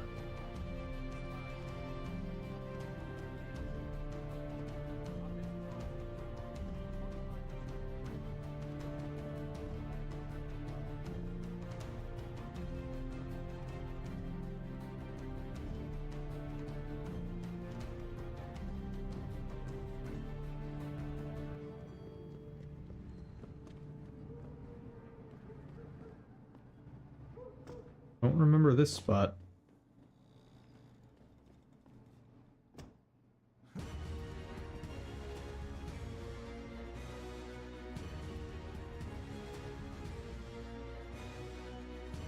No way up. Oh, that's how I got into the hive from the back alley.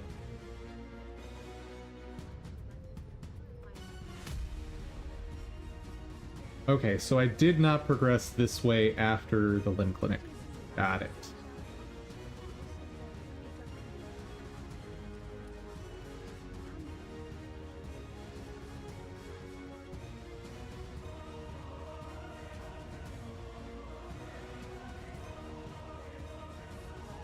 Hello, civilian.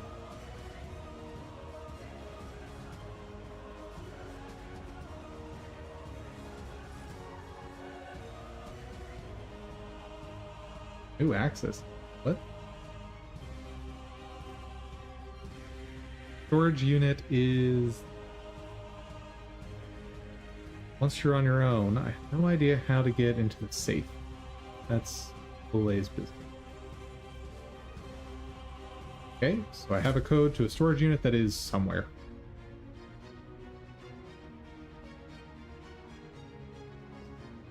Oh, gotta be this one then.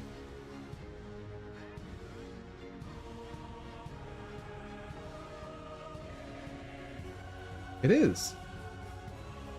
But I can't leave that experience on the on this clock.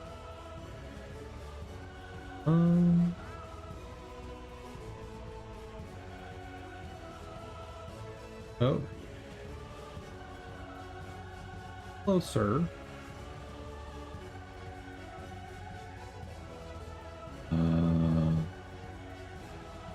Sir, you are a problem for me.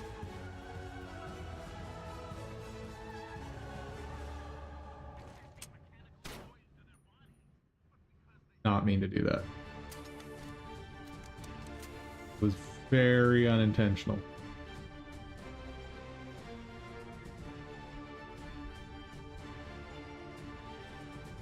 Okay, we're gonna try to do it just fast.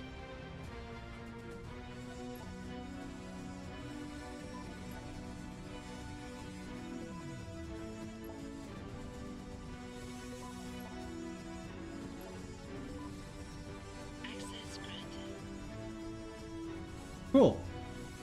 Success.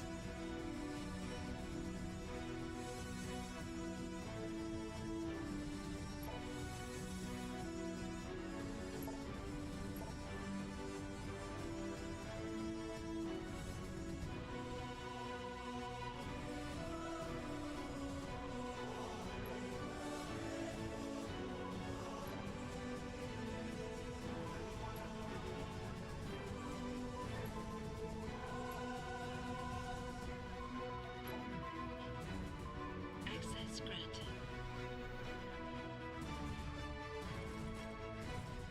Well, that's anticlimactic. Oh, hello.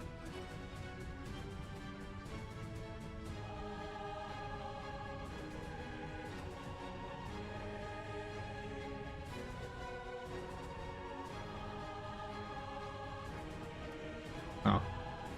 Well, that's cool. If you didn't feel like hacking it, the code right there. You just have to have super strength.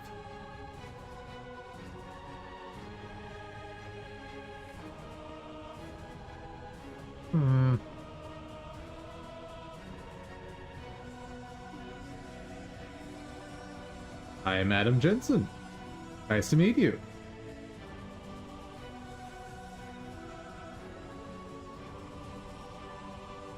Oh my goodness. Yo Zhao.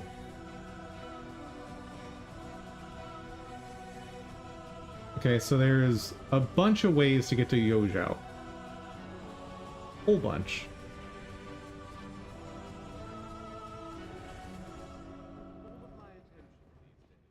You're referring to the Panchaea project.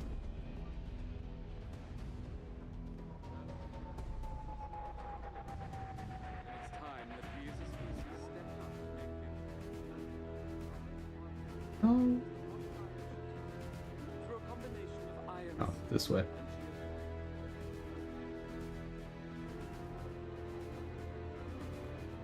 Oh, but I can't get over there from here.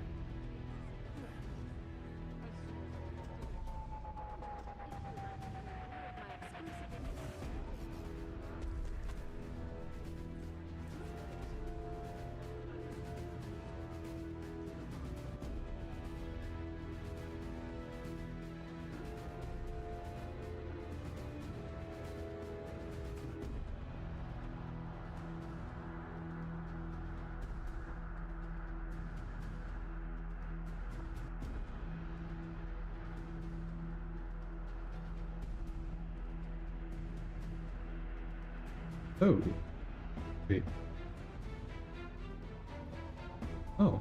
I just completely missed the panels because, like, I was walking this way, and so just assumed there was no way to open these, but there's panels right here.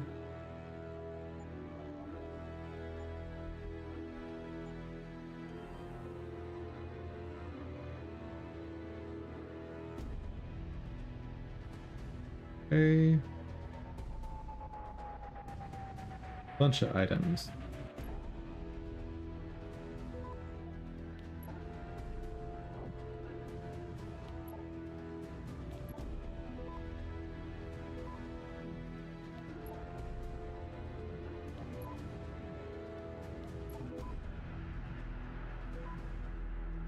Just because I feel like it, we'll hack it this way.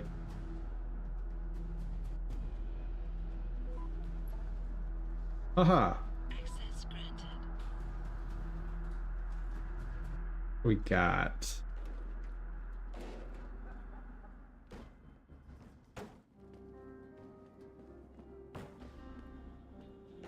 nothing.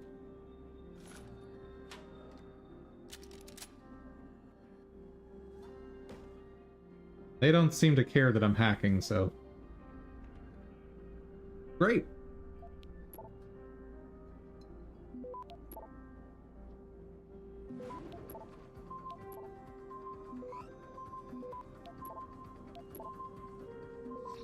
Access granted.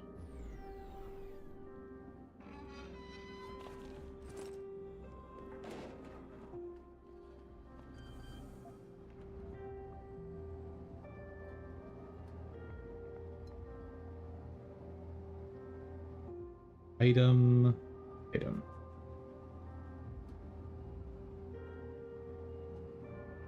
I'm gonna have to just move quick. I went the wrong way here.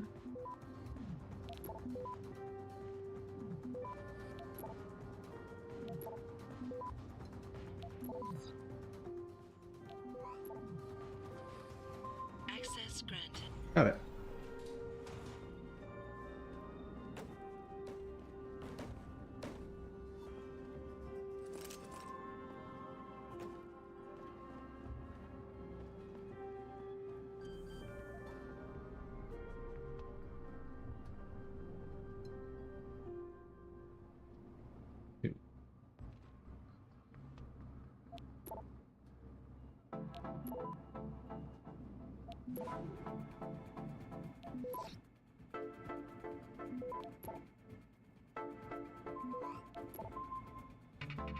Access granted.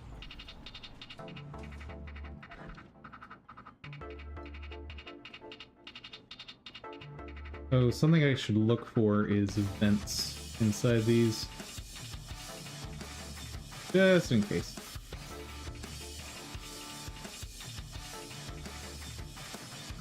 Oh, but these don't have panels. Okay, so that's also part of how I ignore these.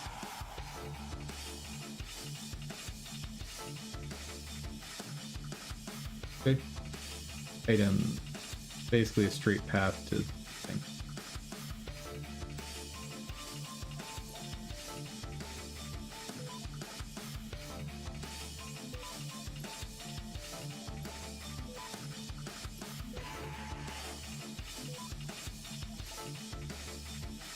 Access granted.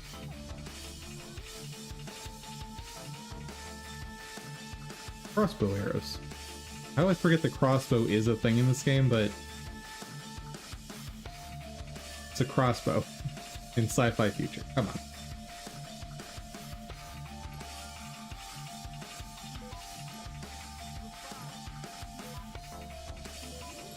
Wait, am I gonna be shot right now? Access granted. Oh, the police saw me.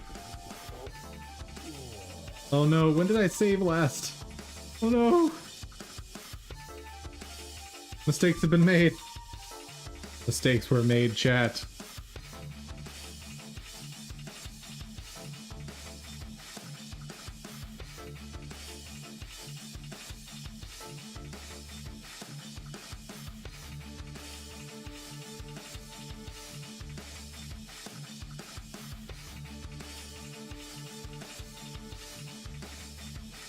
Dang it.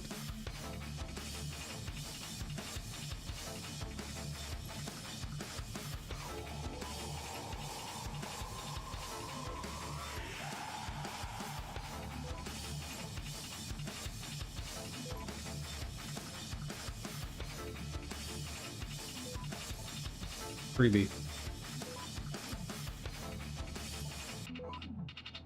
Access granted.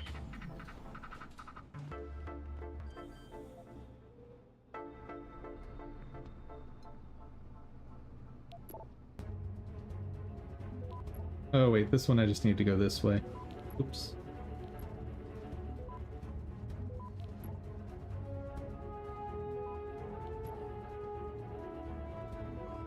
Oh. Oh, I did not.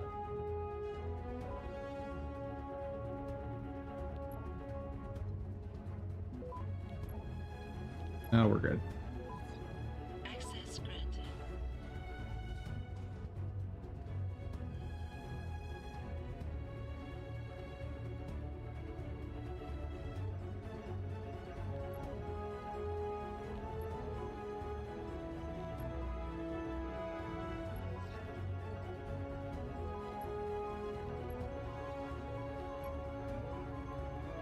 Access granted.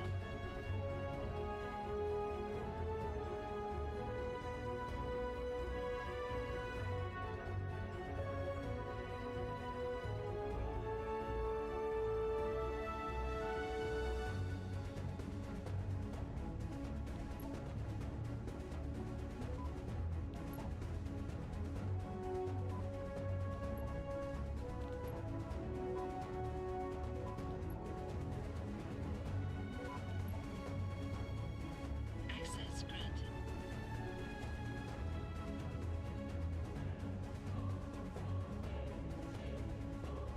So what, they came over when I started hacking this?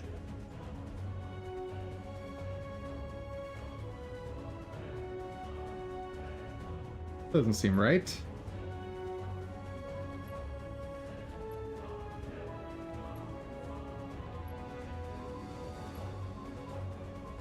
Access granted.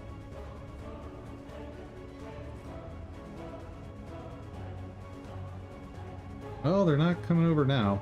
Maybe because I just went faster. Maybe. Maybe.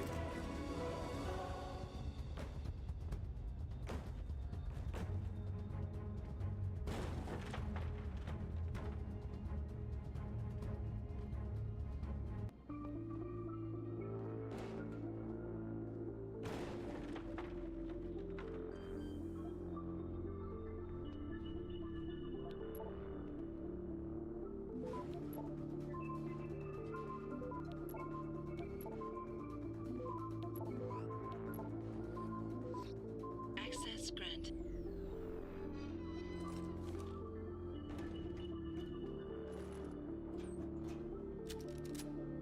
Alright. Now, I think we finished this area. Hopefully. Pretty please.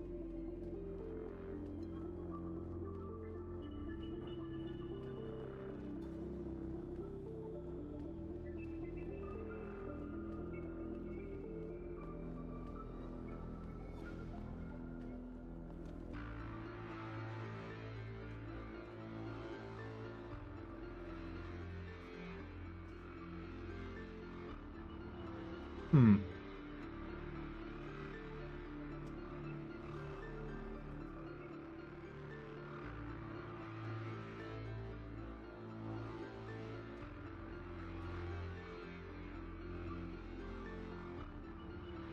Oh, that road just connects over here. Okay. We're good.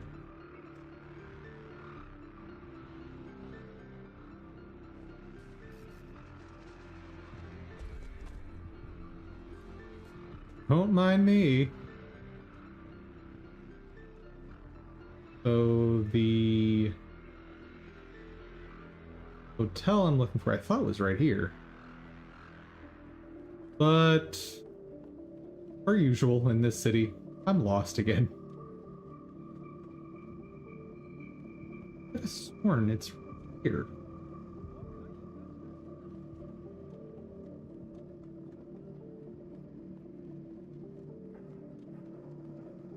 Why can't I find anything in this city? Here we are. Found it.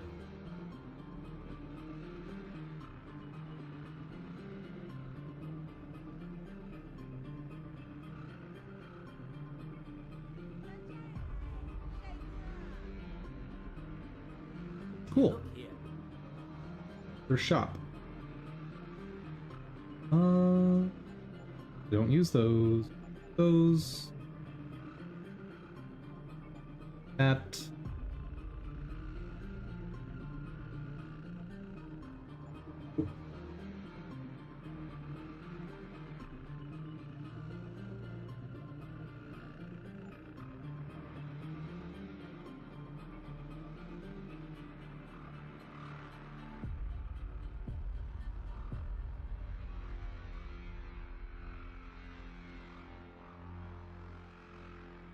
Probably don't need that much ammo. Especially since I've got the revolver ammo. Let's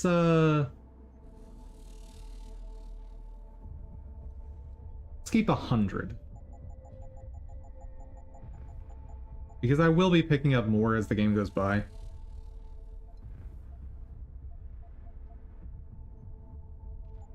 There's still Make me poor. many, many missions with lots of ammo. You no fun. Oh, wait. Buy. Bro, just selling rockets. Sure. This one. Oh. Do I already have that on my... I want that. Thank you. Do I already have that on my combat rifle?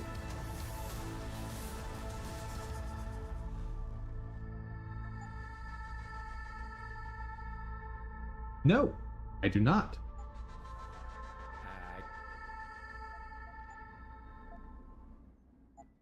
You make me.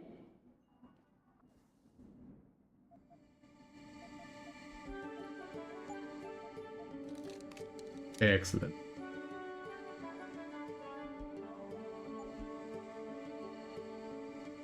This thing is moderately terrifying. Silenced, laser sight, auto aim upgrade, plus some decent upgrades to damage and fire rate. Little scary. Oh. I've been here.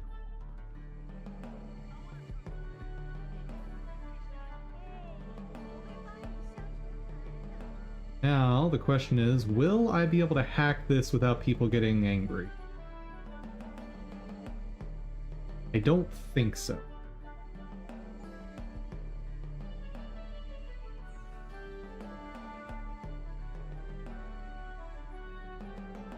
But I'll try it. Whoa.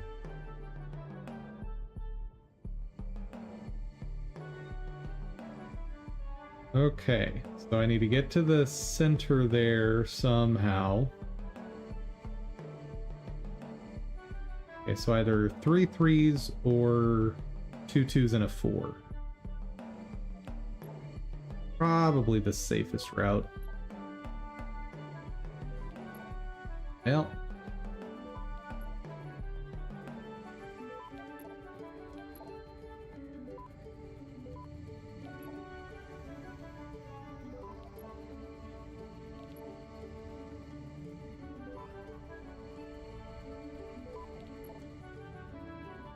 Access granted.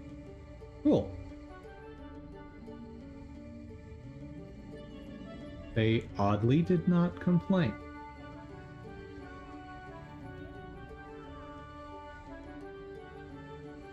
I would have thought I'd be attacked almost instantly on that one.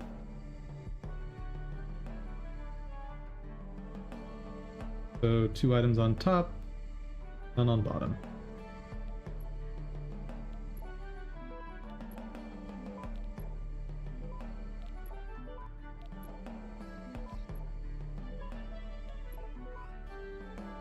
Access granted.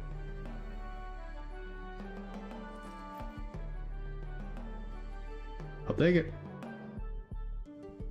wouldn't go upstairs if I were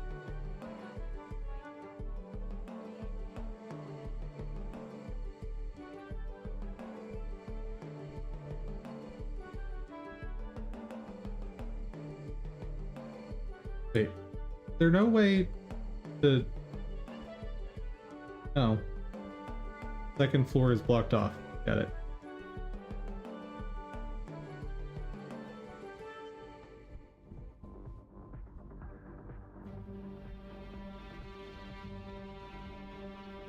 I wonder if they're training firefighters or something here. That's definitely what this place is for. Got it. 100%.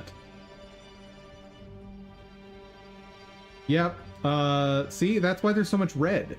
It's because it's all for firefighters. Absolutely.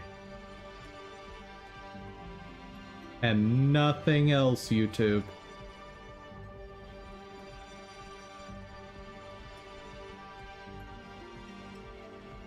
Yep. She's training to become a firefighter. It's really quite inspiring, this business.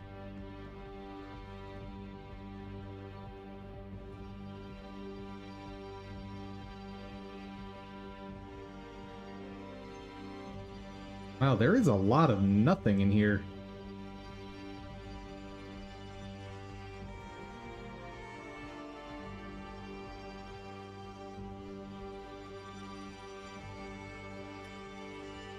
Expected to at least find like one credit card in these rooms, but there's like nothing on this floor, it turns out. Alright. Next.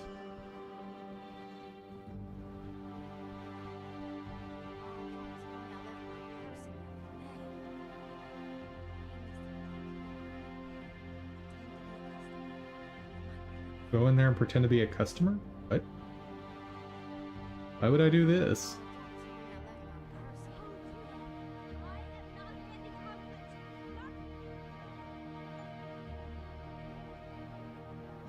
Good afternoon, still needs work. How's it going? Me? Annoyed at Unreal Engine.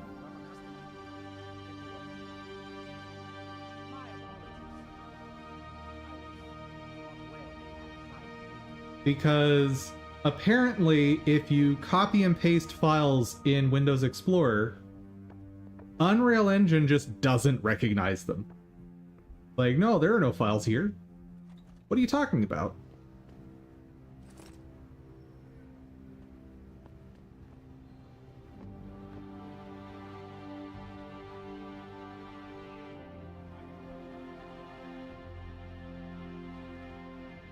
So do not open that door because that'll get rid of the hacking device.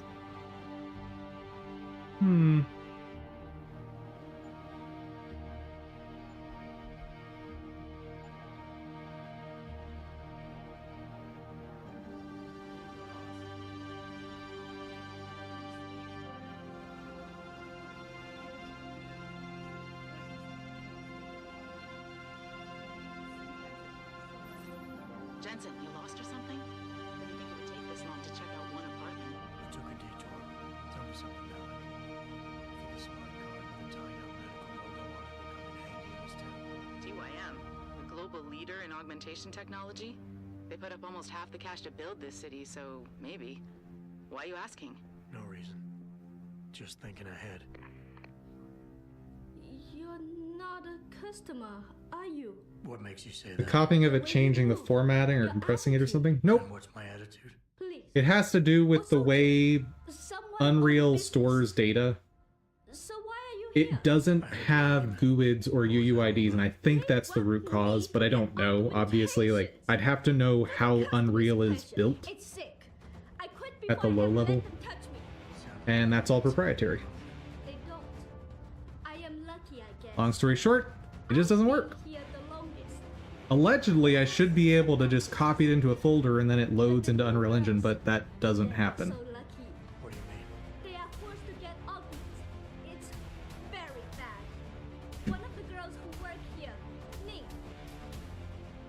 You have a quest for me? Sure. I'll help your friend.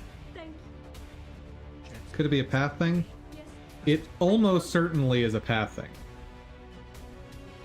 Anything else? Yes. Got it. Did you find? But beyond that, Okay. don't know. Long story short, I lost all my work from yesterday. Oh, that was already unlocked. This is the locked one. Okay.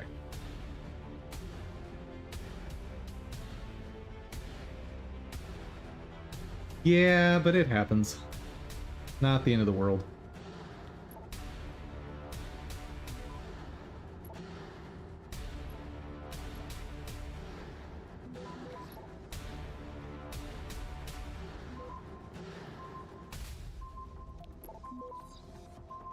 Access granted. In case this goes poorly, let's save real quick.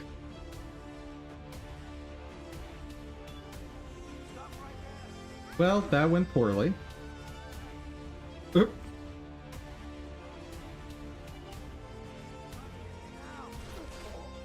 I'll make one more attempt at that.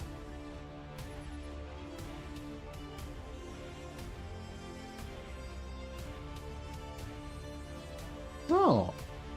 Well, thank you very much. But do not feel any sort of need to do that. Like, you should, on your stream, make sure you're focused on your stream. Like, you want to grow your stuff, right?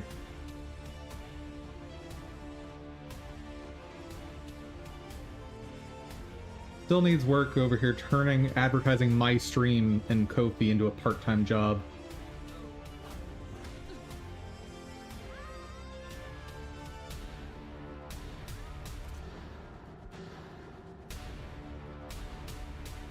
But I do appreciate it. Don't get me wrong, I absolutely appreciate it. Just don't neglect focusing on your own stuff too. Oh, you're showing off my tools. Cool, thank you. Yeah, I just need to get like 1,000 customers and then the business will be self-sufficient. It's just 1,000. You do 10-hour streams? Oh my. I don't think I can do that. Not consistently, anyway.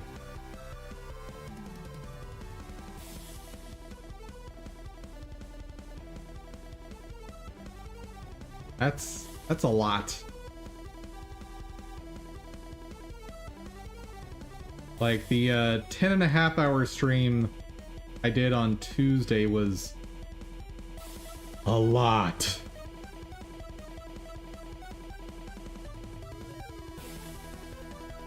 Okay. More animation planning. Oh boy. Equipment change, not relevant. Get hit. Air. Up. Idle.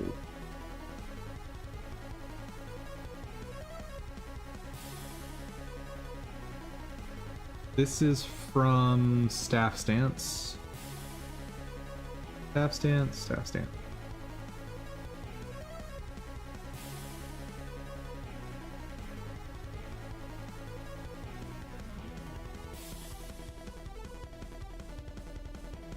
Yeah, I'll have to figure out something there.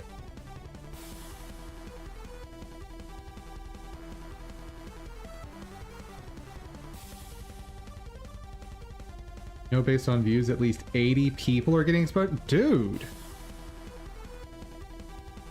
thank you so much. That's insane.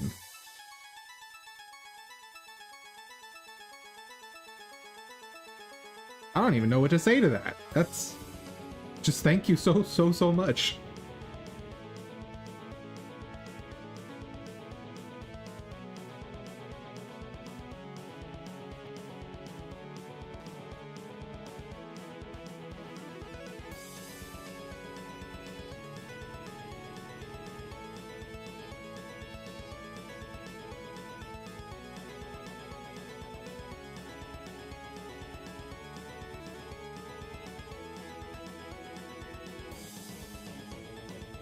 You like how he just very delicately is holding whatever weapon?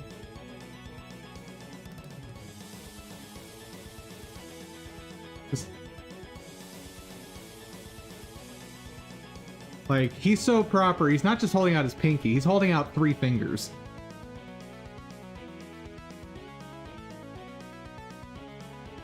Thank you very much, still needs work. And that absolutely cheers me up.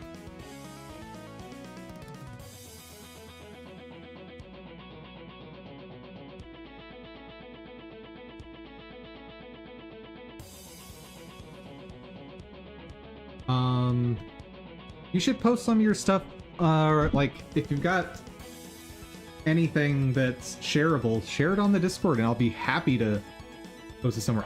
Actually, where do I even find you? Outside of Twitch?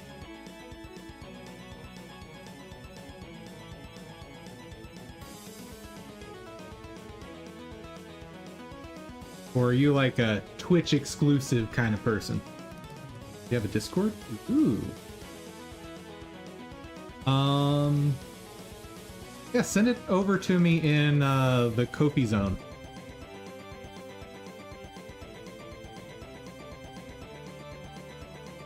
Just Twitch for streaming? Don't like YouTube? Oh, I remember that.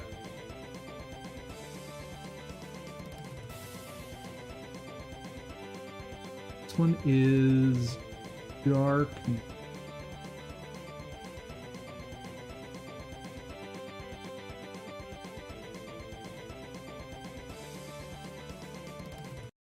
What is this? One's also simple animations.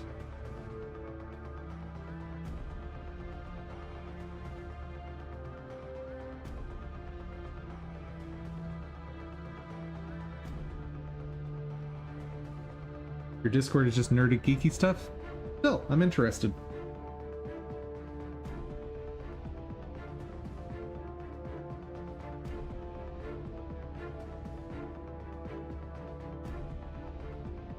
Yeah, and I'm only saying send in the Kofi zone because I want to preview it, and assuming it's all safe and legit, I'll share it more publicly.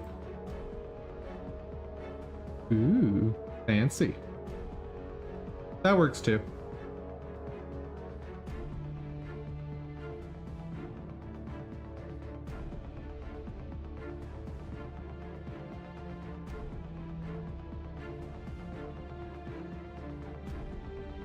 Very, very cool. What bot are you using for this?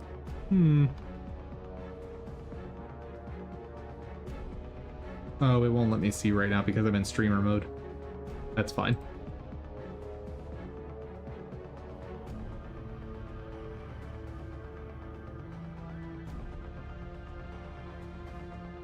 Very, very cool.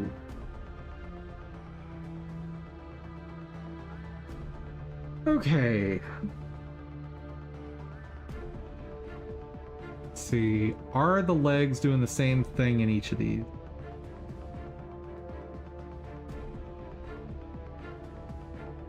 Yes. I definitely am not using this idle animation though. That doesn't look great.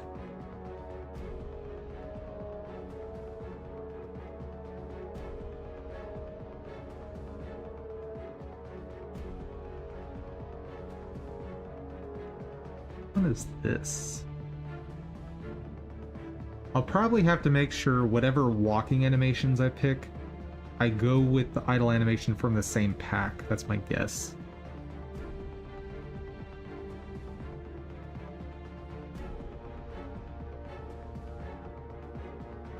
You show your face with a picture because Microsoft decided to just pop up a picture on the start menu. Yeah. My work PC here, I make sure it doesn't even have pictures of me. Then you just decide to put your pic on your stream. Fair enough. Yeah, once it's out there, it's out there. Not much you can do about it after that point.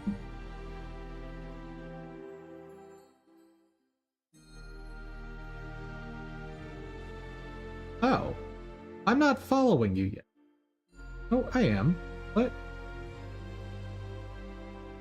What? I'm confused.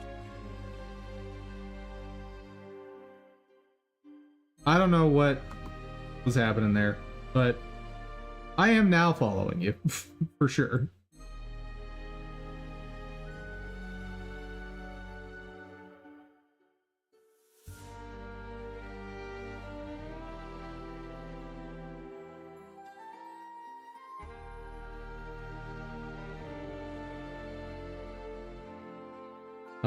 Still annoyed at Microsoft, as I think they should have permission needed to do that.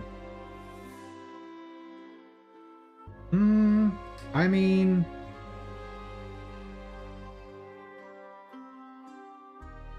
like, operating systems are not designed with screen sharing in mind. That's not the primary thing that they're there for. I get what you're saying.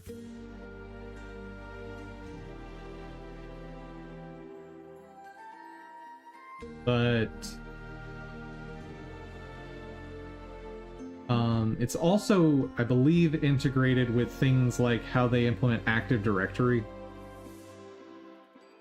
And part of that is so if you have like a work computer that multiple people log into, you see their pictures along with their name for work purposes and whatnot. At least that's how it's been set up at places I've worked.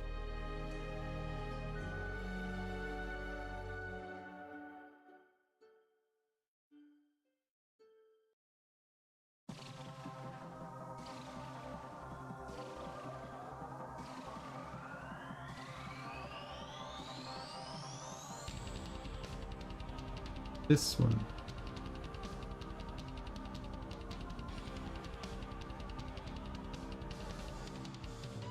Why didn't this port over finger movement?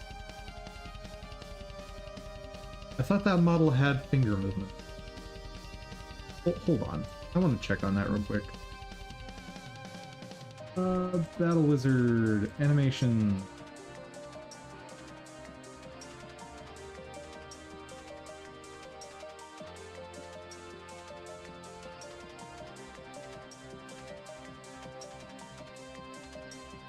Oh, different type of skeleton.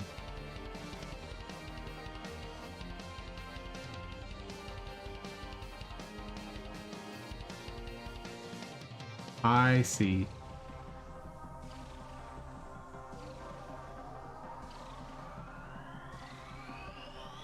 Yeah, this hand has a bunch of extra bones that that one doesn't.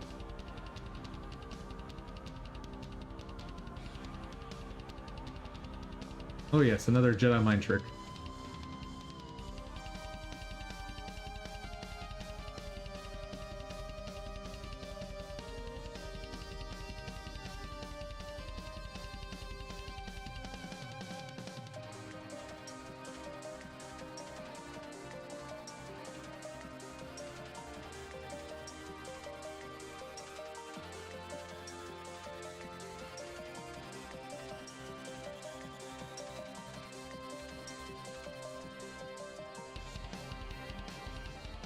Jump air animations might be relevant as an idle animation for the levitation stuff.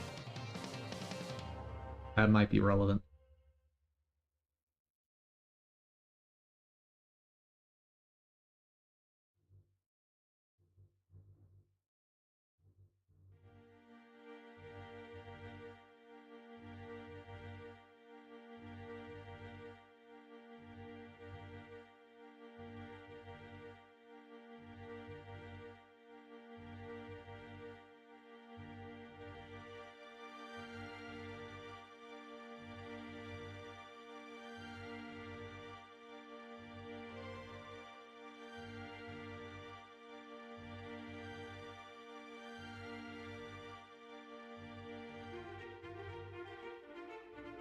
Maybe relevant.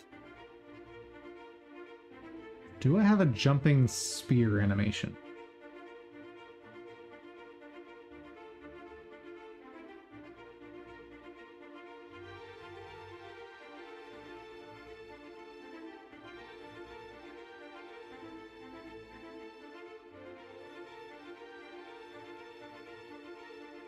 Doesn't look like it.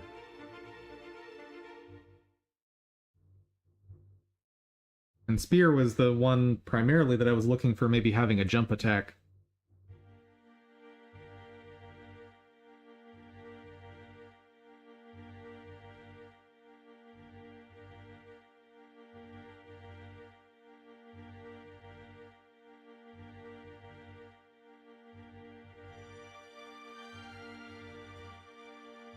How I show other game devs work, or give them a shout out.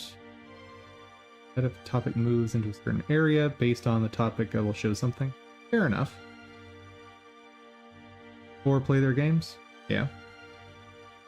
Whoa, 200 views. Nice. Congrats. That's huge.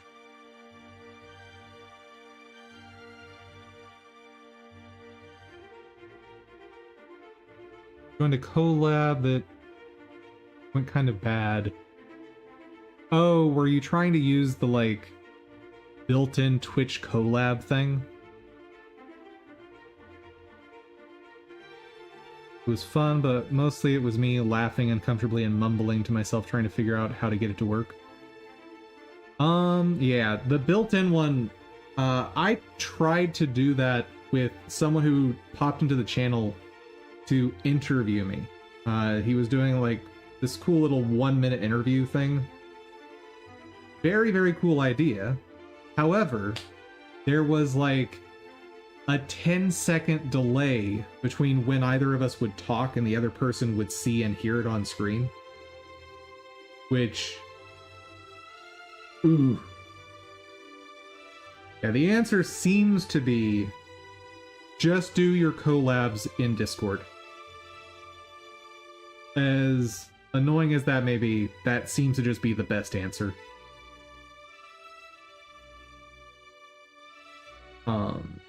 And if you want to like have your camera, you can open it to Discord and then capture those cameras with OBS. Or not capture the cameras, but capture that part of the screen in OBS. And then that can be overlaid on your stream.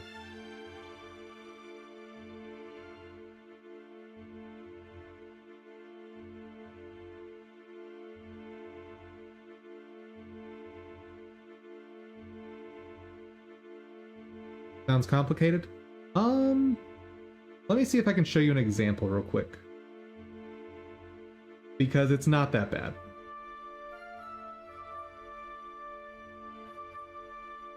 See, I'll go into my Discord.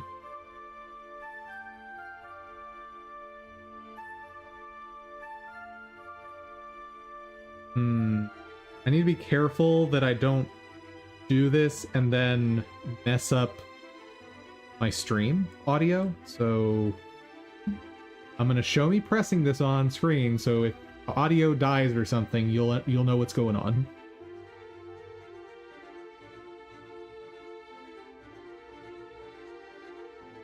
Okay.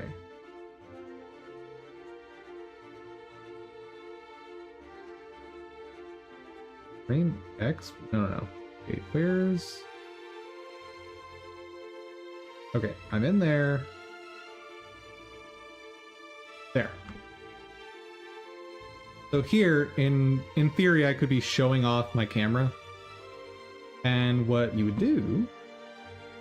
so if I was talking, you'd see the like green circle around it. And you can grab this with OBS.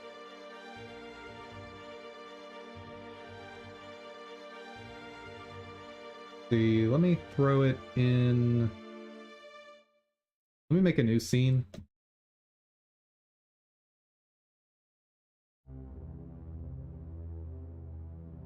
Add... window capture...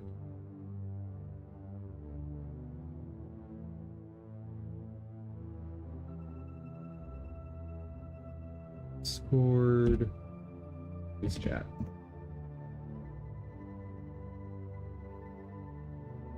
Okay.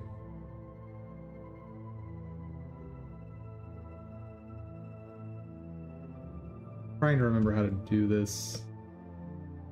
There's a way to like get a sub-region. I just don't remember how to do it. I haven't done it in so long. I think there's a hotkey for it. There we go. Yeah, Alt-click. So I just tell it, okay, I only want this section of the screen. And then I can put that, like...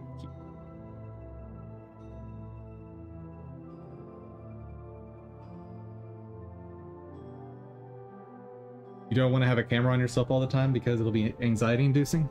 Fair enough. That's part of the reason I use a VTube model. The other reason is more anonymity. Because, you know, internet is a scary place sometimes.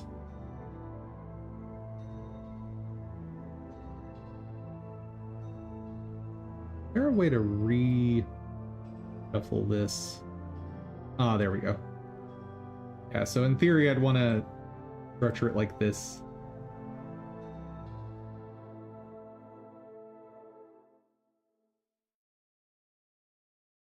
And then, you know, you just have at the bottom of your screen the two people talking, and people, your chat and viewers can see these light up when people talk so they know who's talking. That's probably the most basic way to do this. I believe there is a way to get just the circles on black, but I don't remember how to do that.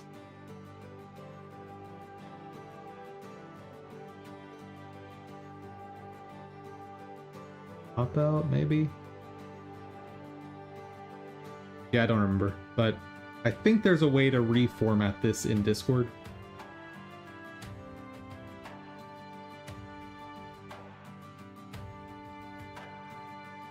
There you go.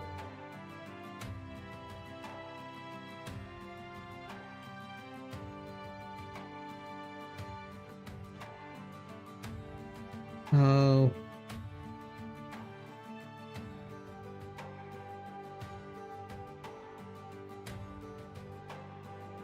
Wait, people hit on you? From chat? What?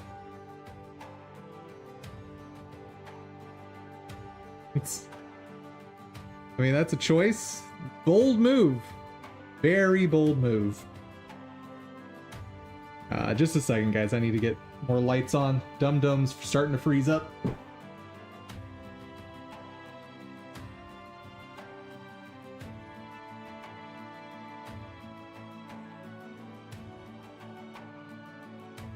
Hello. Just twice? Still, that's very weird to have happen on a stream, especially one that's focused on game dev stuff. Don't get it as there's plenty of just chatting girls out there? Yeah, that's kind of my thinking too. Like, there's all these... I want to choose my words carefully because I almost describe them in a way that might come across negative. There's a lot of young ladies streaming and just chatting that are eager to have affectionate young men join their chats. I think that's about the most politically correct way I can possibly say that.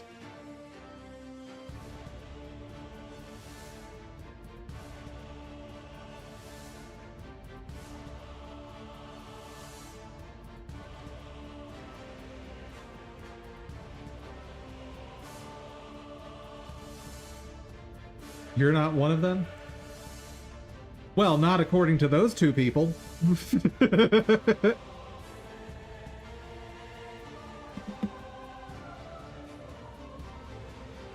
I think I need jump animations for the legs.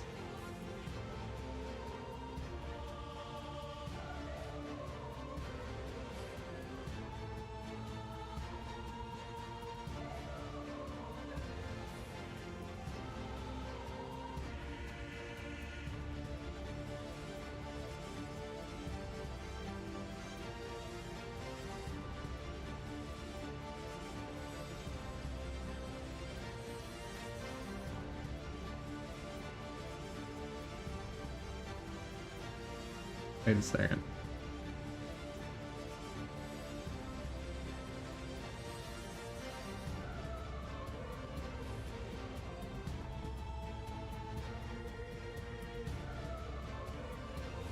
Oh, these are basically the same animation from two different places. Oh, they are a little different. Just a little bit, though.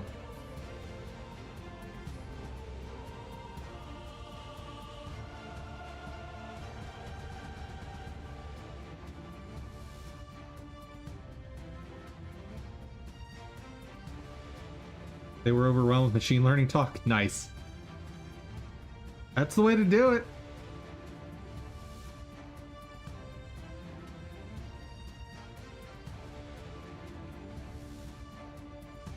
Ladder climb. I don't need ladder stuff. Do I want level up animations?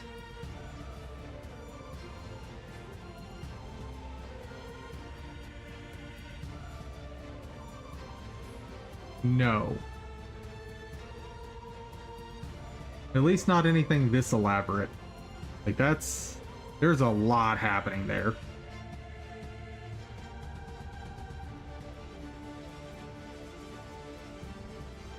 It is cute. Not gonna deny that. Cute animation.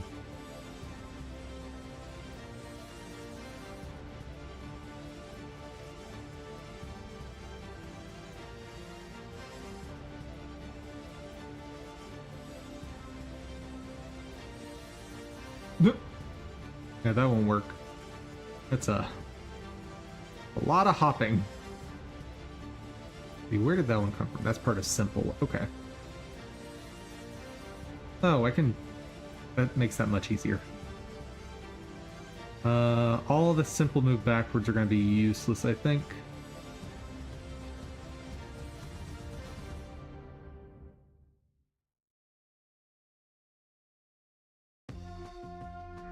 Ooh.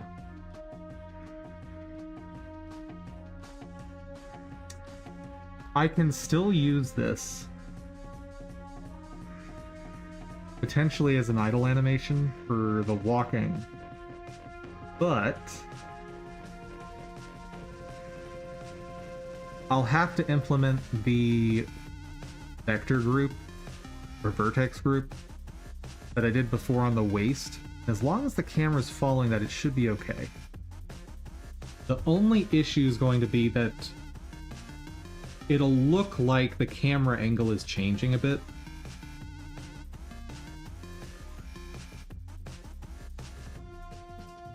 I think it's okay. We'll see. It might be too much motion and it'll look weird, but we'll see.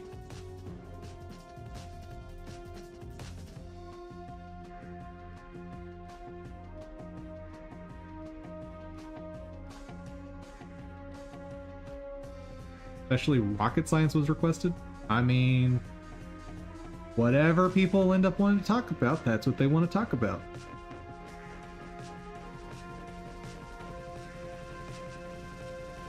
Yeah, there's just so much hopping up and down with that. Bit much.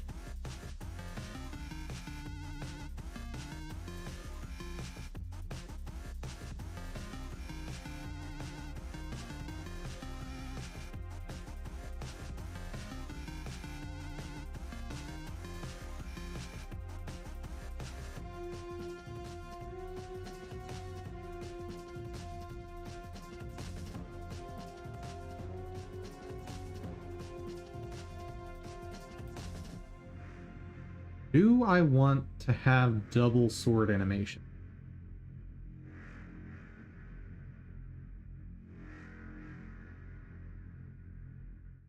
Maybe. Maybe, maybe not. I don't know.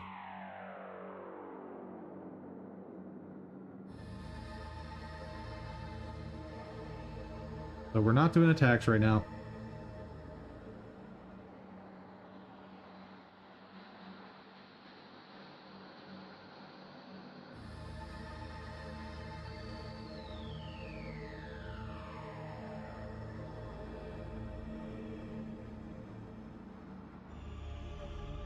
Thinking of doing a data science project.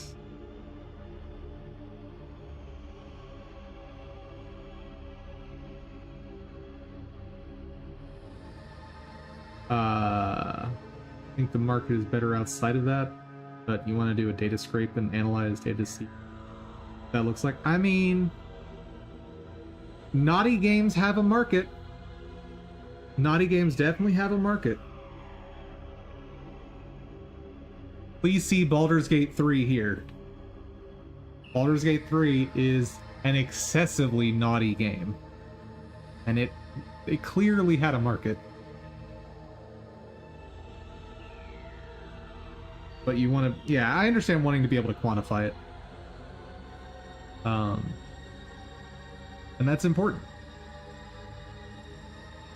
I can safely say I will not be going into those areas.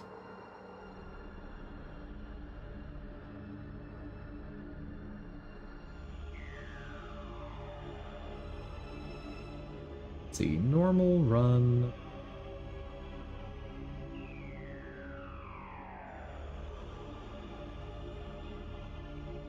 Yeah, but that is a quality game. Doesn't mean it's not naughty.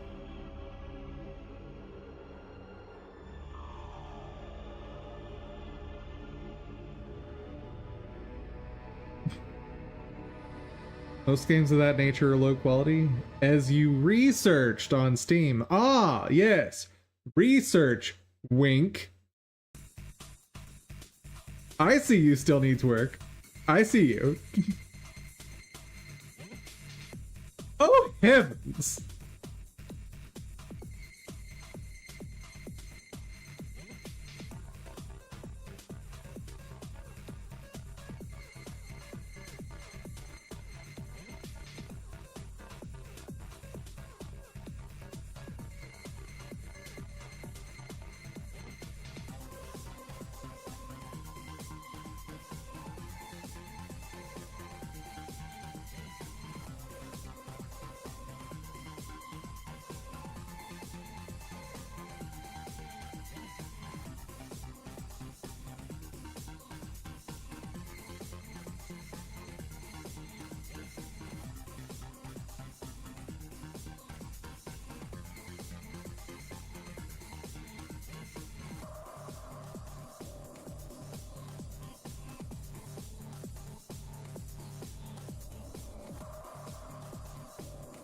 Rolls I'm not doing.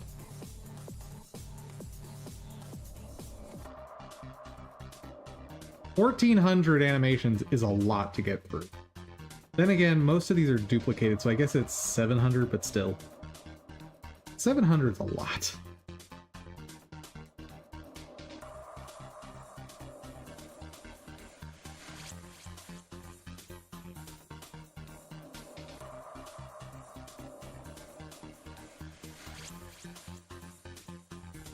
You wanted to research it because the dev is adamant? Think there's more money outside that market?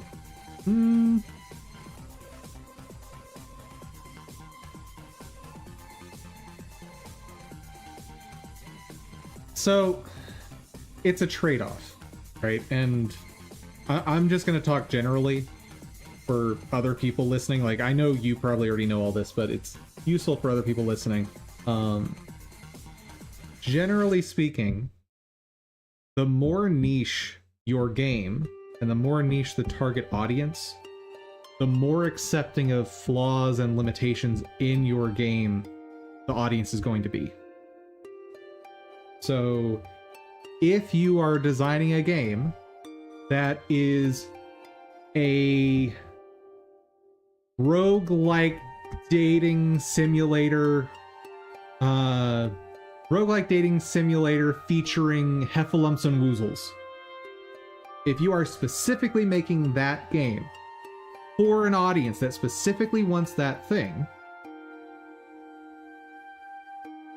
you're not going to have a lot of alternatives, or the people in that demographic are not going to have a lot of alternatives. So, if your animations are not really that great for your heffalumps, or maybe your woozles have some collision problems, people are gonna overlook that. However, the overall scope of your audience is much smaller in that case. So it's a trade-off. Now, you could try to cast a much wider net. So let's say you want to make a fantasy CRPG. Great. Your target audience is basically all PC gamers at that point, or pretty close to it. However, you're directly competing with Baldur's Gate 3. You're directly competing with Divinity Original Sin 2. You're competing with titans in their genre. So, if someone can buy your game for, let's say, $10 and it has all these problems, or they can wait for a Steam sale and get Baldur's Gate 3 for $15-20, what are they going to do? Now, that doesn't mean you're not going to get people that want to buy both. That's entirely possible.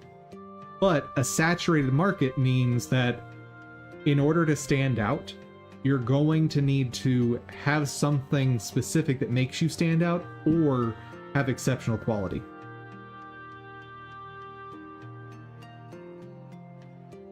And this is part of why indie developers try to find more niche things to create, typically.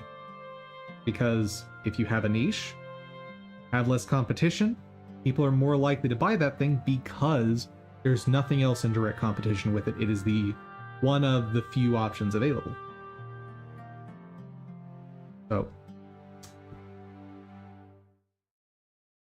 it's sort of an idea of, do you want to have a larger pool of lower likelihood buyers or a smaller pool of higher likelihood buyers? And part of this, the analysis that still needs work would potentially do on this, is to look at expectation values, which is the number of potential buyers times the probability of buying. That's generally how you want to run those numbers. So for example, let's say you've got, I'm just pulling predictive analysis, yes. So as an example, let's say, and these are just nonsense numbers. I don't even know that you need to do any sort of machine learning for what I'm describing. I don't think that's related, but maybe there's an application there I'm unaware of. So let's say you've got a big potential market. So you're making the next Baldur's Gate 3, okay? So BG3 clone, okay? You've got, let's say, 20 million possible buyers. However, because the market is very saturated, you might have a 0.0001% chance. A 1.0001% likelihood that people buy your game. That people buy. Okay? Now, super niche, roguelike dating sim. Okay? Maybe there's only 5,000 people. Let's say 10,000, because there's a lot of people in the world. Possible buyers. Okay? But because your game is so niche, and that's your target audience, the likelihood that they're going to want to buy your game is probably going to be something like 80 to 90%, because there's no alternatives for them. So let's just say 85% chance. Okay. So expectation value in this case is 8,500. Expectation value in this case is what?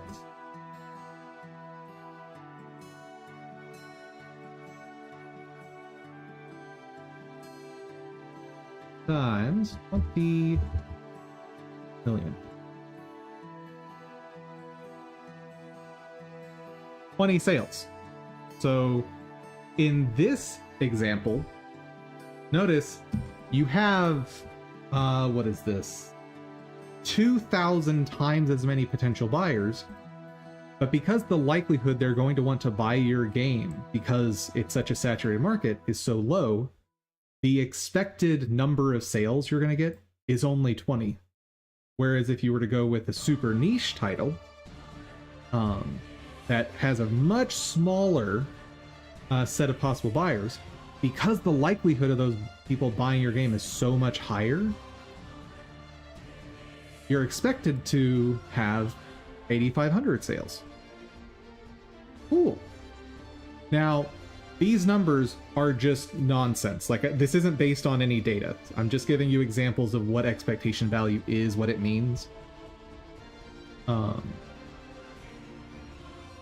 You would have to do massive amounts of market research to figure out what the actual numbers behind this are.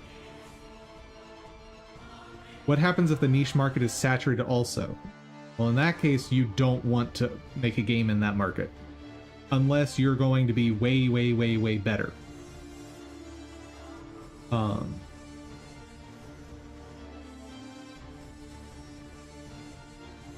Yeah, you have to have something that raises your probability here. So the thing that raises your probability has to be one of a few things. Either, like there are hundreds of thousands of games. So again, you've got to have something to grab buyers. You've got to either be so niche that you don't have a lot of competitors, in which case the people who are interested in the product are very, very likely to purchase. Alternatively, if you found a market that is saturated, but it's saturated with really low quality games, that's another way you can raise this percentage. Yeah, producing either something specific or something with quality is going to increase the percentage of the market that buys your product. Now, if you can find something niche that's not saturated, so when I say niche, I'm describing a small market.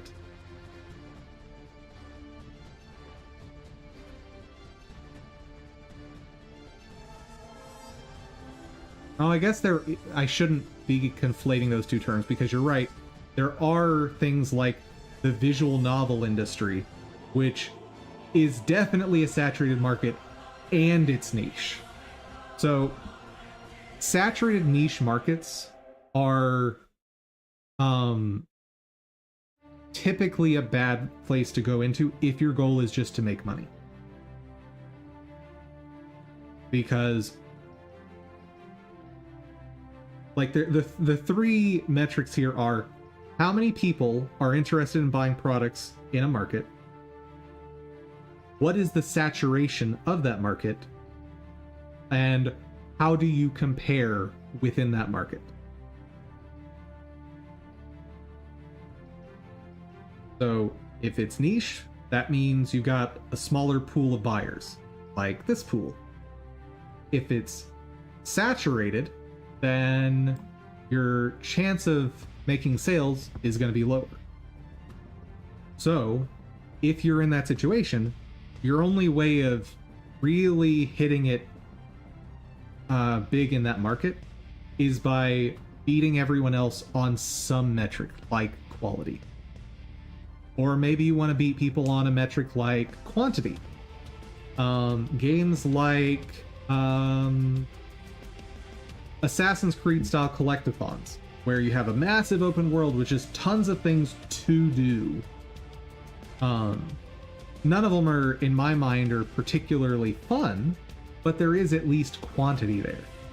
Maybe you want to win on quantity.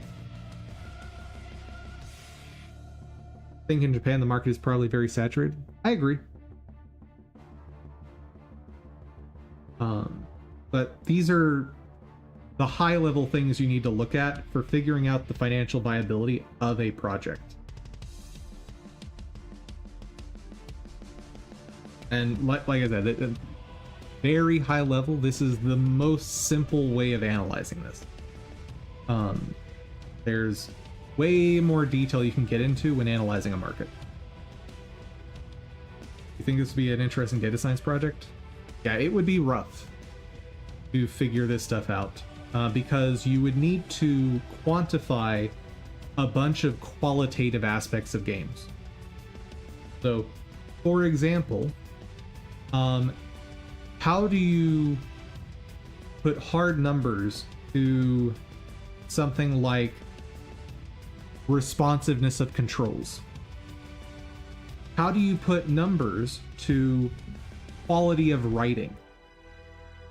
Those things are hard to do, and that's something you need to do to be able to create these relationships and create a model for predicting the viability of a product in a market. It's a lot of work. I knew some people at some companies I worked at that their whole job was running these kinds of numbers and doing market research in order to be able to run these kinds of numbers. And yeah, it's a lot of work. And so for most indie developers, it may not be worth the time to figure that stuff out because we're talking potentially weeks of work. Or depending on how big the market is, potentially months or years of work to fully understand a market. And all of that could have been time you put into making your game. This is why big companies have groups to run these numbers for them. Like, they hire people that it is their job to do this.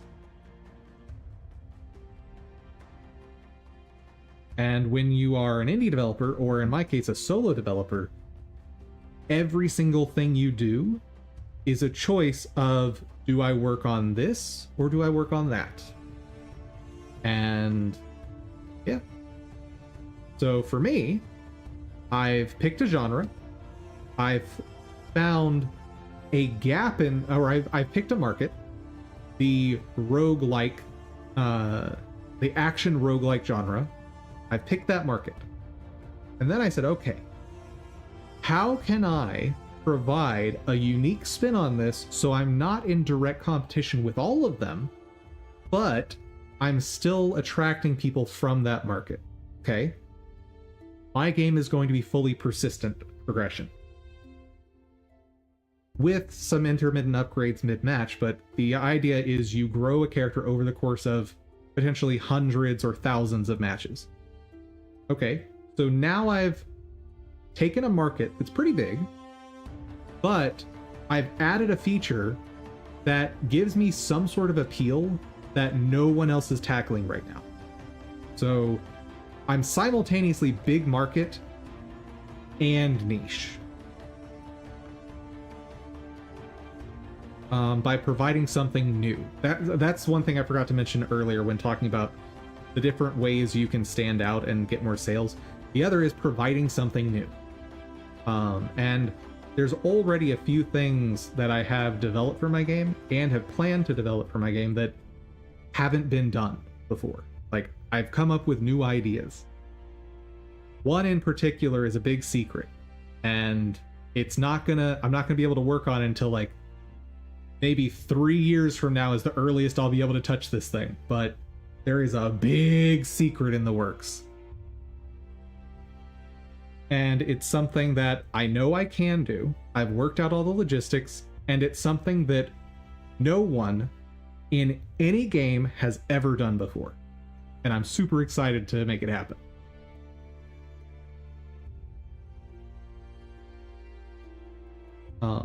So that's another way to stand out. If you use Unreal Engine, I can help you. I don't have any plans to use Unreal Engine. At least not at this stage. The stage at which I would start using Unreal Engine is when I am able to hire a team. So that's in like the 5 to 10 year time frame. Like, if everything works out the way I'm hoping it does in the 2 to 3 year time frame, by the 5-year mark, I'll have a team of roughly 2 to 3 employees. That would be really ideal. And assuming that goes according to plan, somewhere between the 5 to 10 year time frame, I'll have at least one more game release, and we'll have enough sales off of that to support a team of 5 to 10 people. That's the dream, right? And at that point, in large part, I stop doing active development, because at that point I need to get into more of a publisher role.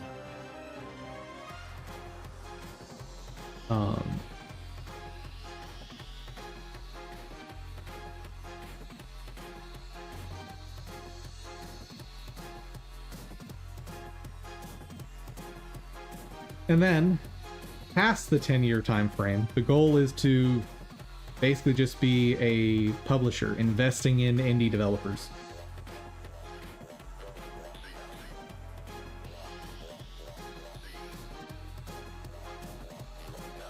You're studying Unreal Engine so you can know what you're doing instead of blindly clicking like I do. I understand. But blindly clicking is fun.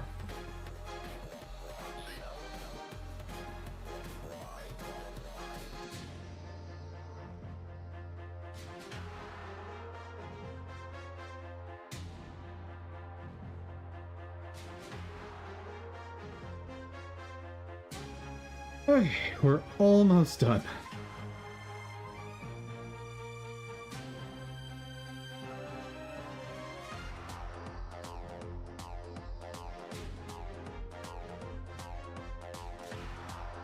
What are these victory animations?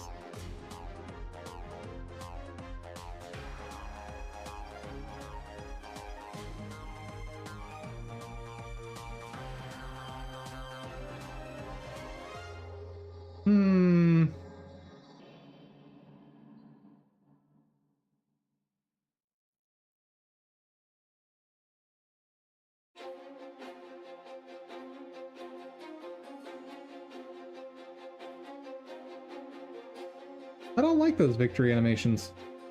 Those seem kind of lame.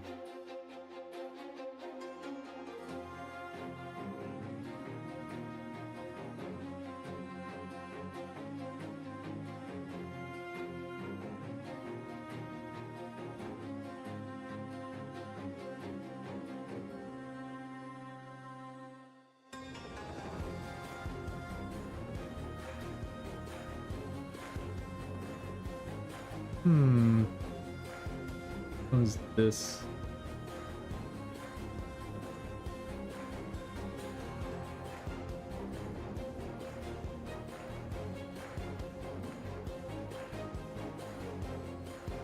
I think the simple victory animations are the best if I'm gonna do that.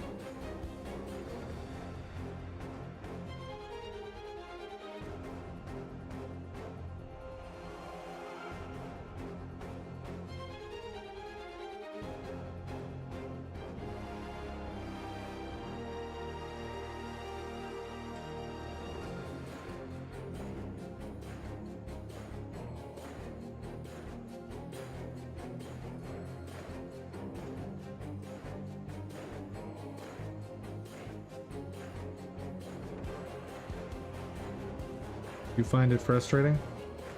No. Because my process is definitely the correct and only process that everyone should be using. It is perfectly optimal, and there's no better way to do these things. And I'm absolutely not sarcastic in any way, shape, or form right now. Nope.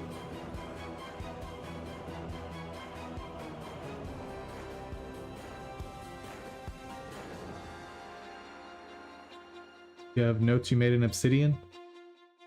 Nice. Yeah, I'm not looking to learn Unreal. I've learned enough Unreal to know I don't like it.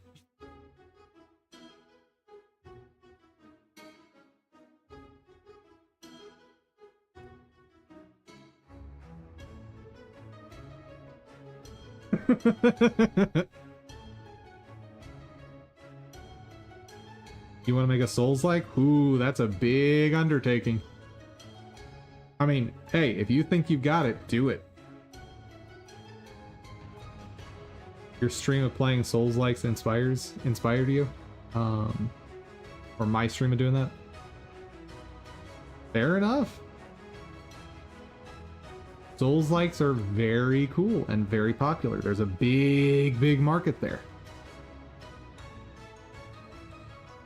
But being a big market, it's currently a pretty saturated one. So, you gotta make sure you have something that makes you stand out. Let's see. That's part of the PBR animation.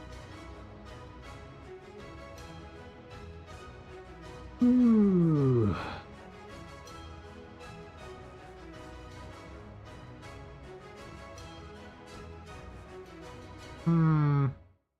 Yeah, I'll need to figure out what to do with all that. Okay.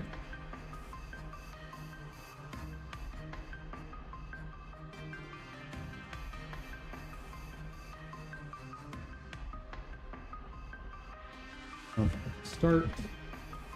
Jump. End. I don't want to have a jump maintain, though, I don't think. Souls-like mechanics, but then other things too. Fair. Yeah, one thing you've got to be careful of if you're trying to be in a market with some sort of spin on it is that the spin is apparent and well advertised. One game that I was covering just a couple days ago, and Deathbound, if you guys recall, I said I can't cover it because the language is too strong in that game. But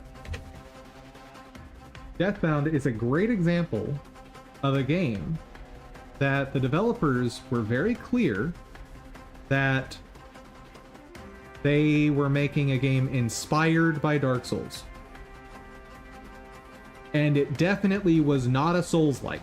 They were very clear about that. But it didn't matter. Please notice, I search on Google right now. Deathbound is a one-of-a-kind party-based Souls-like. I don't think party-based... I guess party-based is correct. It's single-player.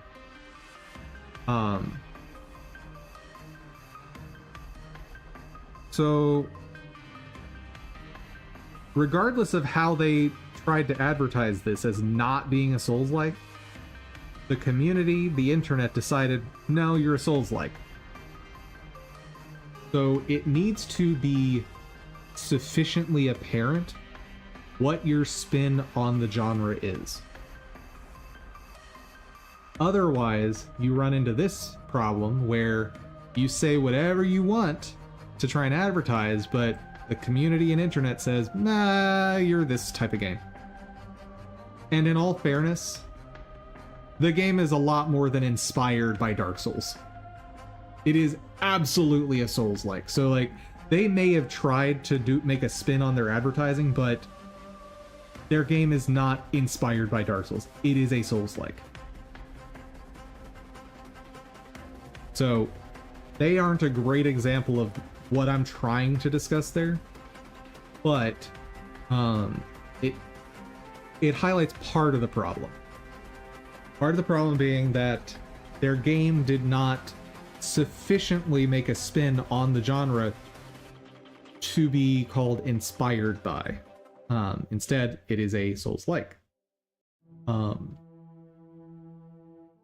Like, the fact that my game, I'm going to have very few non-persistent features means it's going to be very hard to define my game as a action roguelike.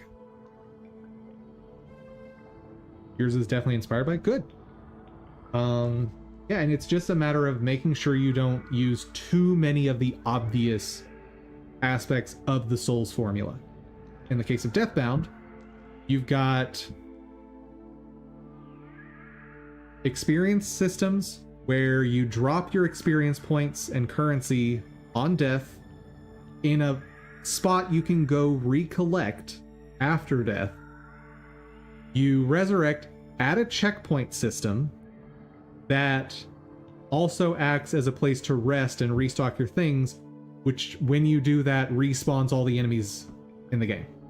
Like, that's the Souls formula by and large. Then you've also got lock-on based combat that follows the same combat system as Dark Souls. You've got challenging boss fights with fairly precise hitboxes. Like, it's a Souls-like. So you have to make sure that you don't line up too much with the thing you're trying to differentiate yourself from. And regardless of how you try to advertise, people are gonna know. Like, the moment people start playing your game, if it's too similar to another thing, people will call it out.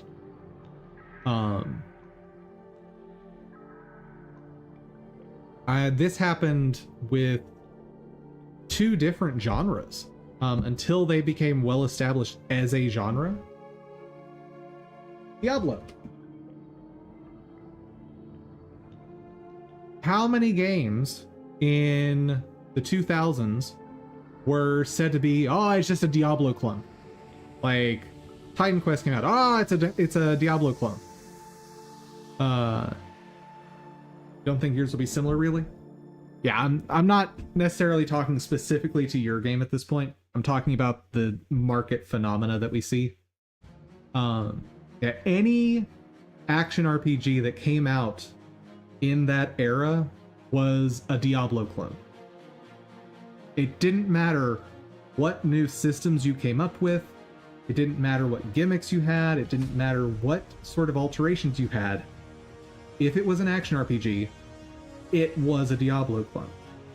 Until some years had passed and the concept of action RPG became solidified as a genre, of which Diablo is a type of. And at that point, people would accept you advertising yourself as an action RPG rather than a Diablo clone. Another game that had this, Warcraft. How many times have you seen people describe an MMO as a WoW clone? They could have radically different progression systems, radically different combat. Doesn't matter. It's a WoW clone because it's an MMO with fantasy classes, and that makes it a WoW clone. That whole talking point that you used to see on forums has kind of disappeared on the subject of WoW clones. But there was a large stretch where if you were making an MMO with fantasy classes, you were a WoW clone. Now, being a clone of something else doesn't mean you're not going to have sales. It just means that's something that you're going to have to overcome.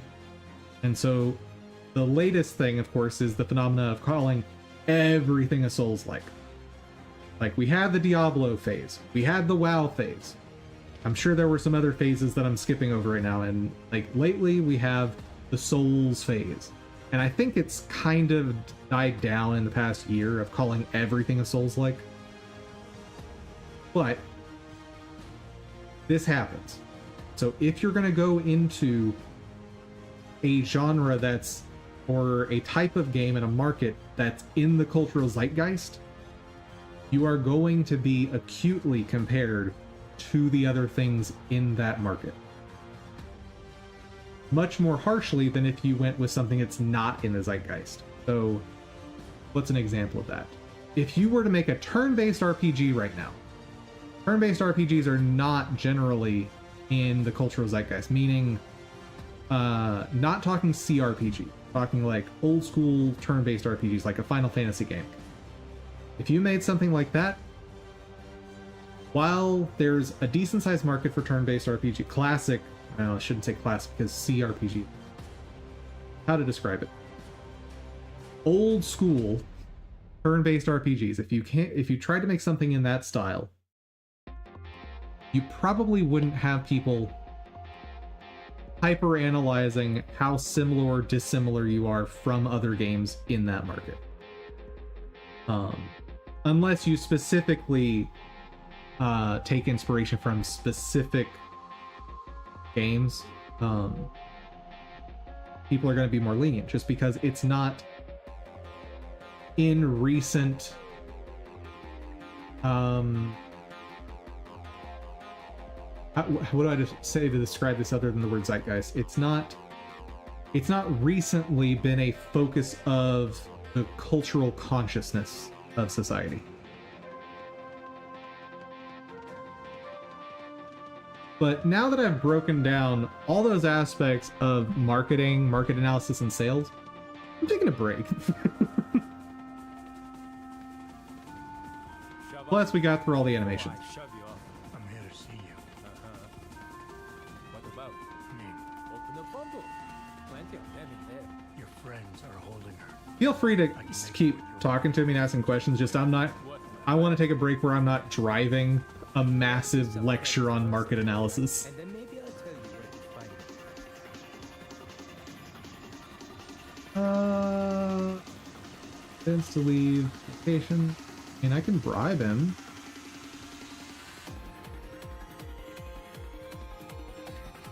Or I can knock him out. Either one works. I think I get... See what happens. Now where's Nate? Never heard this from you. We're holding up. Patient. I think I want to redo that.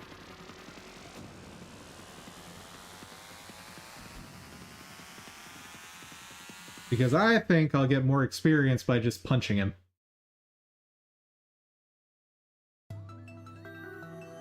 You think I'm right about the data science project taking too much time? And will be an opportunity cost. Don't want to pay. Yeah. It's a struggle because you want to make sure that your product is going to be financially viable.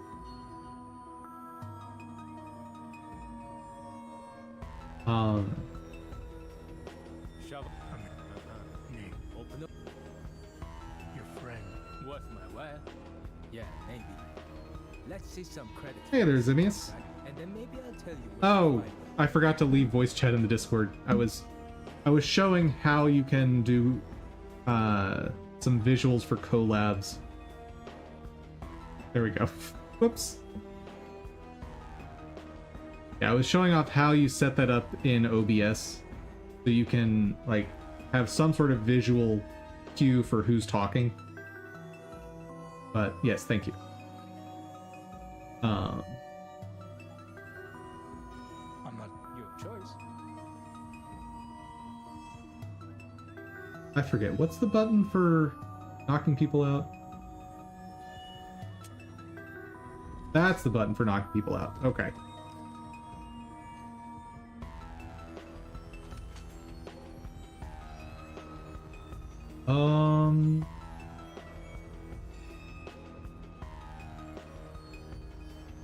Have I lost out on this quest? The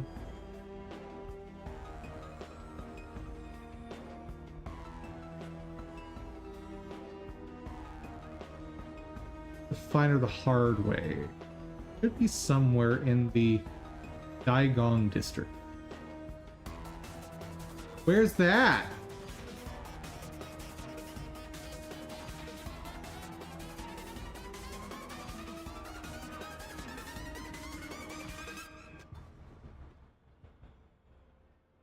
Someone looking up Diablo? Yeah, we were talking about different aspects of market analysis and sales and all that fun stuff.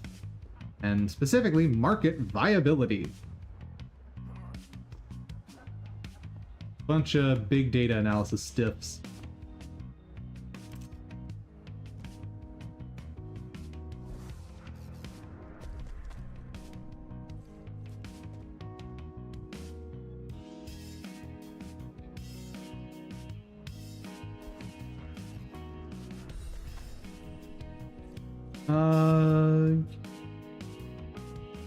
Curious to see what the data you find is. That's fair. And it's worth noting, if you can produce a valid model of a market that is successfully predictive, you can sell the results of that to companies. Like, you can make really good money doing that. Like, big data is a massive industry. So, like, in theory, if you want that to be your career, just creating predictive models of markets, you can make millions easy. Because imagine you are $100 million company, okay? And you're trying to determine the market viability of some product that you want to make. And someone out there says, well, I can give you with a 75% accuracy determination of how viable it's going to be. And I want $100,000 for it. Okay, no problem.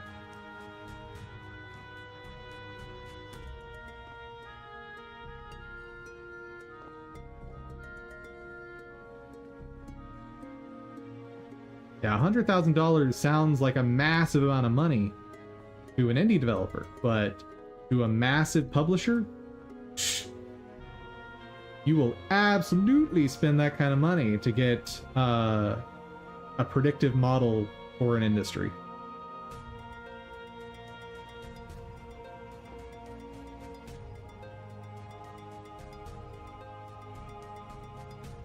So, where is the Daigong district? Like, I don't recall seeing that name anywhere.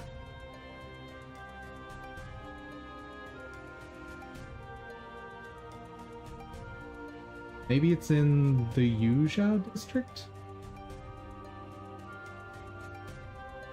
I don't know.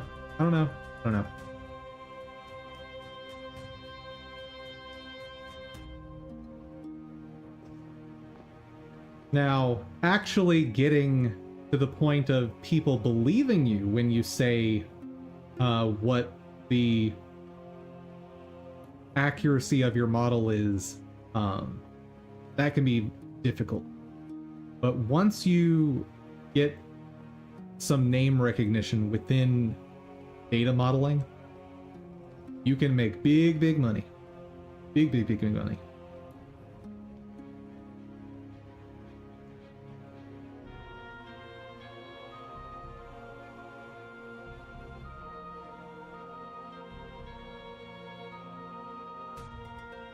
Can be difficult if you're ambitious.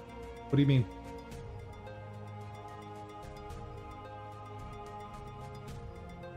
Okay, I'm just looking this up. Where the heck? You know what? Forget it. We're gonna load. And I'm just gonna bribe the guy. It's fine.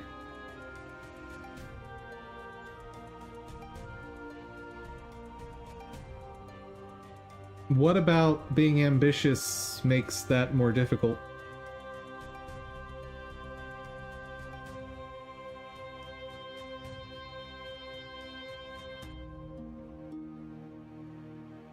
High risk?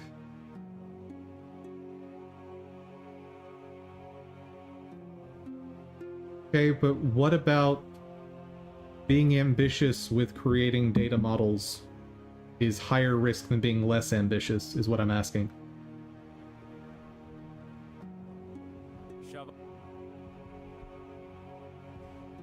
Here. Like, if I'm more ambitious with my creation of data models... Alright, we were talking data models. Ah!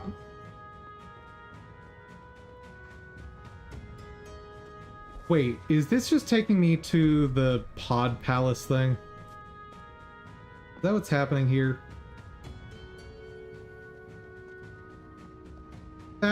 That's where this is taking me, isn't it? Well, maybe not. I'm not sure what's down this alley.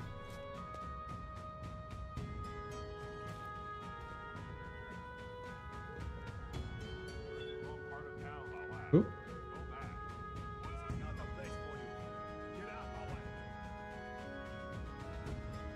Yes, sir.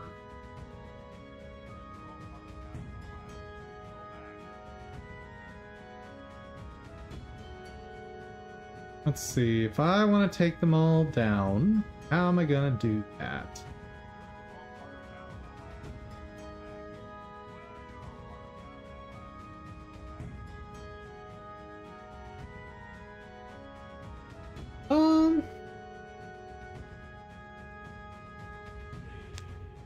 Been quiet because hyper-focused? It's important sometimes to go head down and just be focused. My week's been pretty good. I lost almost all of my work from yesterday, which is lame. And I lost it because Unreal Engine is awful in very specific ways.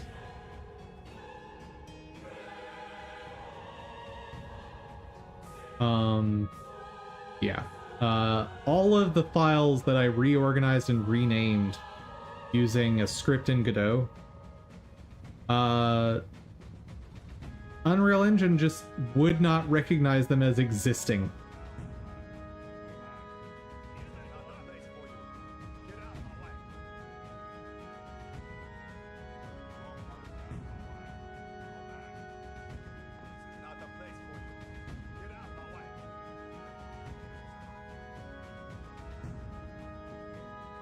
How can I get these guys to come over here?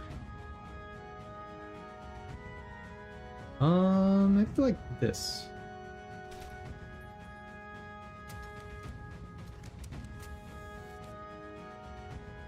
Nope.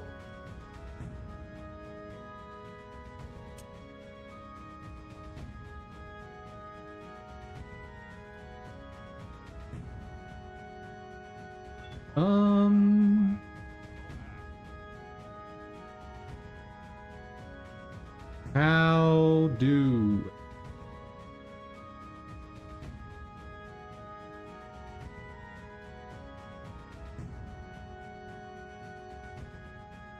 So curious to see how good a lighting you can get in Godot. So if you're in 3D, you can do lighting basically like any other game engine. If you're in 2D, it's very limited. Like, annoyingly limited.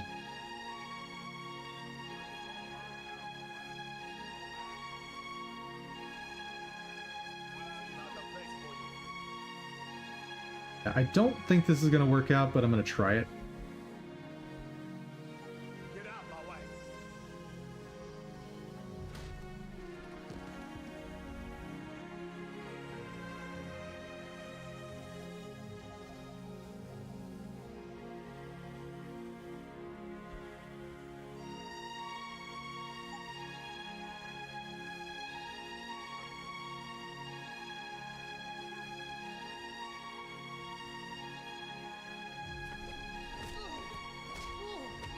Oh yeah, that's not working.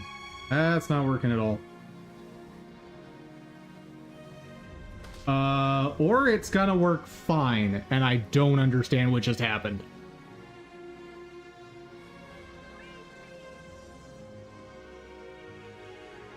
How much of the engine would you have to rebuild to get really good lighting? So, the question is, how are you going to make lighting work in 2D? What does it mean to have lighting in 2D?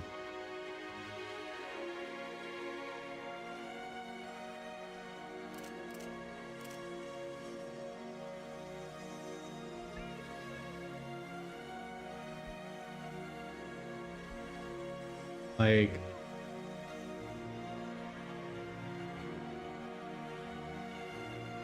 Okay, and like I said, for 3D, it works pretty much like any other engine.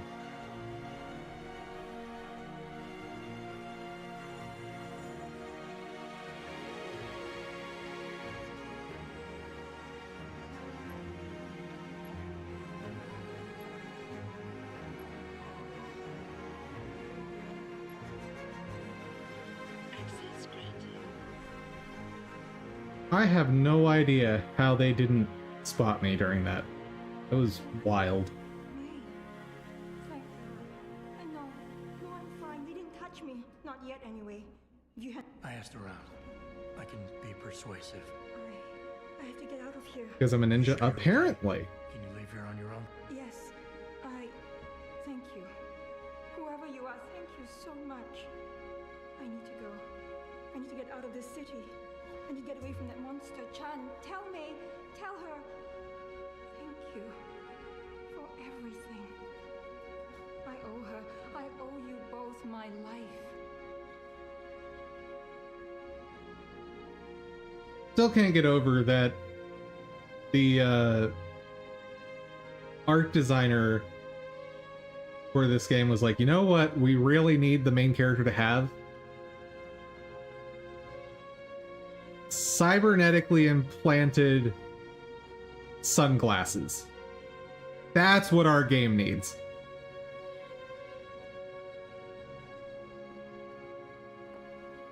Because regular sunglasses are just not cool enough. I need sunglasses that are implanted into my skull and are retractable. Right?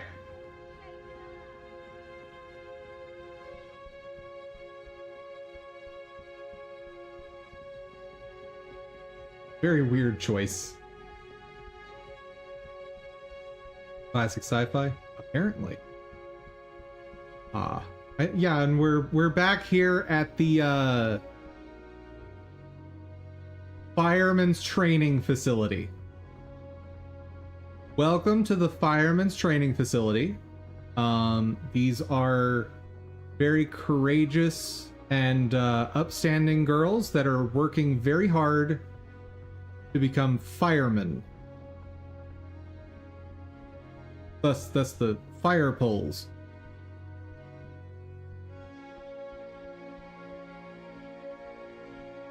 Did you find her? I did. She said She my interest would depend on the task. By now, I'm sure you heard of Diamond Chan. He is evil man who feeds off the pain. You want me to kill Chan? Let's see. There has to be another way to remove There has Chan. to be another way to remove. There is.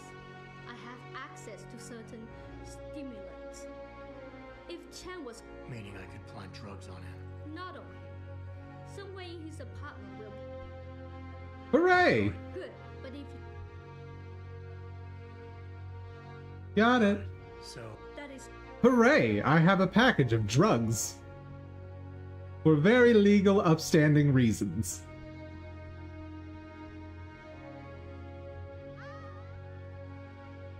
Oh, oh, she's, yep.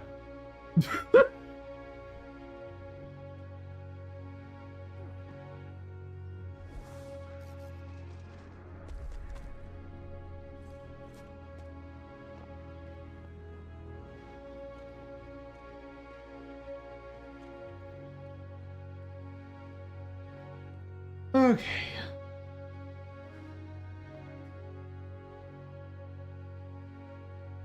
So I should take some time to plan out the animations I want for upper body now, shouldn't I will say I'm getting awfully tired quick today.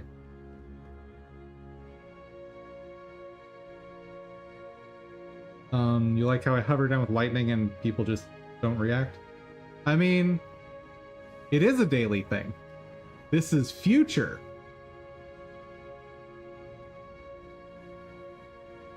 Are you guys gonna attack me if I try to hack this? Probably. Oh, I was in the Daigong district. Everyone has that ability, basically. And everyone can, if they have enough money, they can go buy that ability down at the limb clinic.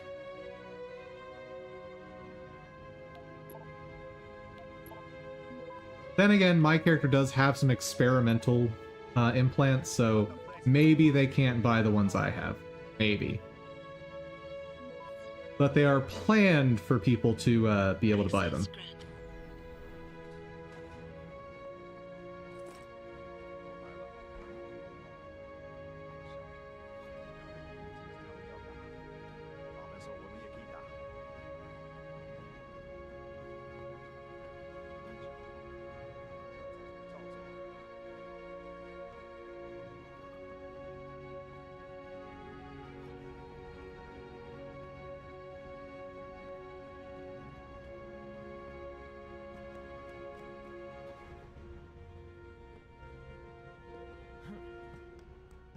Here's where I was thinking of.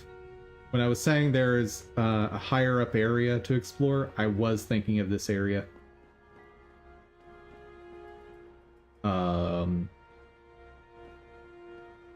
Apparently, I will be back here at some point. Good.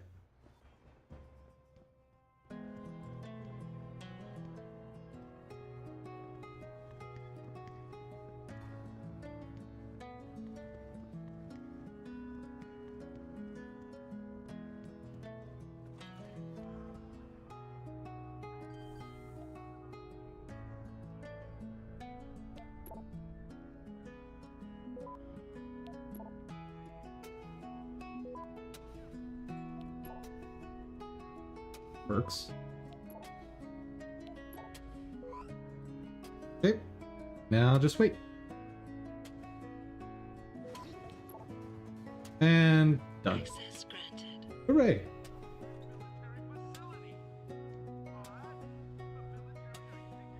Hello, civilian. Oh. Oh, he got scared. Because he saw a person. I know, I'm very scary.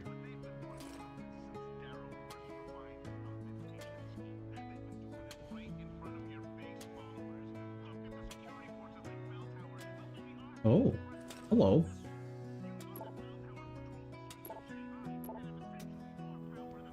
Let me just check behind your fridge, don't mind me. You'll be fine, sir. Where'd the lady go? Did she, like, get so scared she ran away? Yeah, I think I scared her off by hacking a panel in front of her. Oops! Made a small mistake there. It's fine though.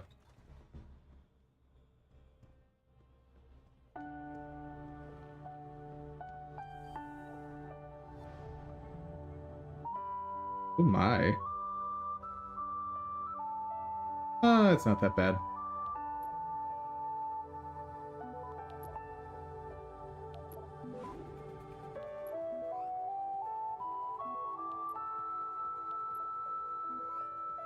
Access granted. You're planning to start streaming this year? Nice.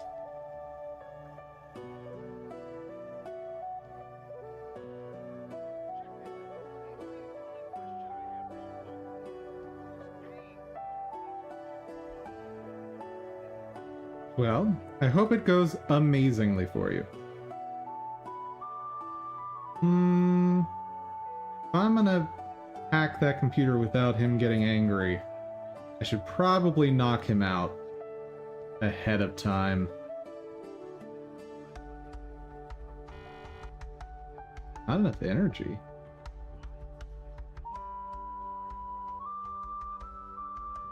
Okay.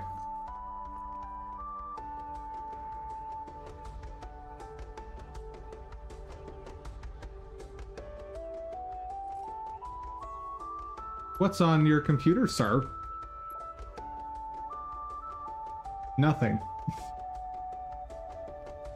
Well, I had to make sure.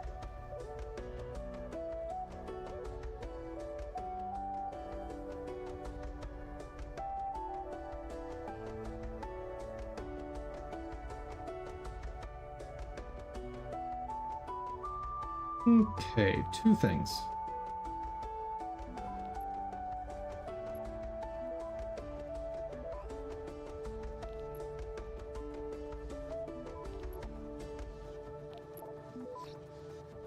Access granted. Sweet.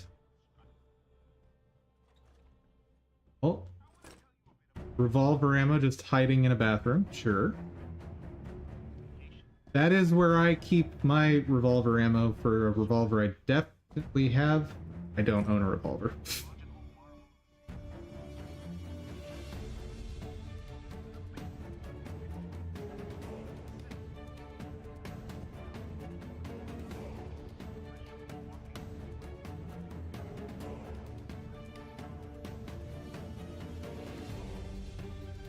Oh, with you working on Unreal, you're dealing with the wait times too? Yeah.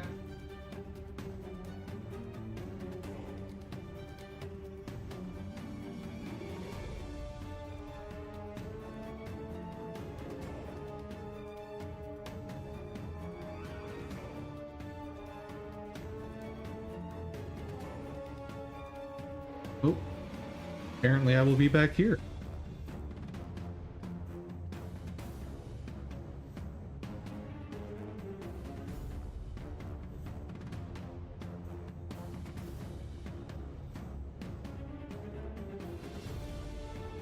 Sketches of yoga poses.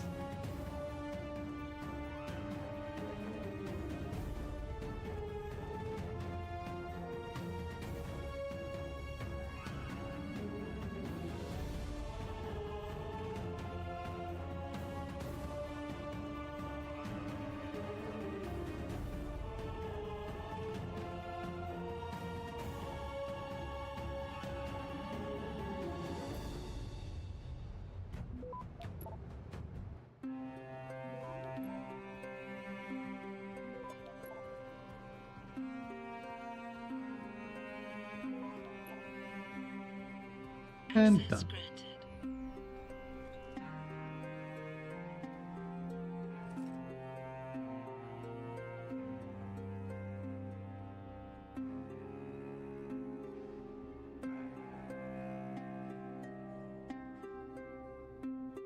Foreshortening? What's foreshortening? I'm confused.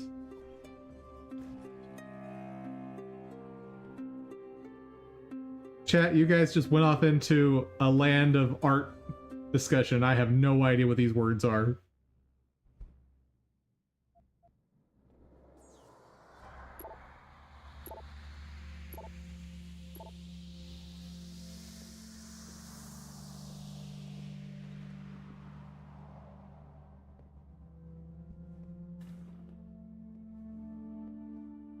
I'm just going to assume that you're baking and you need shortening for your recipe. And you need 4 of them.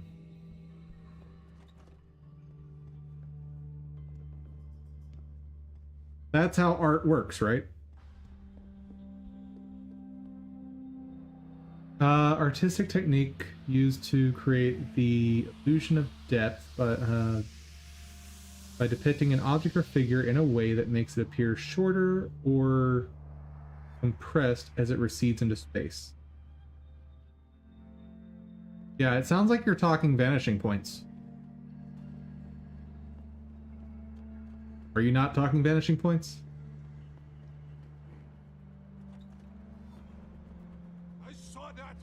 What? That's it. You're fucking done. Stop that. Dang it.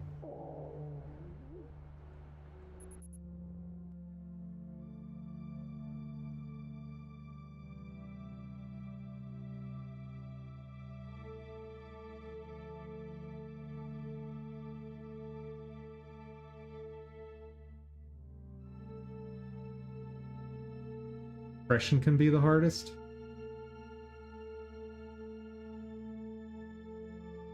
You guys are in a world all your own. I don't know how any of that works. Okay, let's go after this guy first, so I don't waste all that time again.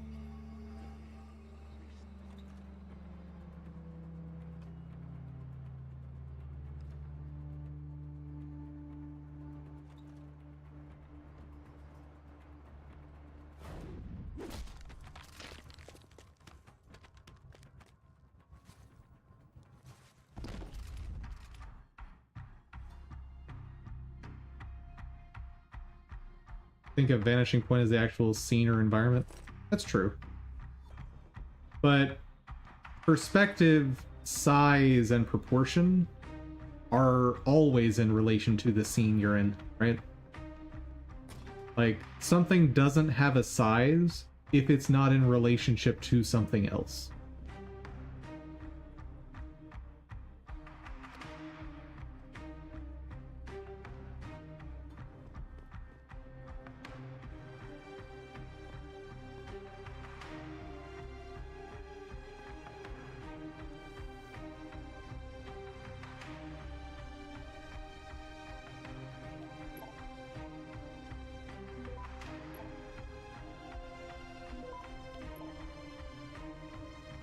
Like, even in real space, how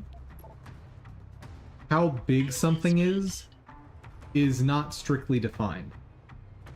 Like, we can say this thing is 5 feet tall, but the measurement of a foot, we have no external frame of reference to determine exactly what that is.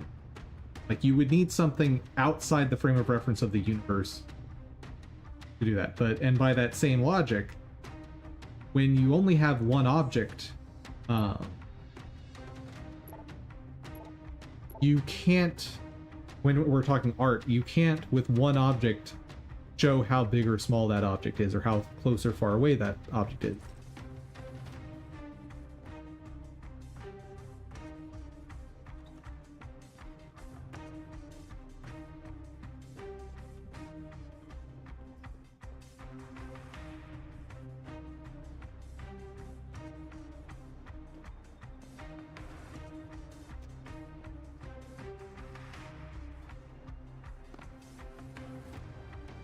You just draw it smaller, right? But again, when trying to express how big or far away that thing is, you have to have something to provide a frame of reference. So if it's literally just a picture of a cat and nothing else, you have no way of knowing how big or small that thing is, or how close or far away that thing is.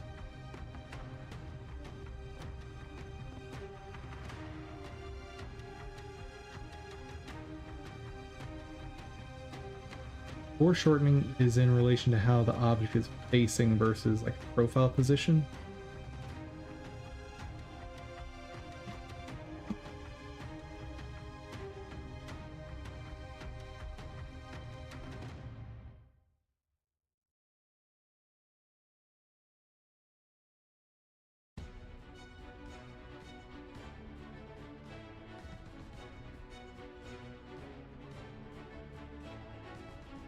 Illusion of depth and projection by showing how objects appear to repeat in space.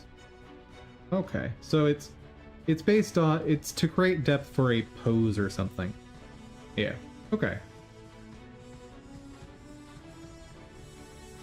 I think most people would use the term perspective to describe this, because this like this image right here is, I guess, foreshortening, but most people would just consider this to be relative size using force perspective.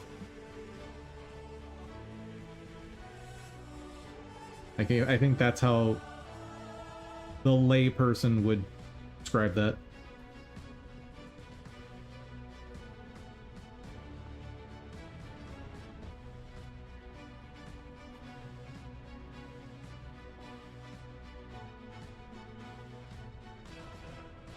The whole big picture is considered perspective? No. Perspective is a very general term and can be applied to many different things and not necessarily the whole image. Foreshortening is an aspect of picture. Foreshortening, as far as that description, seems to be a technique. It is not a... It's not a specific part of an image. It is a technique used in generating an image, from what I can tell. I'm just going off of the definition I read there.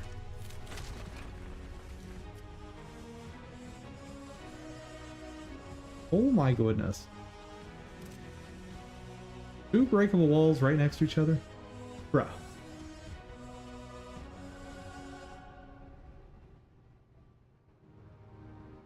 Foreshortening is an aspect of... You know your terminology, so I'm trying to... Maybe I'm misunderstanding the definition. Well, it does specifically say it is a technique. So it's not a technique. I need you to take it up with Encyclopedia Britannica. Fight, fight, fight! still needs work versus Encyclopedia Britannica. Fight! Do do do do do do do do do.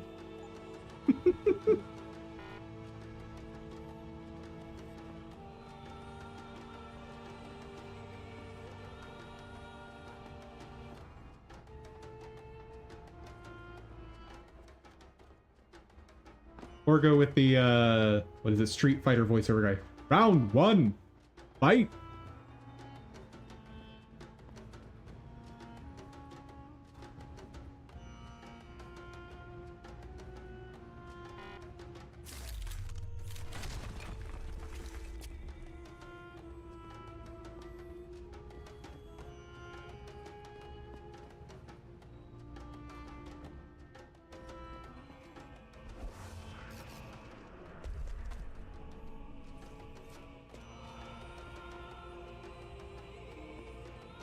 You technically don't need foreshortening?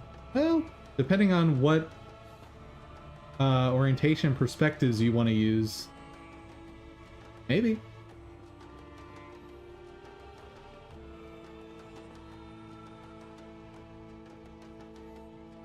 I don't know, I just work here.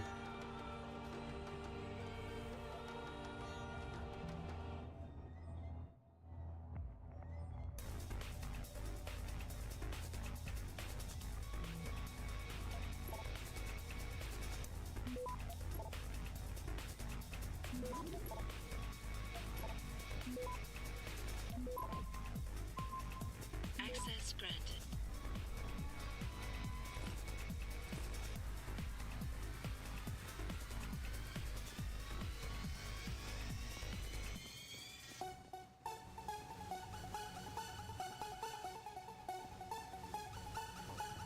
I mean, if your goal is to be an artist, you should be trying to learn as many art techniques as you possibly can.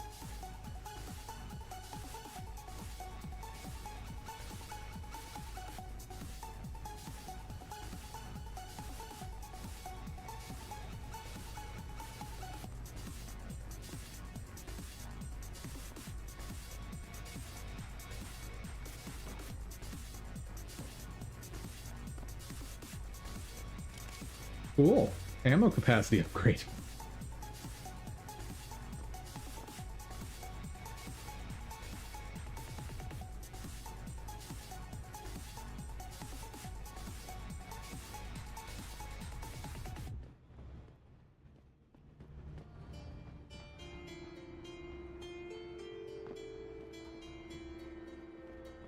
Yeah, one aspect of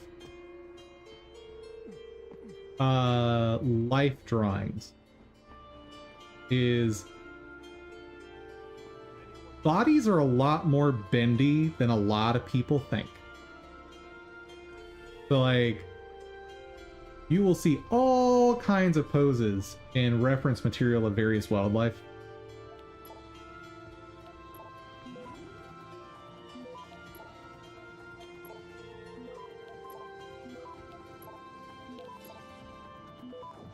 Access granted.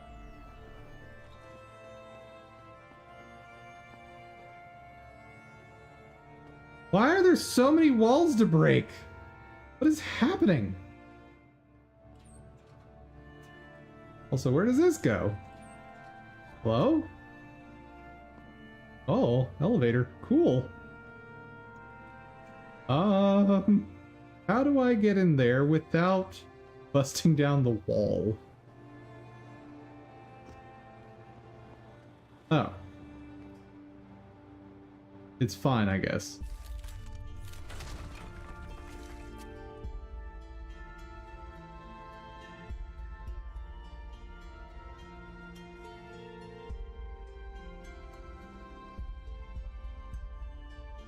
You try to find references of mooses?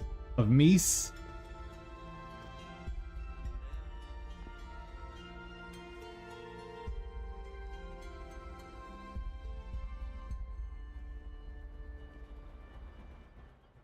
Mistakes have been made!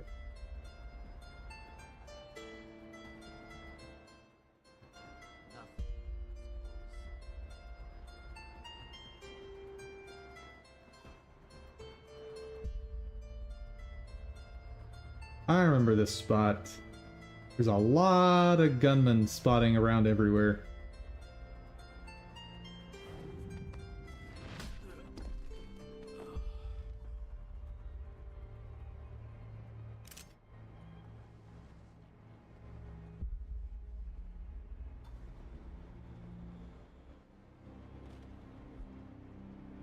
Also, what is with this game, the art design here, and having low poly clothing? Like, in-universe low poly clothing. What's happening?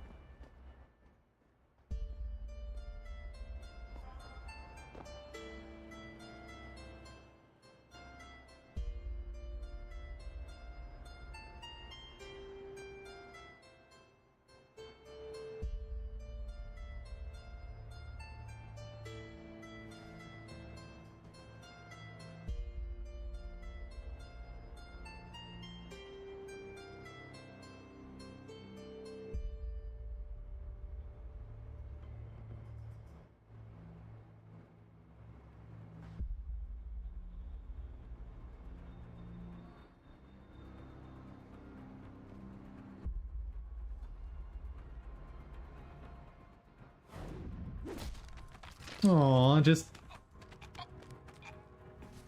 Adam Jensen is just aggressively affectionate. So much so that people just fall asleep.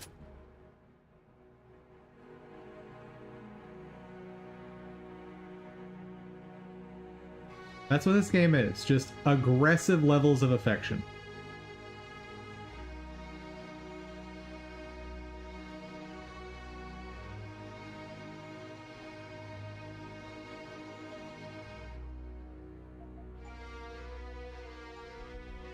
Ooh, can I get a double takedown? Ooh. I would like that.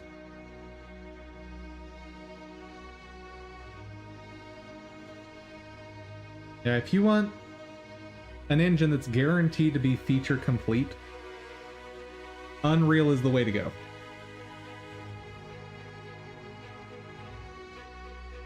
Like, there's a reason it's the gold standard.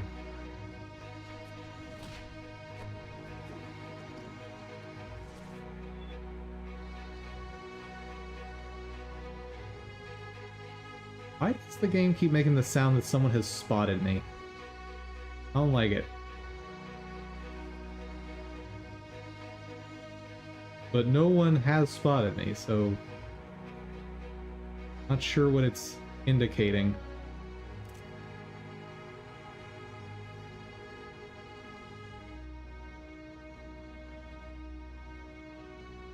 Grand total of 3 people before I can walk around. Oh, 4 people before I can walk. 5 people before I can walk around safely. I'll figure out the number eventually.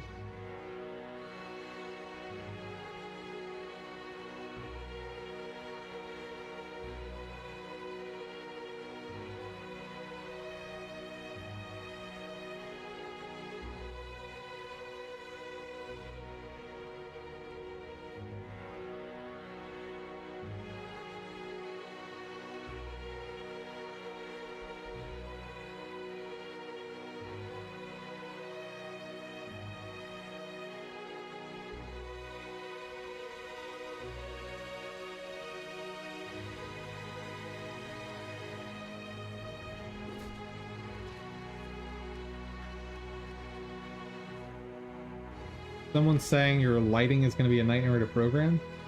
I mean, that's only the case if you're trying to do something specific and unique with your lighting.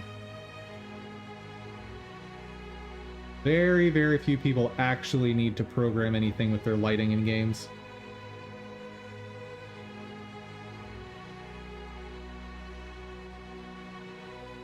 Because most of what people are envisioning can probably be accomplished with something like a shader.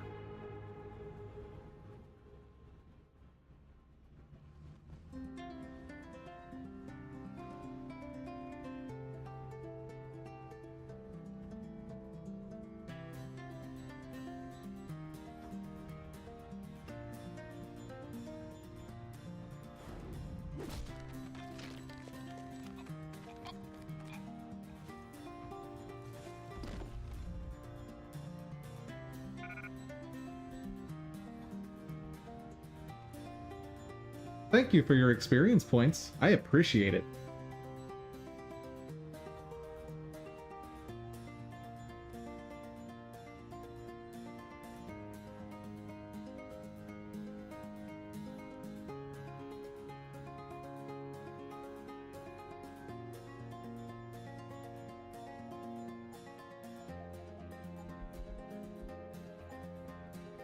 You know what? I'm using my energy bars.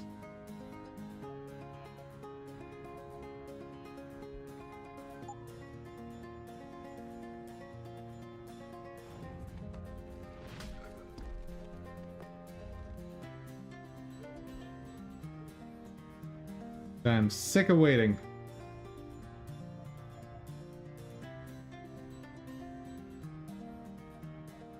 You know what? Sure. Let's just use this. Any theory on how we can get out of here? Hey! Oh, you didn't. Bull. Malarkey. Nonsense. Oh, blah, blah.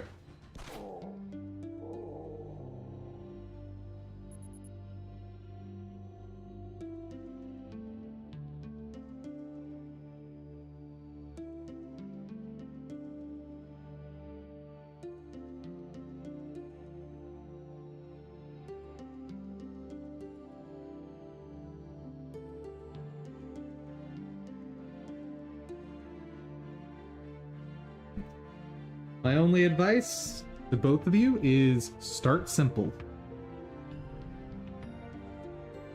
Which is just good advice for basically everything in life.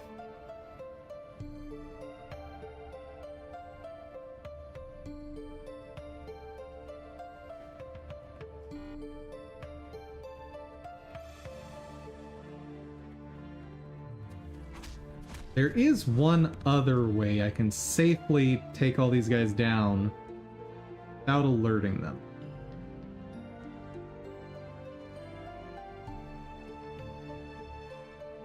Wait, he didn't drop a gun?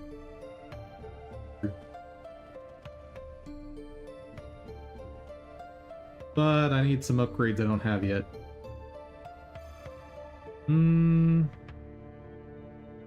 I could draw them out, but that would remove the double takedown. Do I have enough points for? Let's see. That costs 2. I would need 2 more energy bars. Pull it off a bit. You know, let's do it. I've got tons of points to spare. Let's do this thing. Oh, yeah.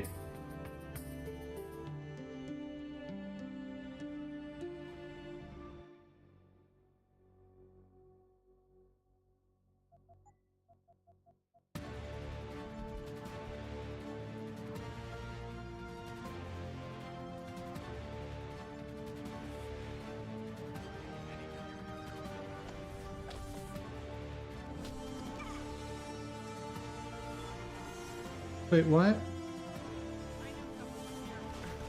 Why am I not still invisible? What's happening?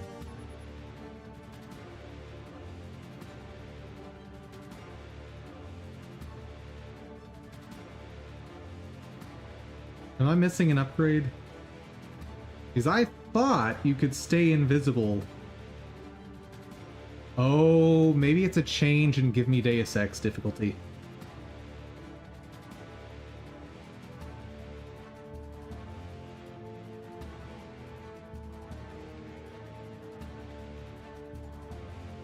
Hold on.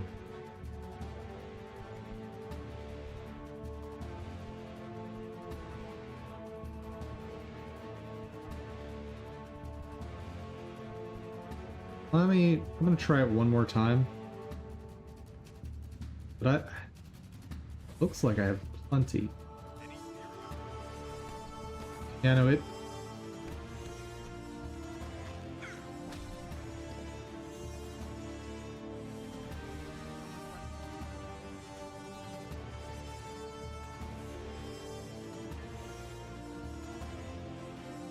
That drains so quickly.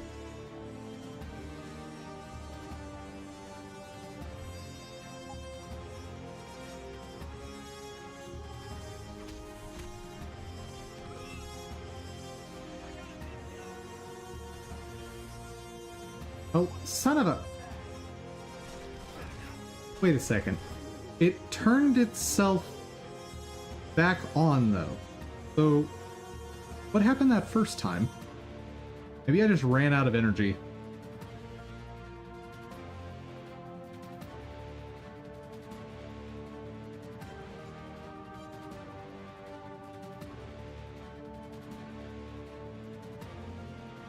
Now, apparently Zemius saw my work to try and make a game in 2D out of 3D stuff and was like, no, I want none of that. I'm just sticking with 3D.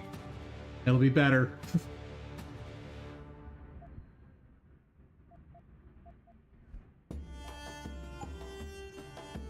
You know what? Fair enough.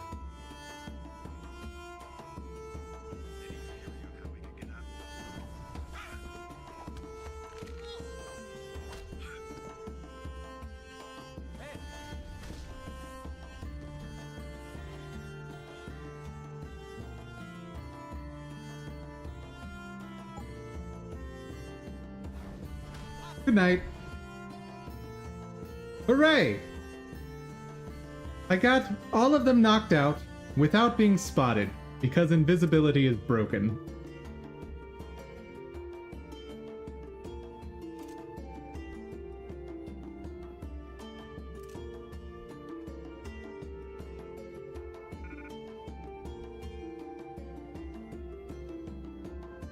And let's just move them over here so the people outside can eventually stop panicking. Because as long as they're able to see bodies, they're like, ah, scary.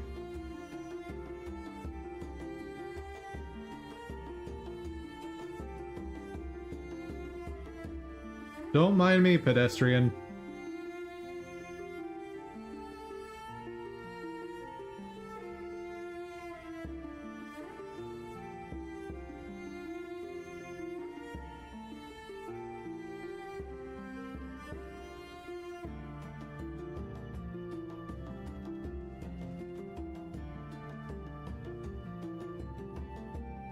Alright. Everyone has been successfully knocked out and no one saw a thing. Well, mostly.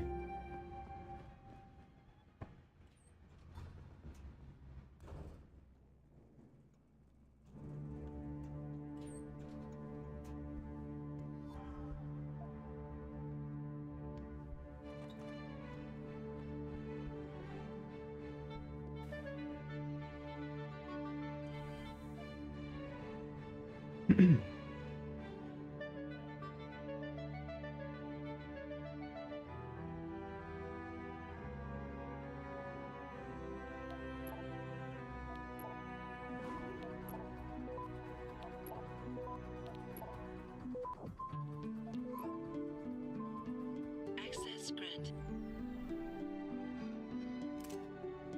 Well, that's a boring find.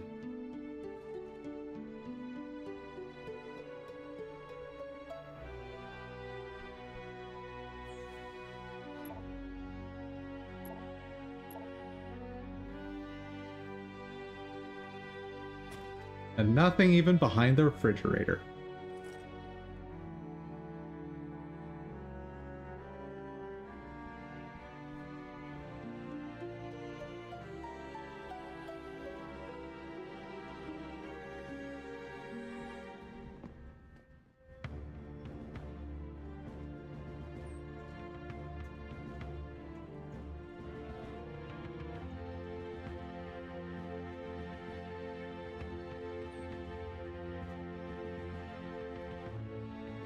That was anticlimactic. Oh good, the pedestrians have calmed down.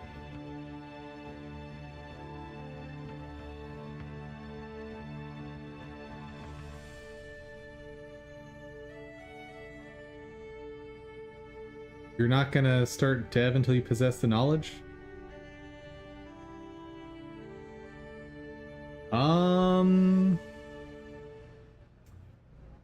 For all the reasons I outlined before, I recommend directly against that. I think the best way to learn new skills in programming is just start.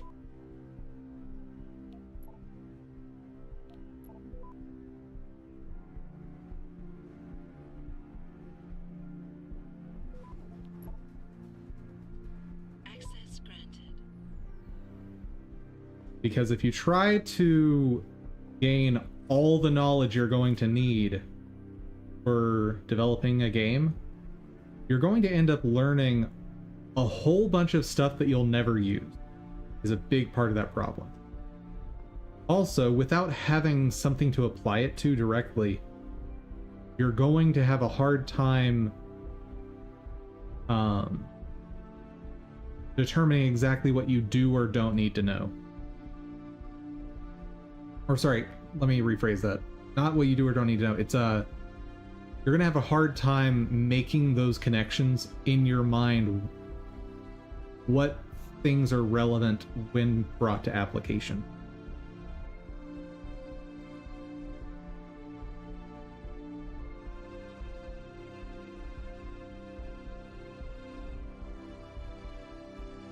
Dude, Unreal can be used for anything that has 3D. Or 2D for that matter.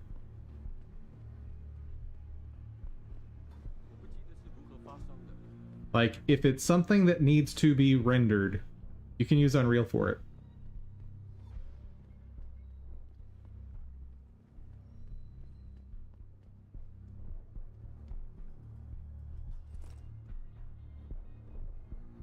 A little heavy, you think, for 2D? You're not wrong.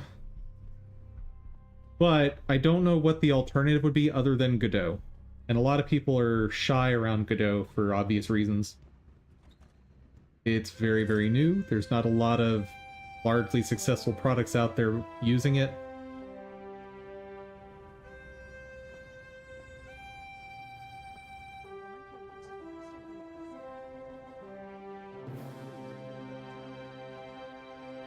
I think if you're wanting to specifically work with movies, your best bet is probably Blender, not Unreal.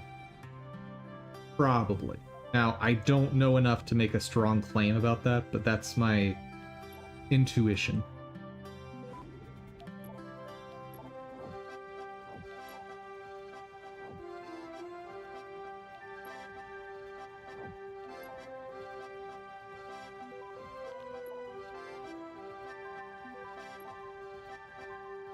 Access granted.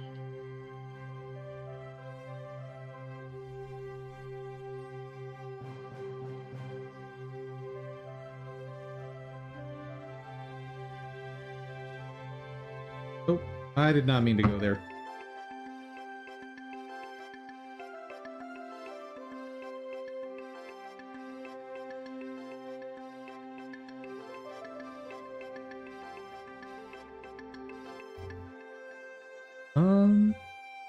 Unreal has a big focus on film production. Don't know if Blender has that. My understanding is a lot of indie animated films have been done in Blender.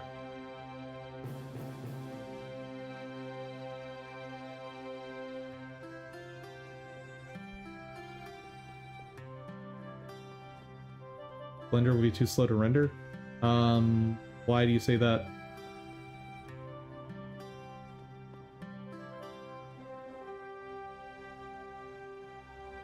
They using Eevee? If we're talking about a movie, what does it matter how long it takes to render? Movies are entirely pre-rendered. So like, if it takes a week for your movie to render, okay, that's fine.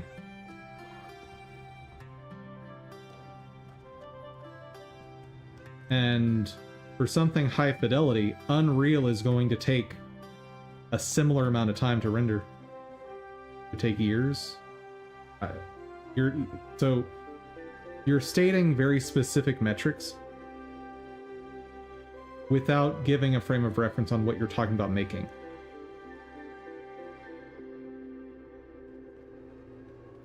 I'm just telling you, I've seen plenty of stuff that uses Blender to produce movies. Typically, it's short animations, but a movie is just a collection of short animations. I've already crashed so much.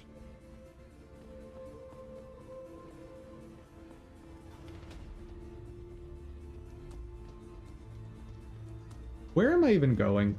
This has been a long enough break. What am I doing? I got so much into the discussion about art and whatnot that I kind of forgot. Oh yeah, I'm supposed to be working. Okay, so the goal for the rest of the stream is just get my list of animations planned out. Okay. So, the things the lower body is going to be able to do. Going to be able to walk. Going to be able to idle. Be able to dive. Sounds weird to say the lower body does that, but...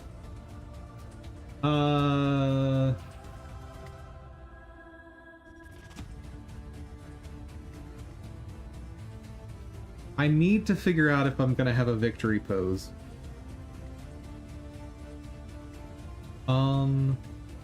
Fly, idle, die, start and end.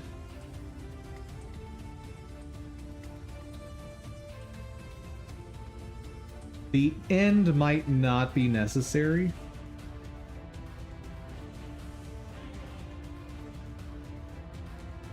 Particularly if I don't have a victory animation.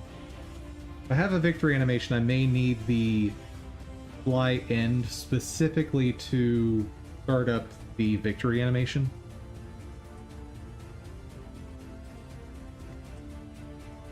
Jump, start, and end. I may not need the jump end.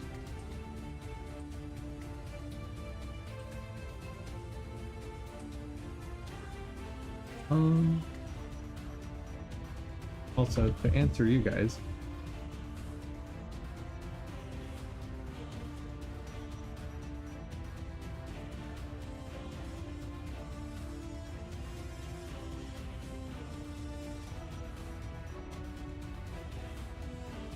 Well, here's a bunch of movies made in Blender. I don't know what's going on here, but wait. I don't think Bruce Willis was made in Blender. I'm pretty sure.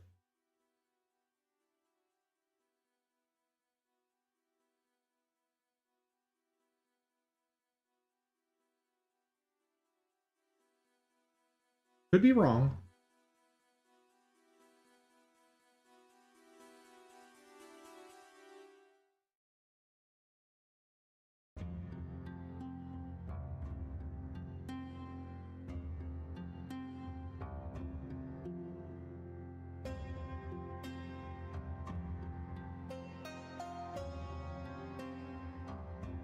Well, here's a list of things made. It's also worth noting a lot of movie productions that are live action will use Blender for parts of their CGI. And yes, Zimius, I was planning on doing that next.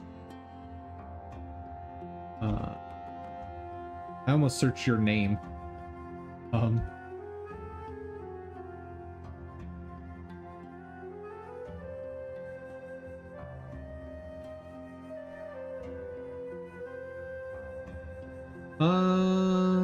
Real-time 3D creation tool from Epic Games has been used in numerous movies and TV shows for various purposes, including virtual production, animation, effects. Mandalorian, Rogue One. Yeah, so this is for CGI effects in live-action movies.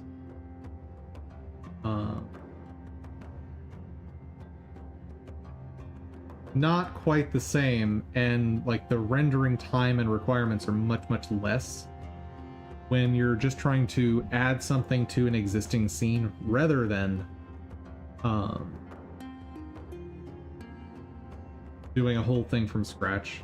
The render times are so much less.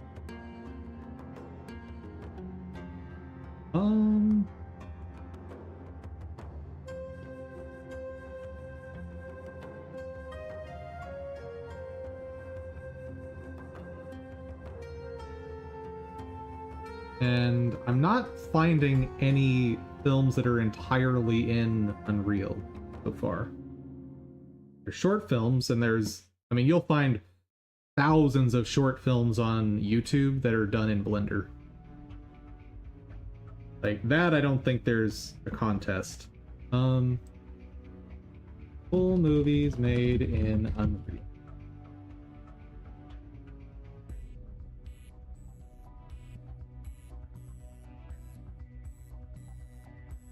Short films are good for Blender. I mean, like I said before, a feature-length film is just multiple short films.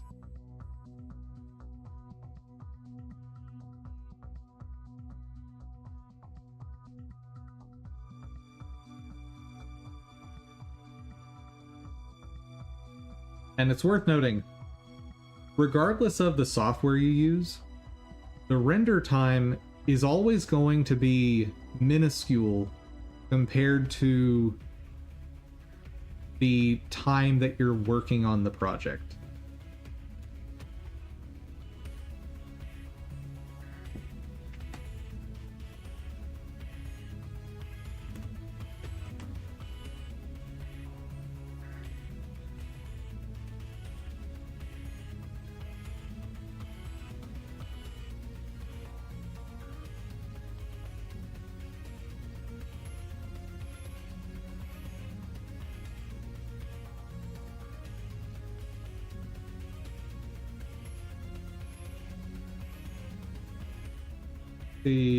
I would pick cycles for photorealism.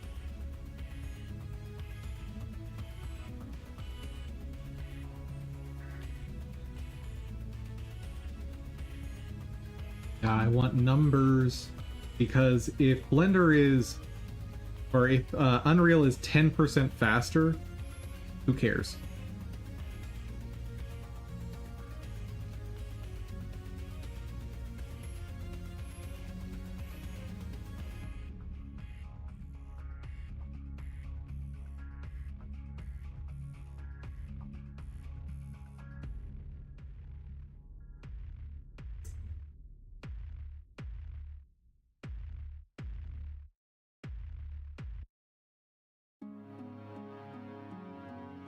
Let's just do this. Render times, because whether it's photorealistic or not is irrelevant to the question we're asking.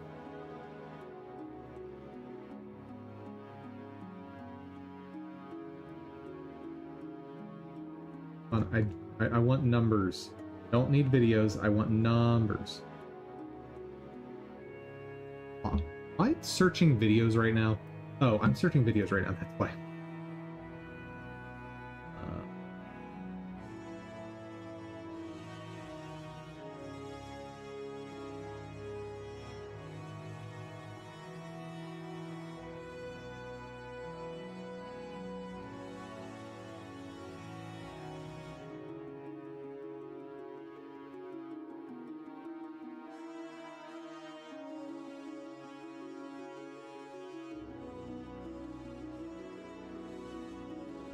Do you have benchmarks? Do you have statistics? Because just telling me, it took longer, I don't believe you.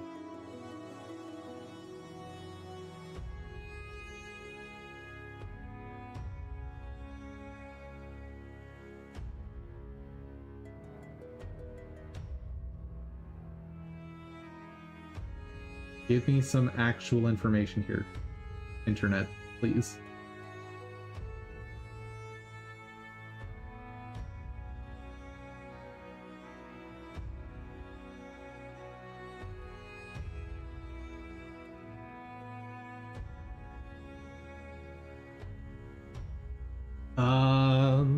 Render performance comparison. Maybe that'll get me what I'm asking for.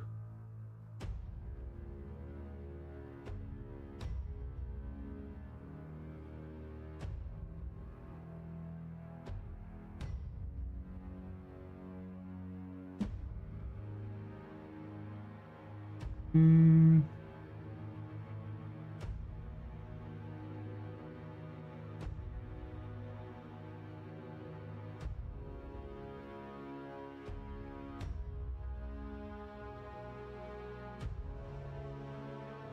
Yeah, no one ran any numbers there.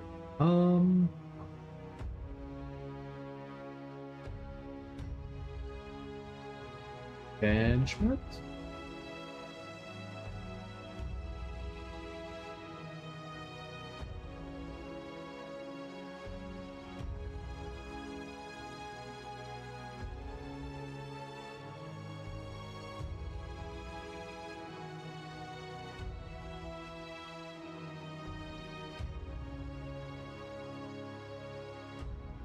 It is wild to me that I can't find this answer.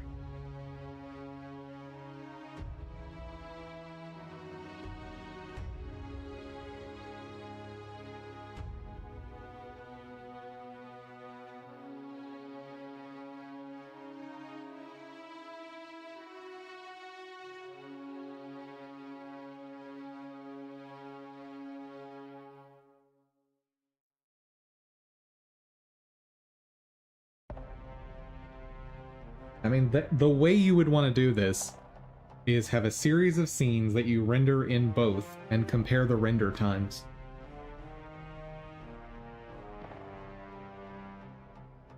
But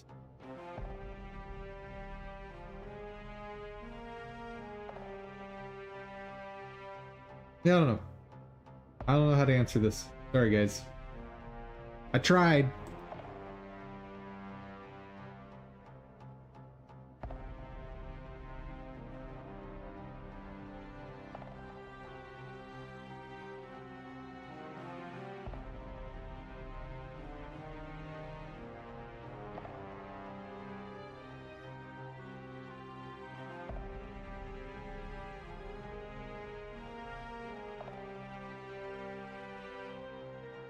Each stance is going to need a walk, idle, die.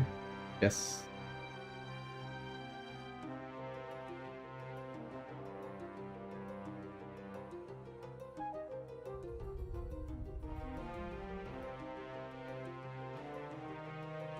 Potentially different victories.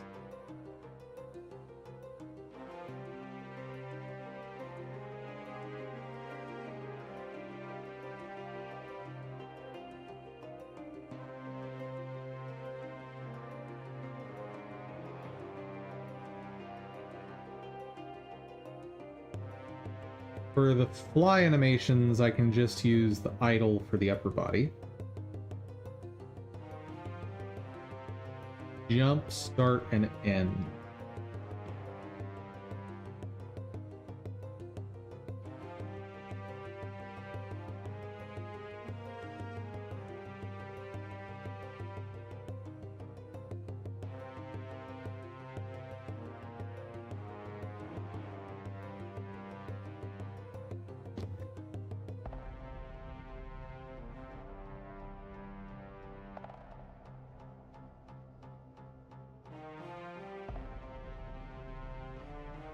So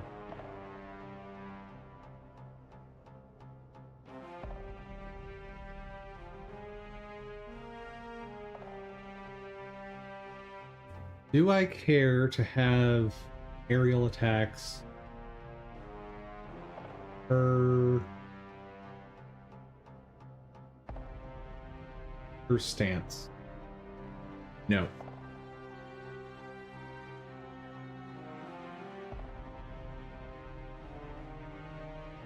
Fine. You can do it. So, how many different stances am I up to? Oh boy. It's gonna be a lot.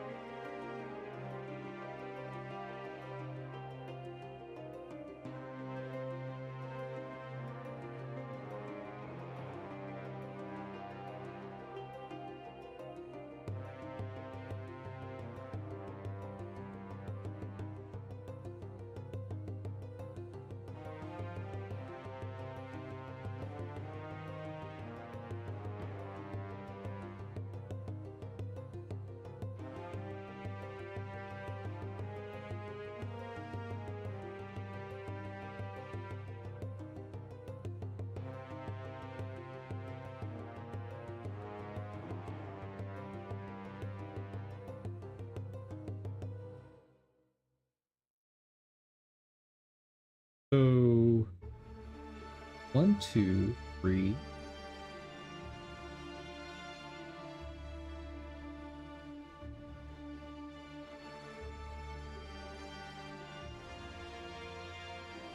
Four.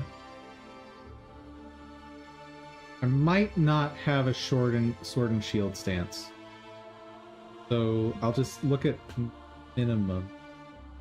3, 4, 5. Oh, wait. Where's... This I don't need.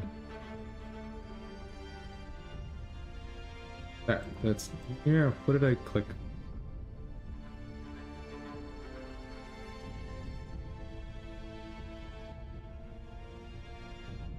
Four, 5, 6, 7, 8.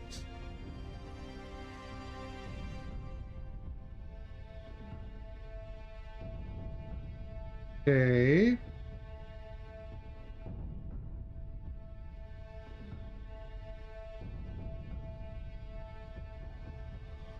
That means every single weapon is going to have,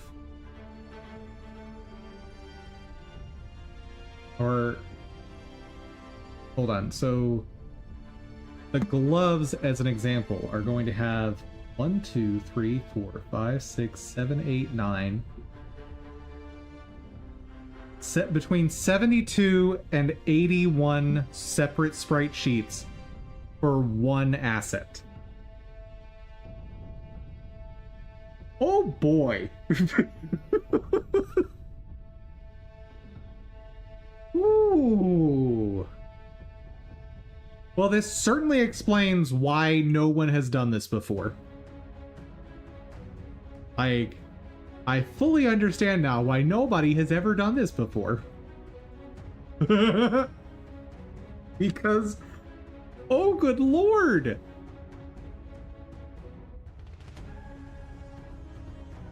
Do it just for the lulz? Dude.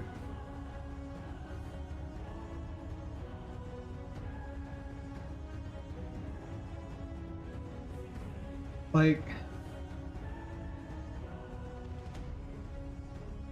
81 different files to store a single pair of gloves. That might not be a great idea.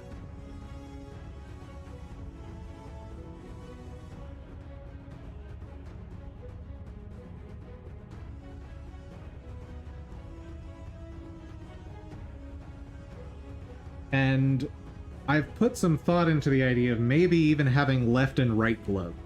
So 162 files for a pair of gloves. That's not a viable answer. So, man.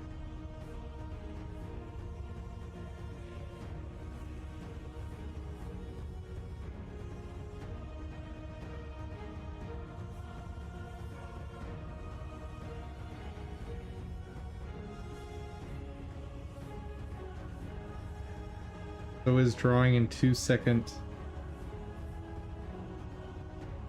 2D animation 600 plus times just to get a high FPS without interpret.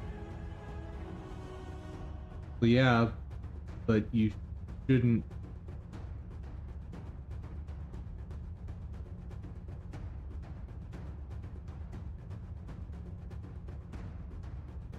Why are you trying to achieve 300 FPS?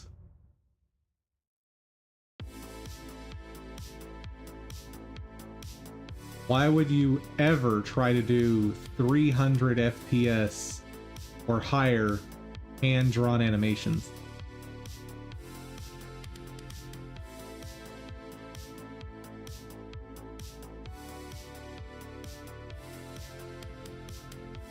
Like, the highest anyone is going to even potentially care about is 120 FPS for funnies. I mean, if you enjoy wasting your own time, sure.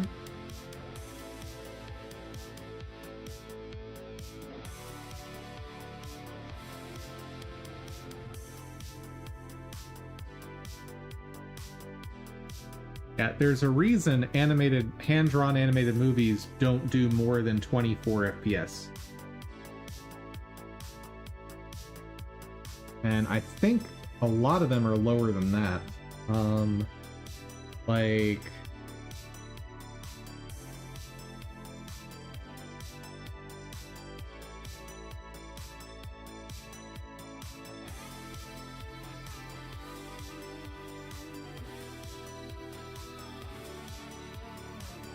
...24 FPS, there we go. So, classic Disney stuff was in 24 FPS.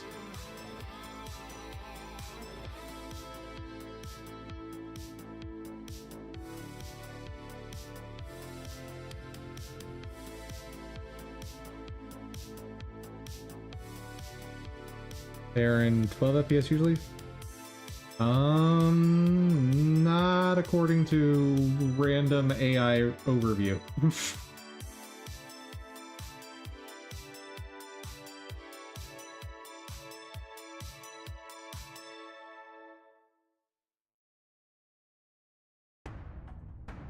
But for hand-drawn animation, I don't think you'd ever want to do more than 24.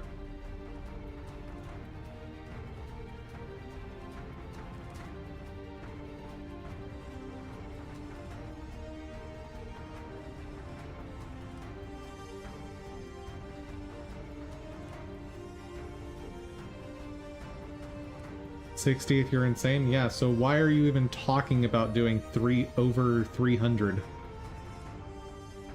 It's not something you're ever actually gonna do, my dude.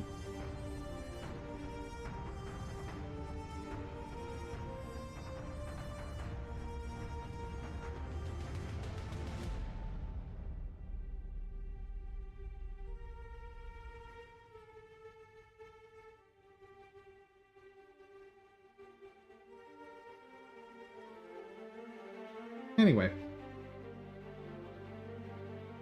Let's see.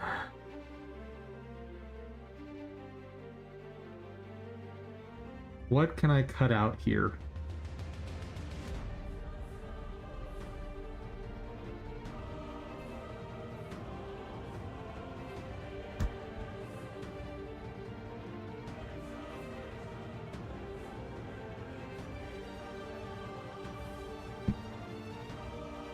I'd really like to be able to cut stuff out of this.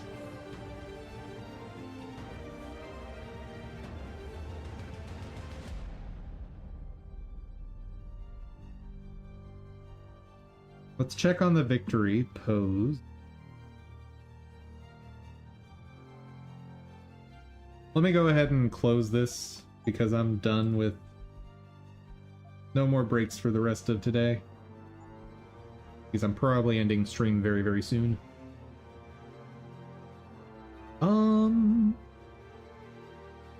Yeah, man.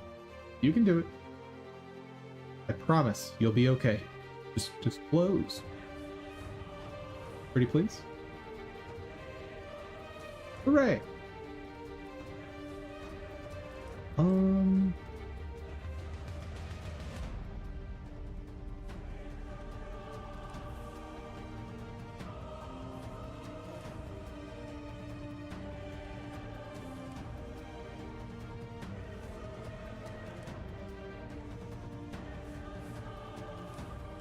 Okay, we've got raise up the weapon animation.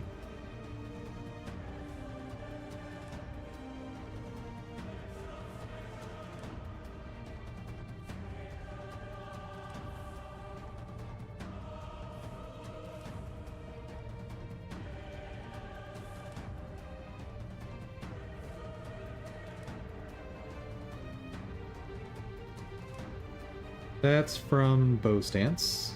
All right.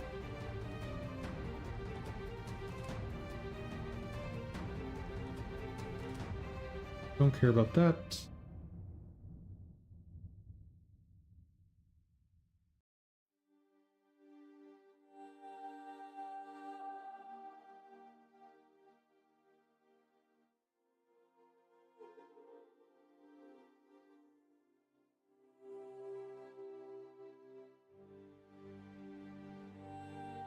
Am I gonna create classes specifically that have 2 melee weapons.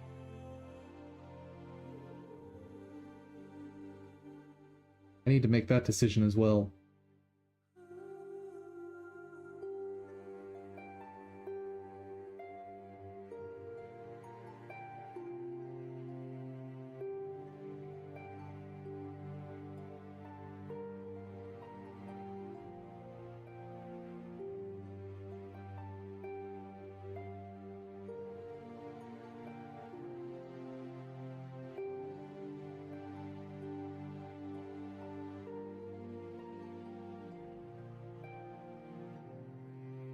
First off, let's ask the question, are there any double sword animations that I'd care about, even?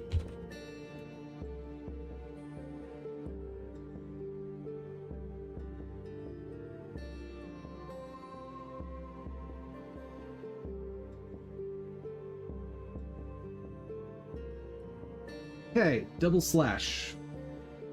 This.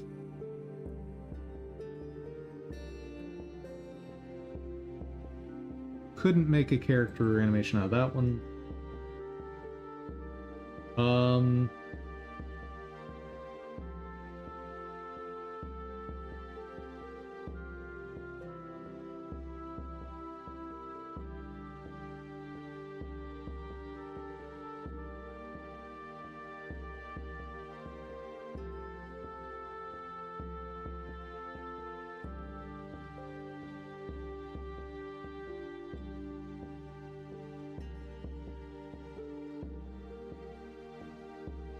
Oh.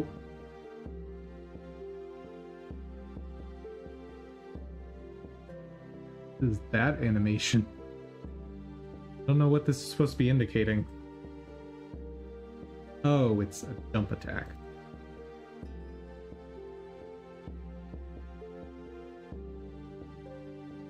Yeah, no, I definitely wouldn't use that, so... It looks like there's not even enough here.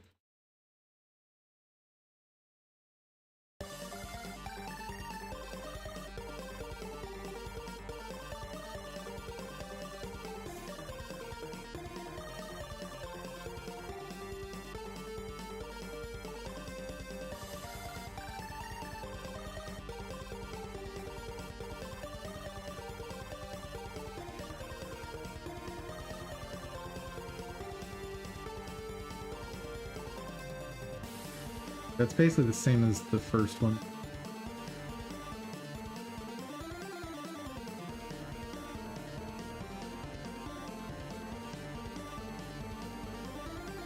That's what's happening.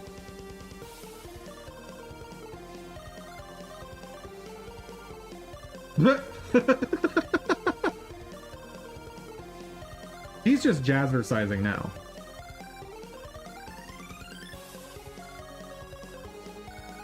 Do I get bored of doing the same thing over and over again? Yes, because you are describing the process of boredom.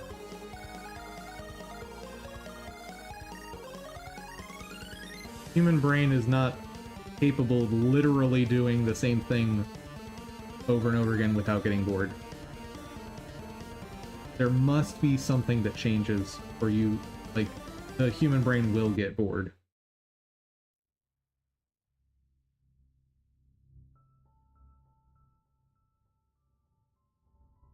What?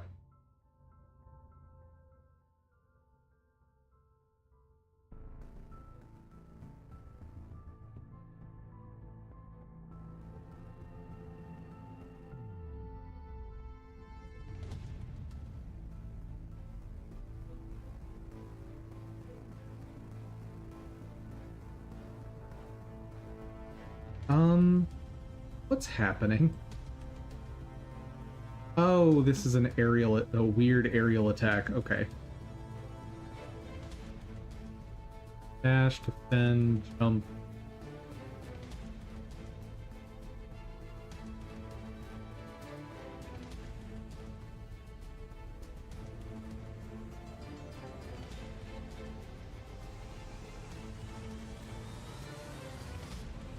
Why do you get bored of doing the same thing? What do you mean? Are you asking me to describe the process by which the human brain changes during the process of doing something multiple times? I could try to delve into that, but I'm guessing you don't actually want like a in-depth discussion of human cognition when it comes to boredom.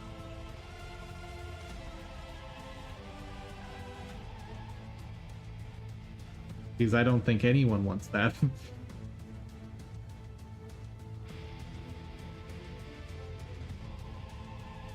So, neurochemically speaking, my understanding is that as you do literally the same thing over and over and over again, what's happening is, one, you're developing additional muscle memory, which means that parts of the process are going to happen without having any, I shouldn't say neurological, but you won't have any, you will have reduced activity in the brain to accomplish the same task. That's how muscle memory works. Basically, your body comes up with, to put it in programming terms, your brain comes up with a subroutine and just executes that subroutine on the muscle nerves. So that's the first way that a repeated process becomes boring. The second is, as you repeat a process, the neural pathways in the brain are going to become, the way to describe it. So every time you think of something, you are growing neural pathways in some small way. And the more times you think or do the same thing, we're strengthening those neural pathways and making them more efficient. Well, that means there's less exertion by the brain to do those same things. That's the neurochemical process by which boredom occurs, as far as I understand it. Now, there may be some neuroscientist out there or some expert in cognition that can explain this better. That is my understanding. The neurochemical process of being bored by something is inevitable. Like, you can't avoid that. I guess, well, if you have some sort of developmental disorder, like some sort of brain disorder that would be like a very severe learning disability, maybe there's some sort of condition that would prevent boredom. But as far as healthy brains and individuals, boredom, as far as I know, is unavoidable because of that phenomenon. And that's totally the type of discussion that you came to a dev stream to hear about, right?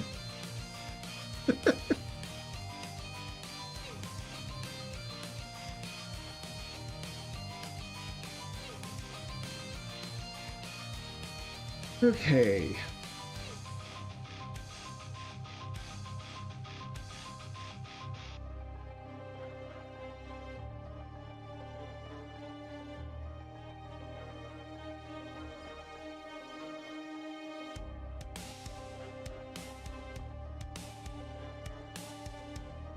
So, I think I'm not going to have a dual-wielding stance.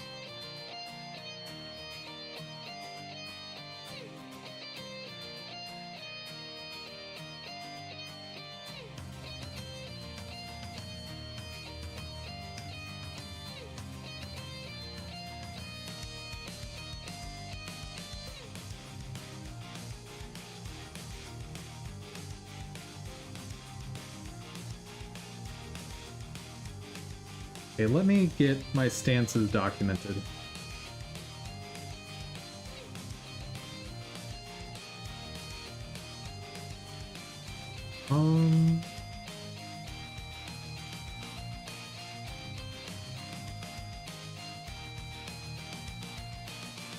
So current options for stances include what?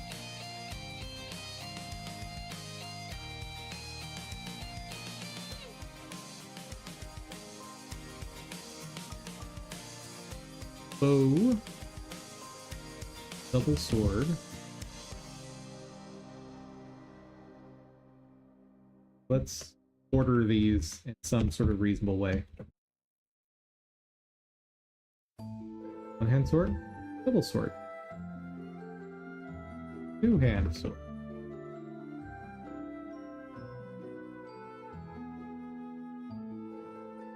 Wand. Staff.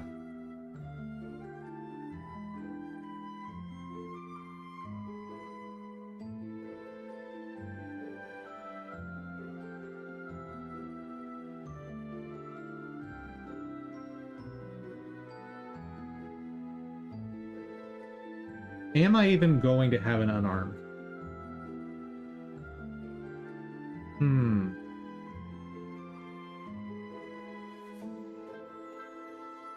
Something to think about. Let me list out all my options first. Okay. Bow, word, magic wand.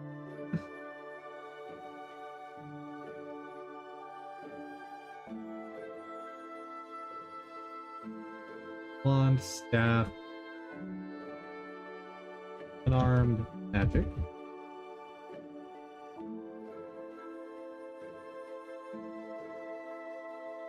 Sword and shield. It's technically an option, but I'm almost certainly going to remove it.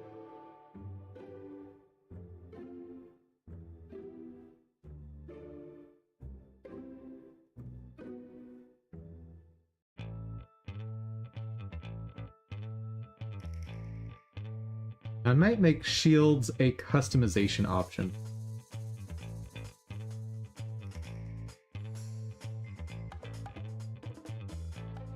Sword, magic arms. So make sure I've got all those.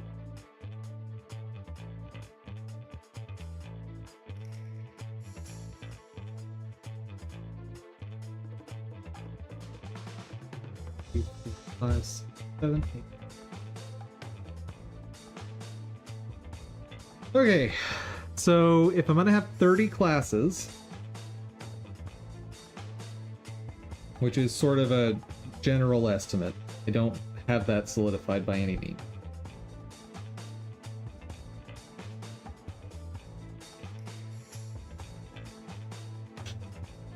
How many classes per stance is too many?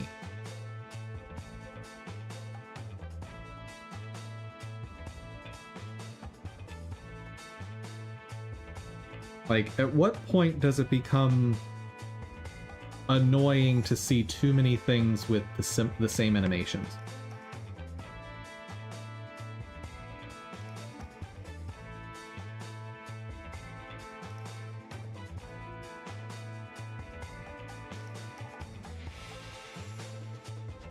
Probably somewhere around 5.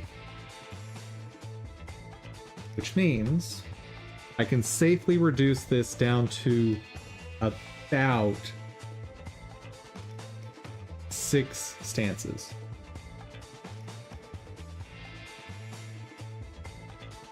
So, as an example, would it be obnoxious to see 5 different varieties of two-handed swordsman? I forgot spear. I forgot spear. What else did I forget out of simple? Hold up.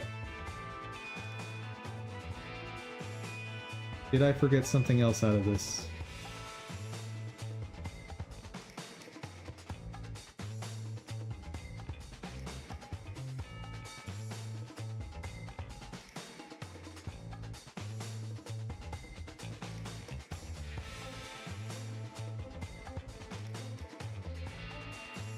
I definitely forgot spear.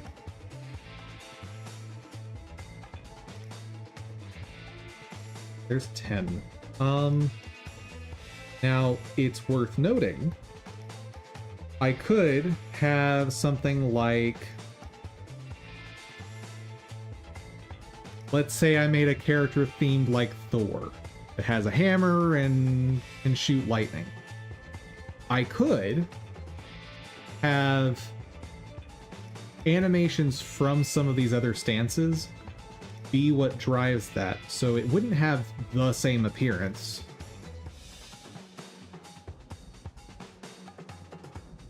I think I probably want to limit it to 5 though.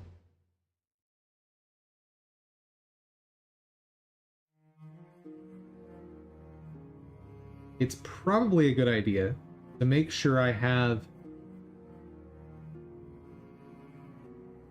Probably is too strong a word there. It might be a good idea to make sure that I have a unique weapon per class.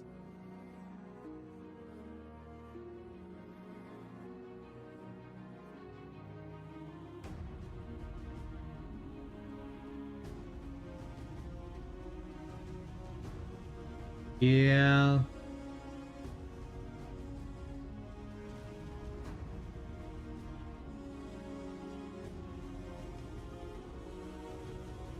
At the very least, I want... What I should definitely do is have a weapon type per class at the very least.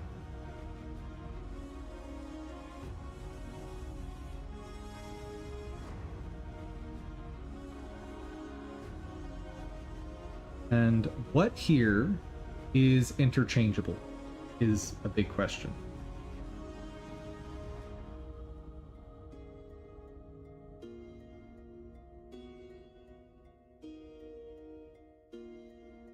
I guess an easier way to look at that is what here is definitely not interchangeable with anything else in this list.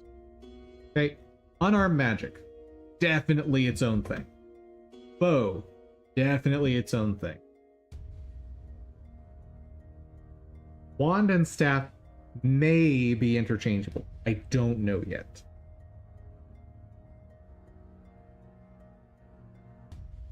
Spear is definitely its own thing. Unarmed, definitely its own thing. Two-handed sword, absolutely its own thing. Double sword would be its own thing. But I think I'm probably not going to include it.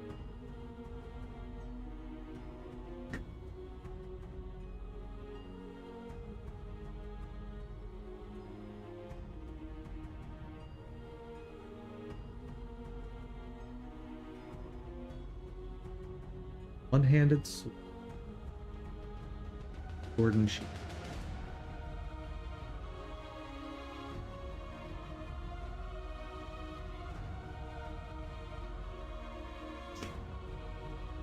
Let's look through the shield animations.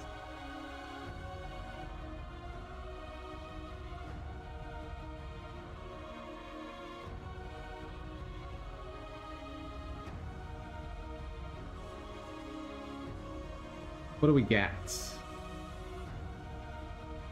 Okay, that is basically no different from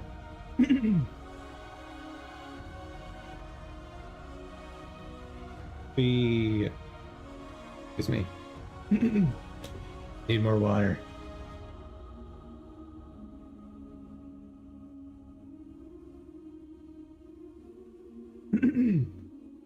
Yeah, that's basically no different from one-handed sword.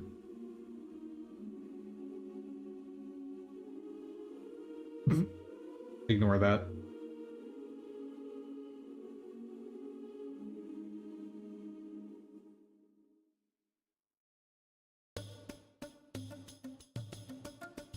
No different from one-handed sword.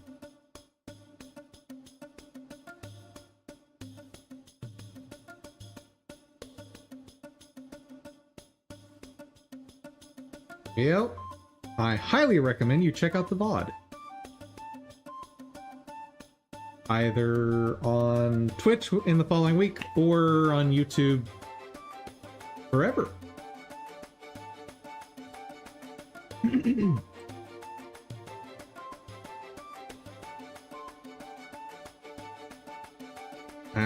That's basically one-handed sword.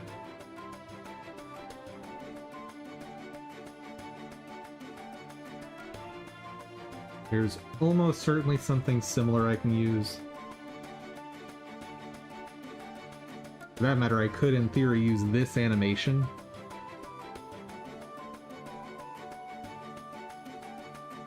On one-handed sword, and just have that be a closed fist if the shield isn't there. Yeah. That's viable.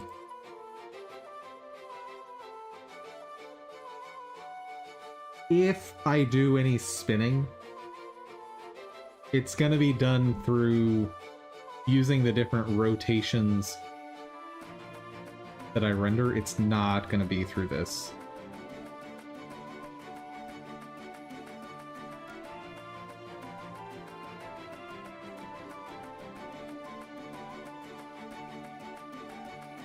Yeah, that's obviously a no-go.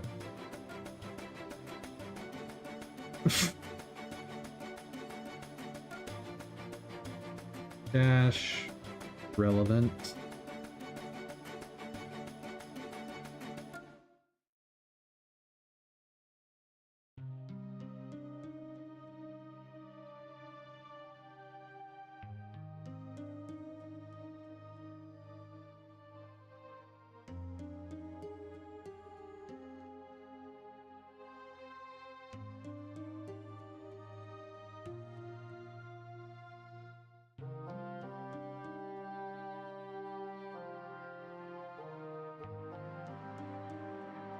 Yeah.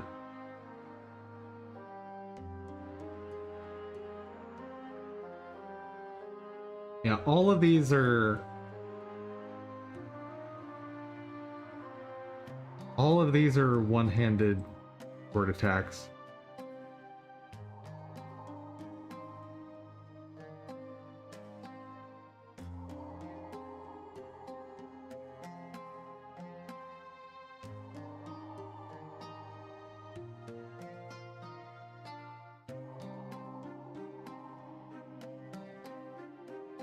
Okay.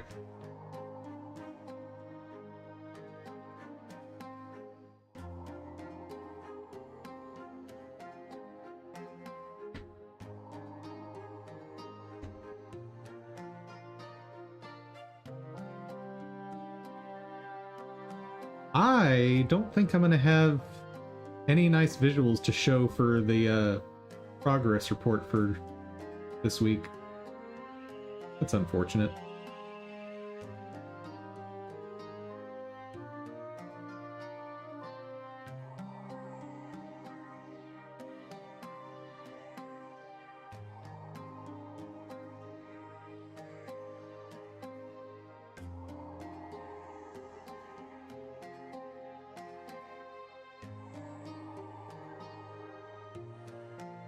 Yeah, there's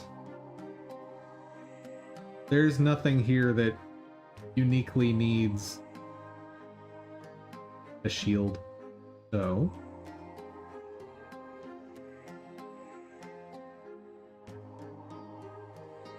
sword and shield.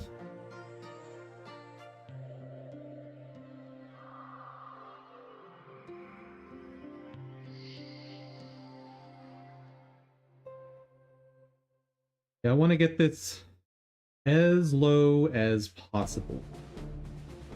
So now that that's removed, that is unique. The next one to look at combining is wand and staff.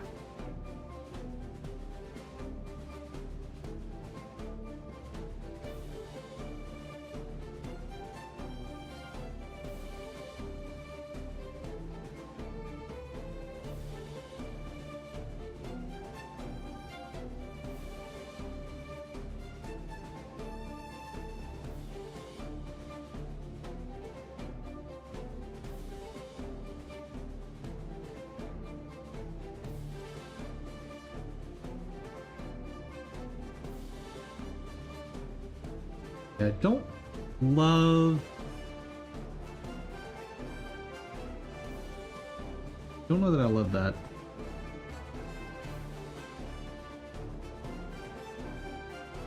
Honestly, a lot of the attack animations from this one are not fantastic.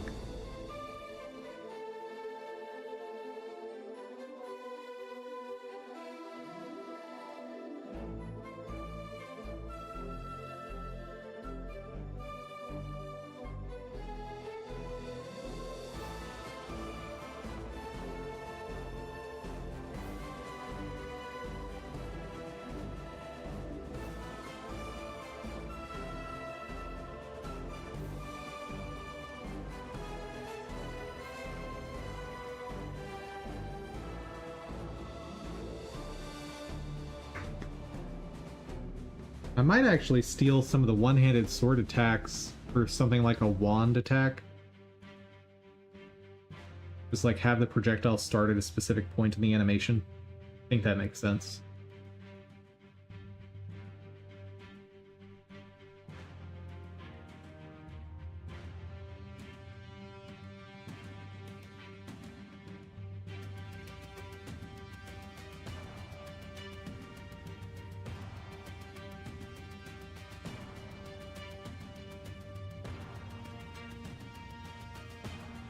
How are you getting from this animation to this one?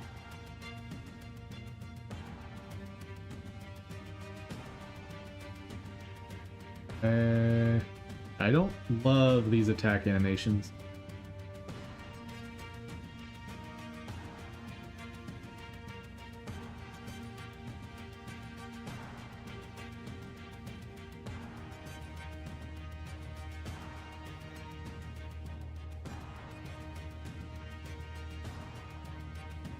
Do like this victory animation a lot.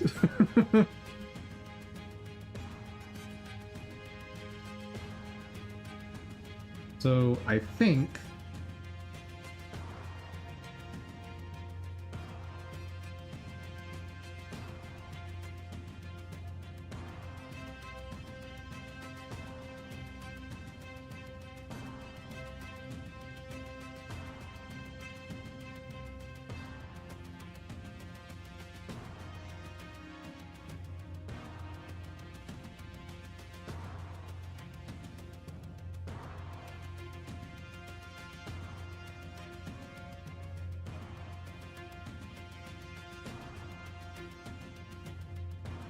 yeah, I think I'm just merging wand and staff. I think that's the play.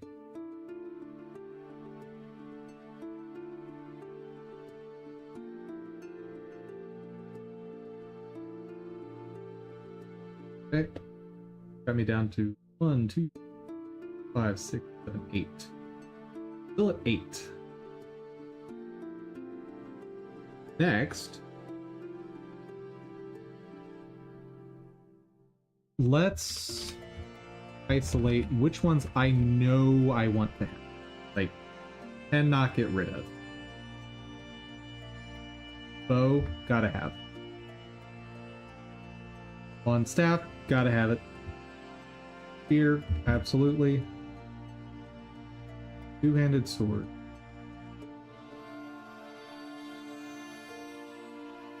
Yeah. I think that makes too much sense to not have.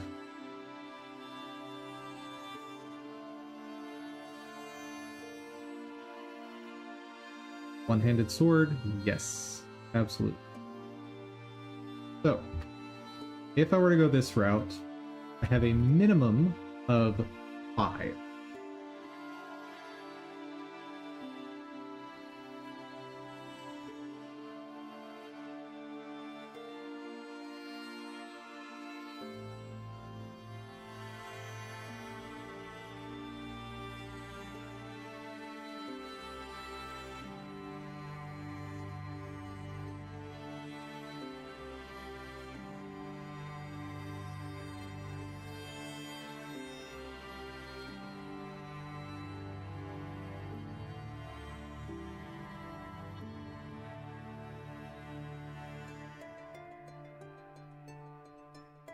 Yeah, we're getting rid of double sword for sure. That one's out. Gone.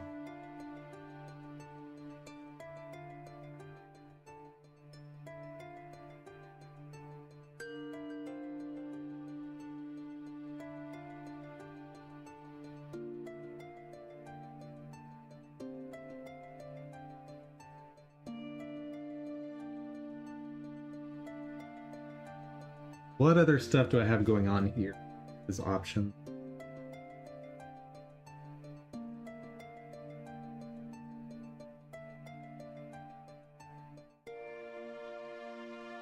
I haven't really thought about throwing weapons. That could be an interesting concept.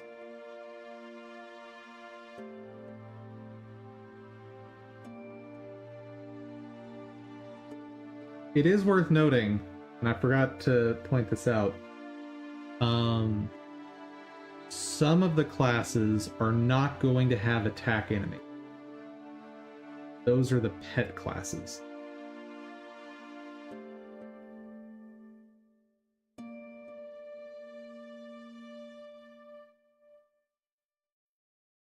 They might have a startup animation.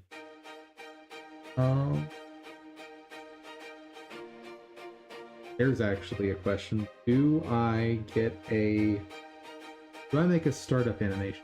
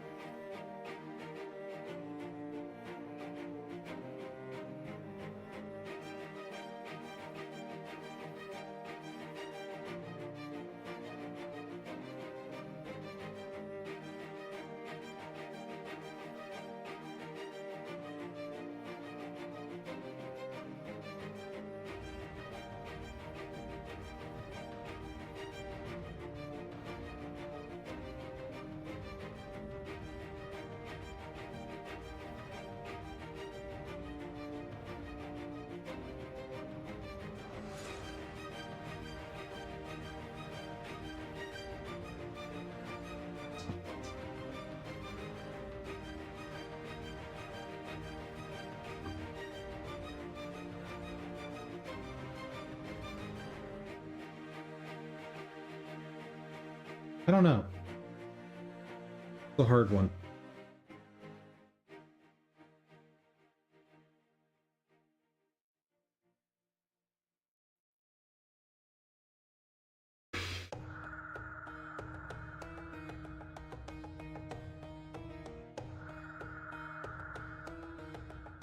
I can see a lot of things having unarmed magic.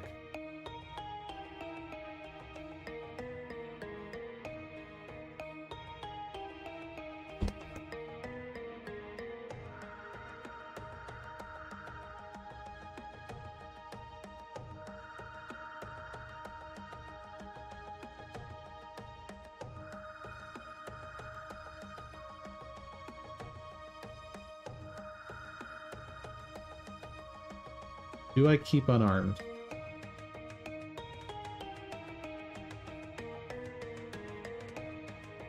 Probably not.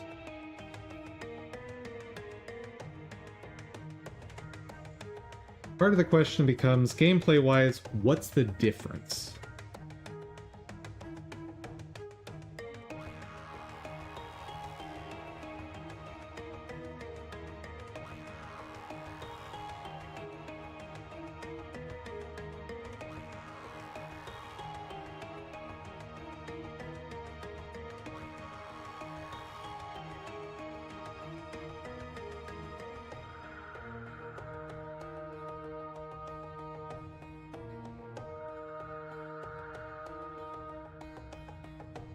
So even with this, I'm already at 54 sprite sheets per asset.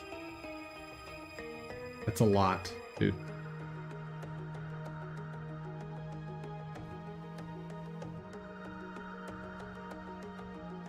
If I can get this list small enough, it might be viable to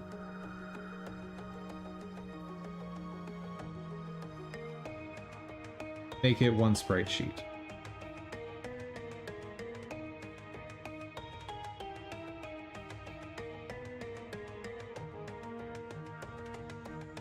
Let's see, how much is too much?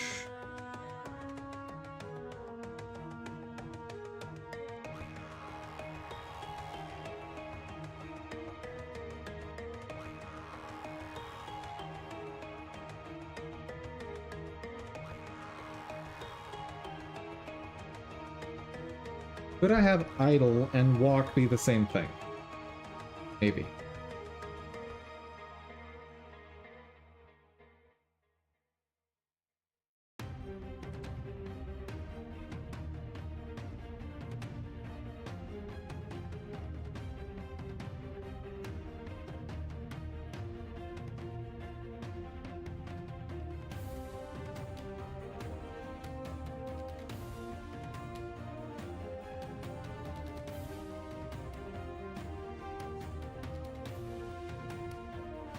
Idle and walk can be the same thing for upper body. Okay.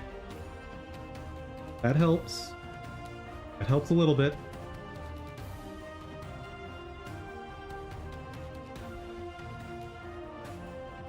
Okay. So that I have to keep. Die, have to keep. Jump start and end, no choice. Oh. Oh, done.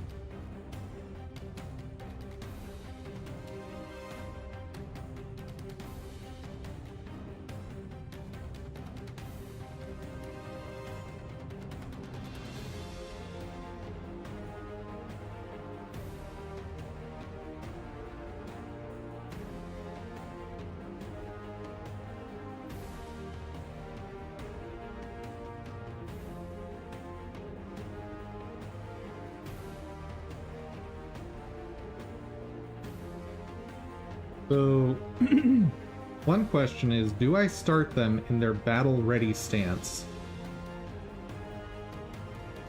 Meaning this animation. Or do I need to find an animation that gets them into that?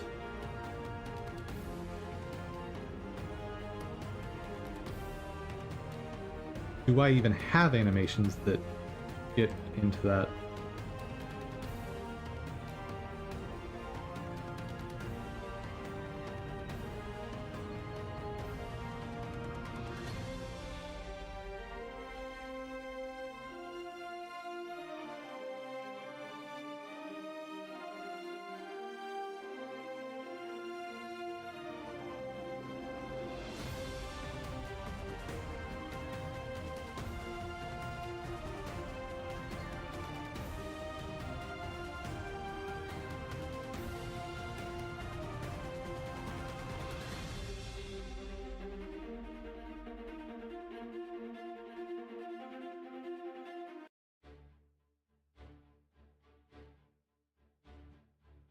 I need a maintain animation.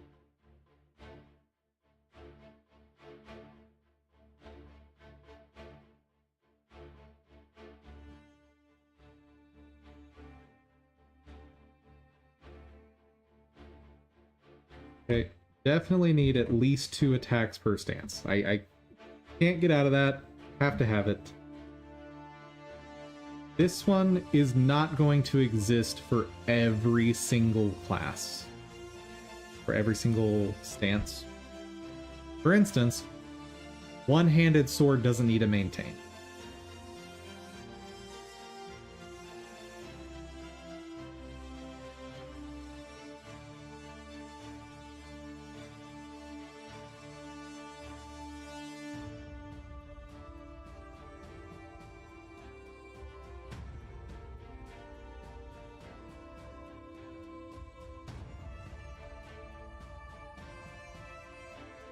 Okay.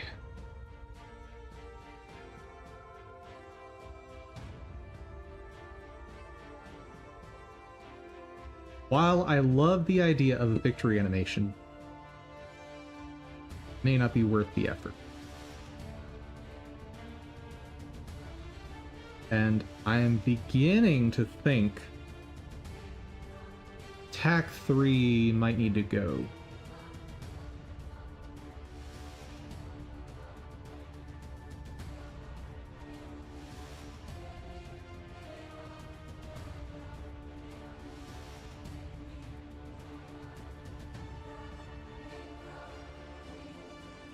Let's check out the most limited one I have, which I believe is going to be unarmed magic. think Unarmed Magic is probably my most limited one.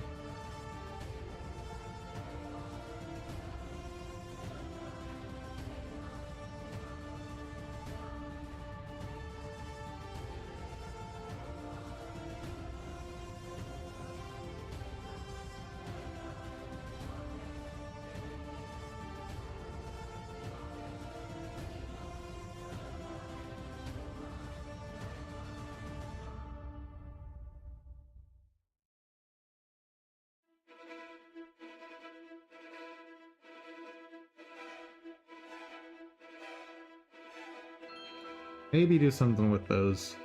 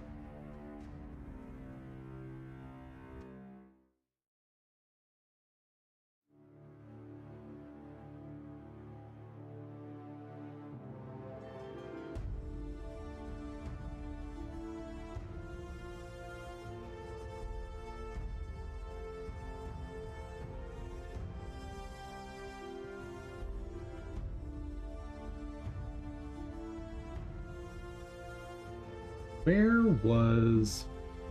There's another animation I'm thinking of, and I'm not sure where it is.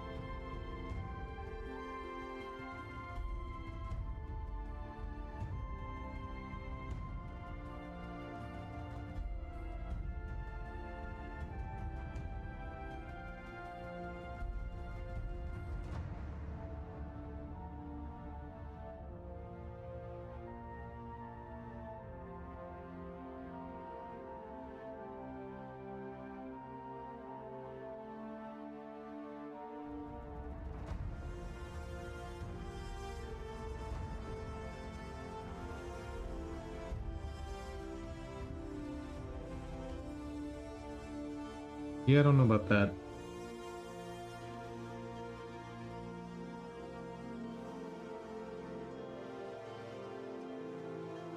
No, that won't look right at all.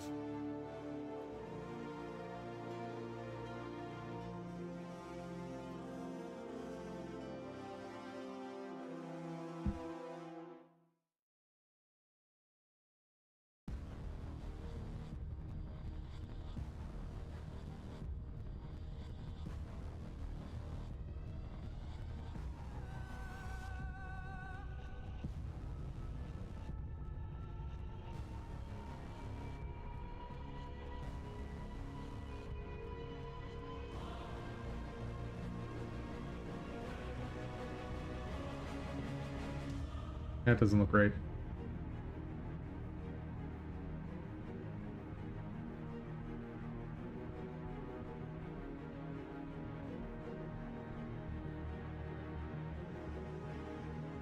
Also really doesn't look right.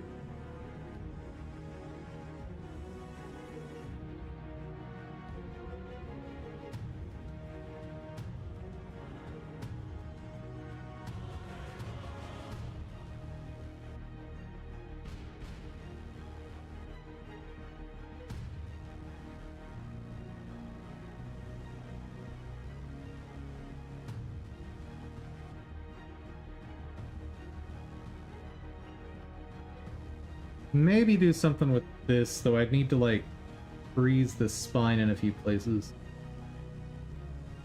Okay, so for unarmed magic, I can probably piece together at least 3.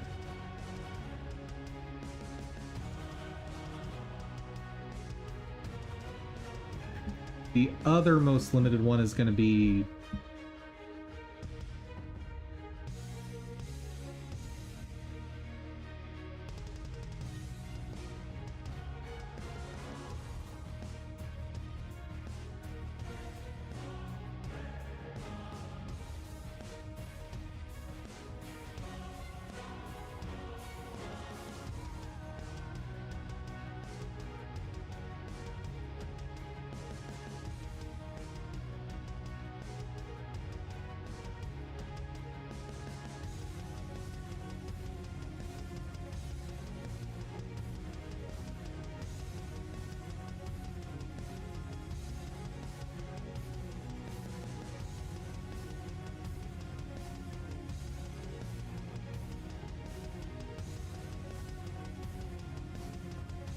Yeah, that's not what I'm looking for.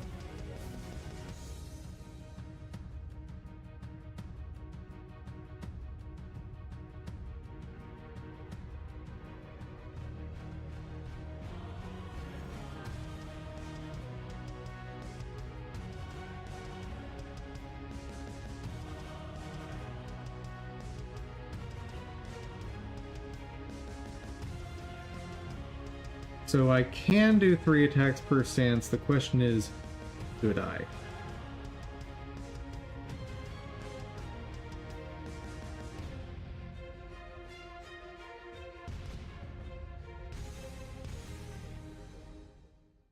Like, from the perspective of my game, meaning like literally the viewing perspective, how different can the different animations be?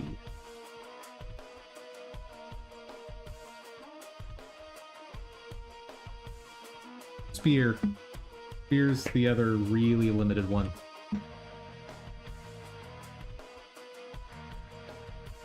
I don't think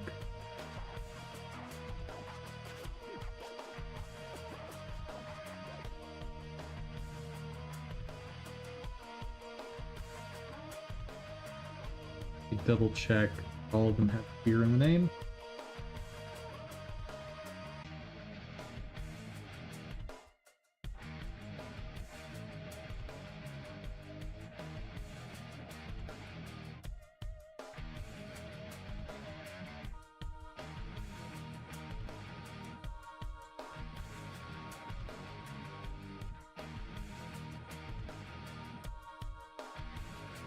Right.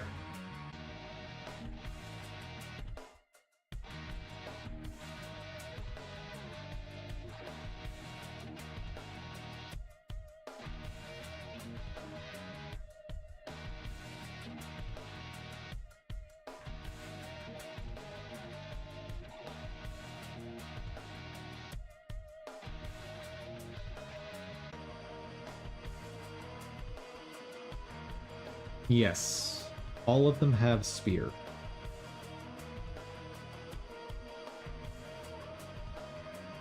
Good. That means I can search it.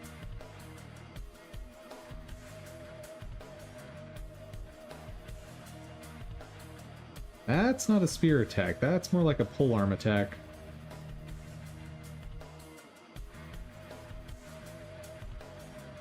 Weird animation.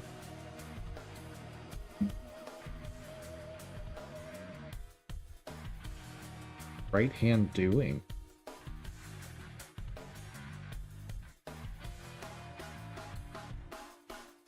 But that is extremely polearm right there. What? What?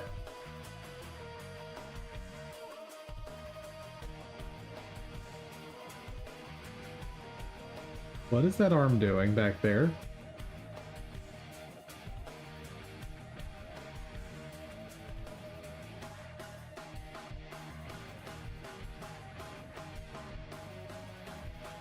Why are these listed as combo?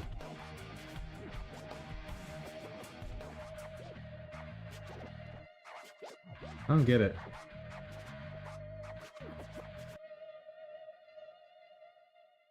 That.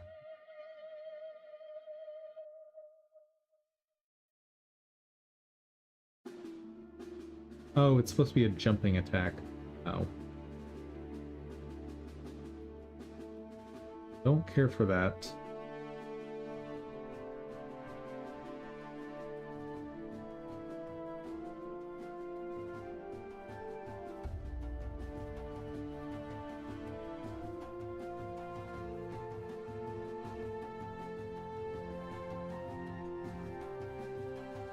Maybe I don't have a spear animation. Or maybe I don't have a spear stance at all.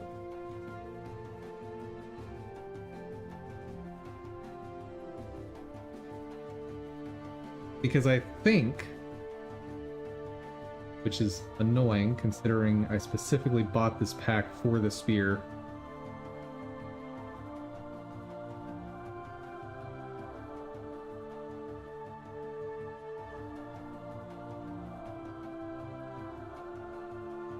Yeah, but the one-handed sword is still going to get used. Okay.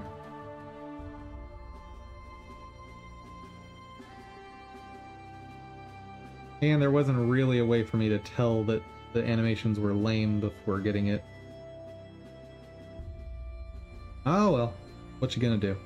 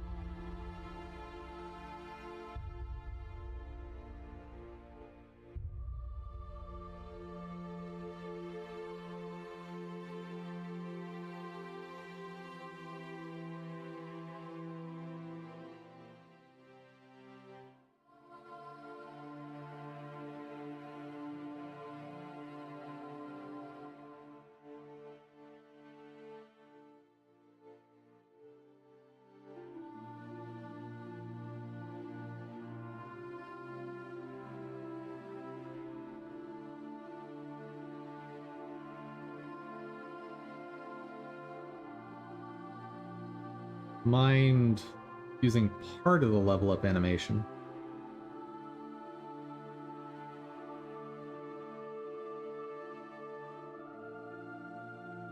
Maybe the level up animation is my victory animation.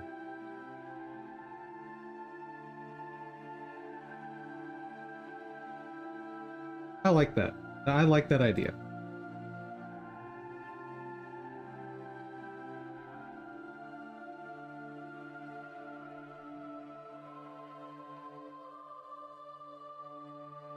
And it doesn't need to be on a per stance basis, I don't think. Because... let me finish up checking the spear stuff, because I might be losing spear.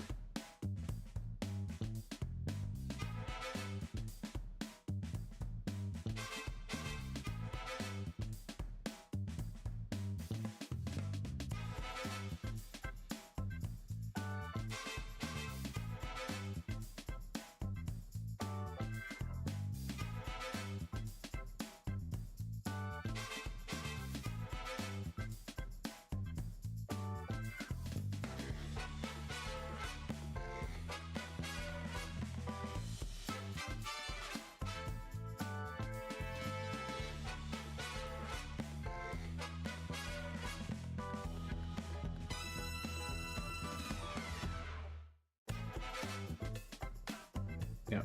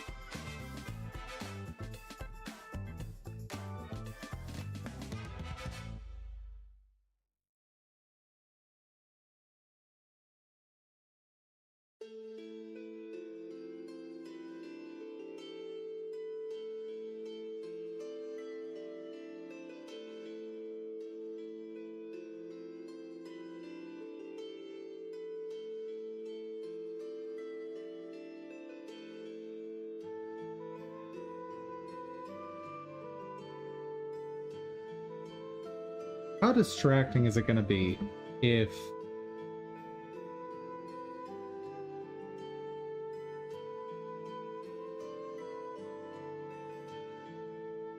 let me see something as a point of comparison.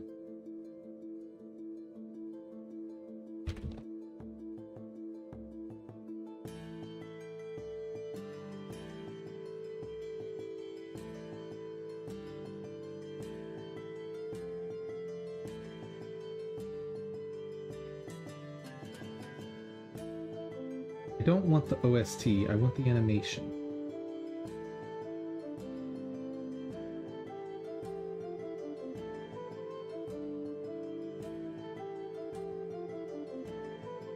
Can I get that frame by frame, pretty please?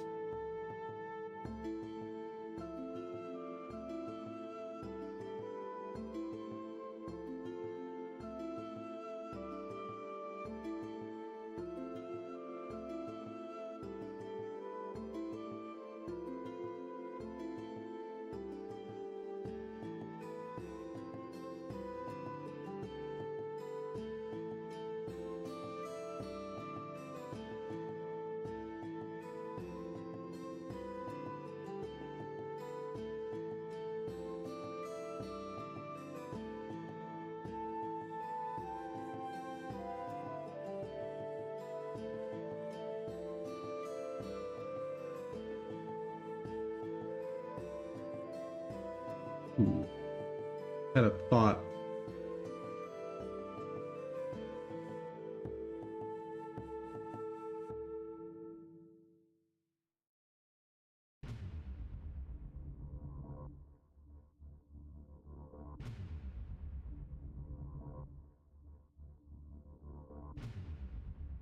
Worth noting, this animation needs more frames than the others.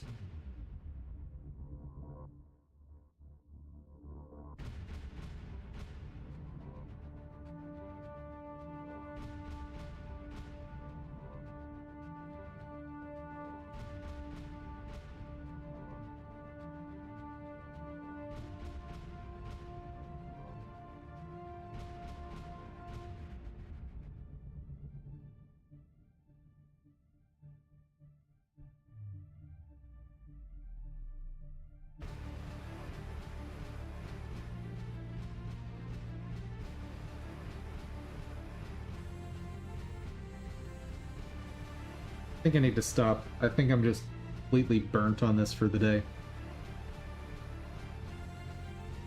And I know today was basically just planning.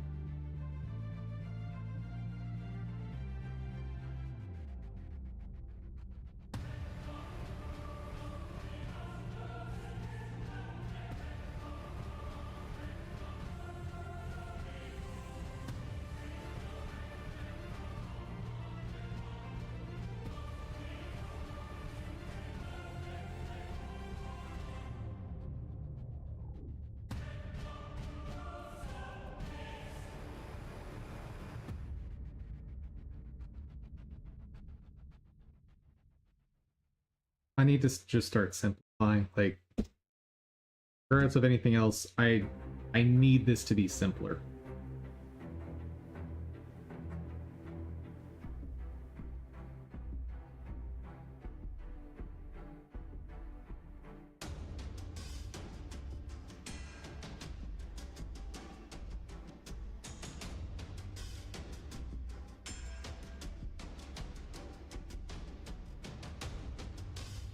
Do I need a jump animation for everything?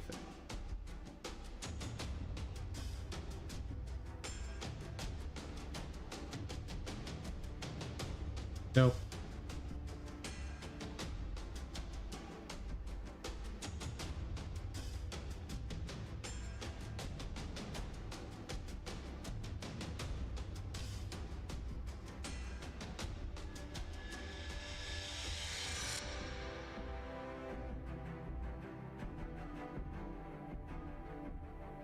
Wait.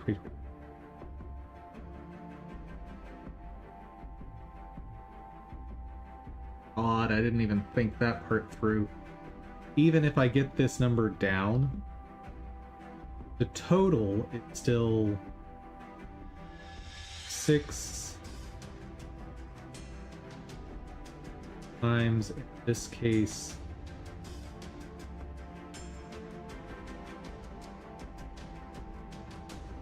so it would be 30 times 8, 240. Yeah, it's not. I can't make one sprite sheet for the collection. Not possible.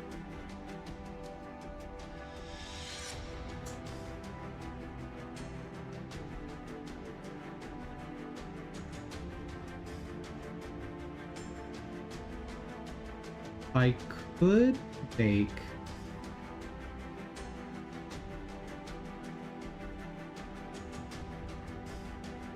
one sprite sheet per stance per asset.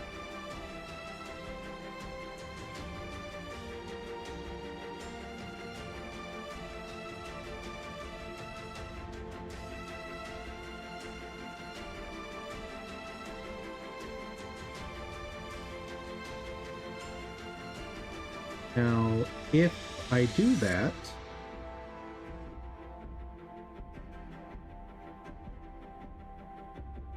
that's the way to do it.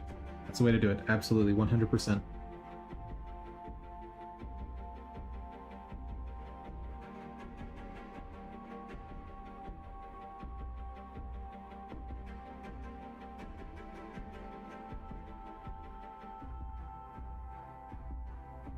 So instead of per asset and action, stance. That I can do. And that dramatically reduces the number of files. Make this semi-maintainable.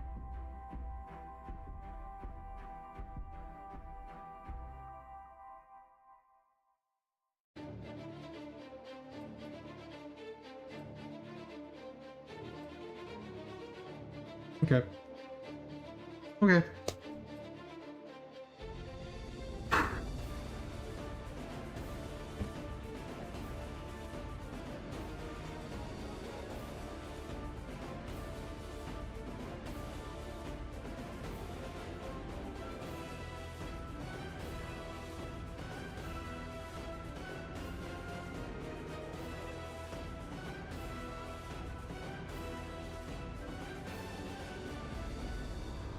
So if I have 3 different shoulder pads, there will be 1, 2, 3, 4, 5, 6, 18 for a single asset. Infinitely more maintainable than the ridiculous, like, not 81 or the 162 files per asset. Yeah, this is...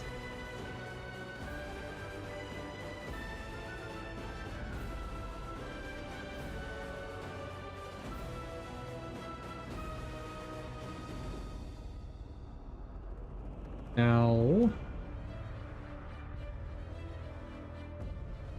am I interested in getting throwing weapons?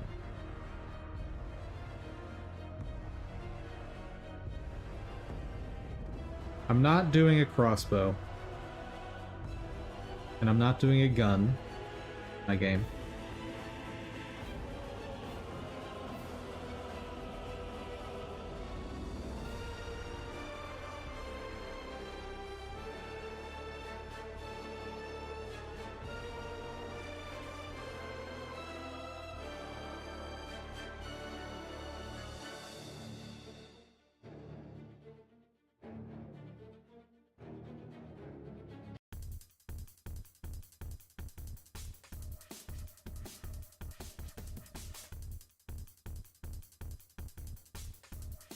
Because things I can think of having is something like,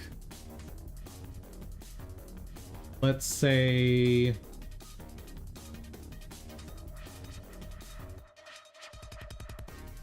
throwing knives. Like, a fan of knives is a pretty common attack in various RPGs.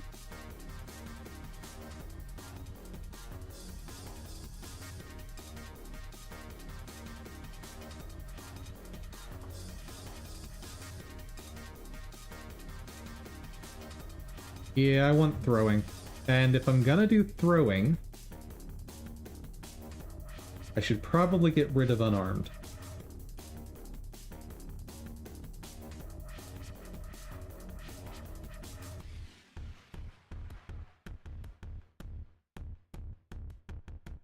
One thing I'm realizing I'll need to be careful of is with the different weapons that I want to render, the knockouts are going to potentially change.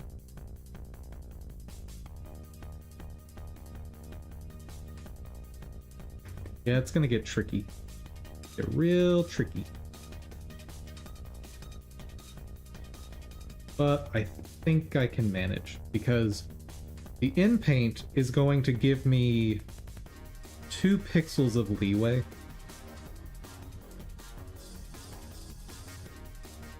And like, even the biggest weapon is only going to be, what, 6 pixels across?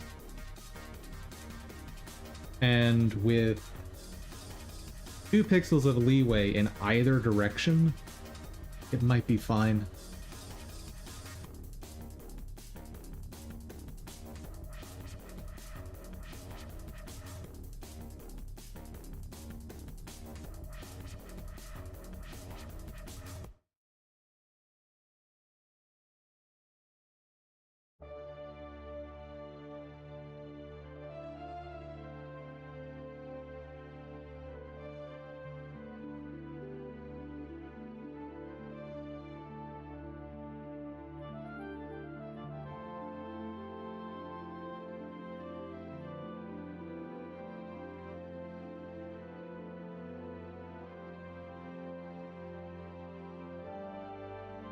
The other question is, do I have anything I can turn into a throw? I don't think I even have... Yeah, that's certainly not what I'm looking for.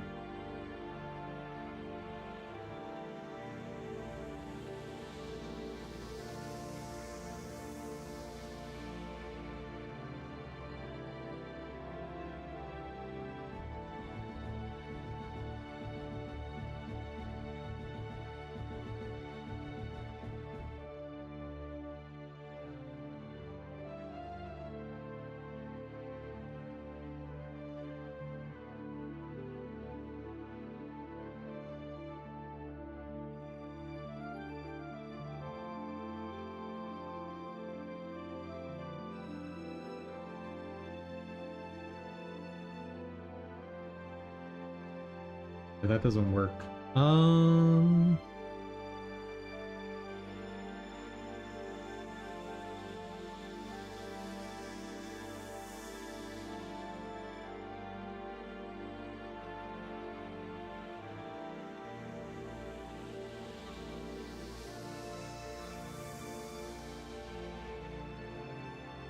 I could maybe turn that into a throw.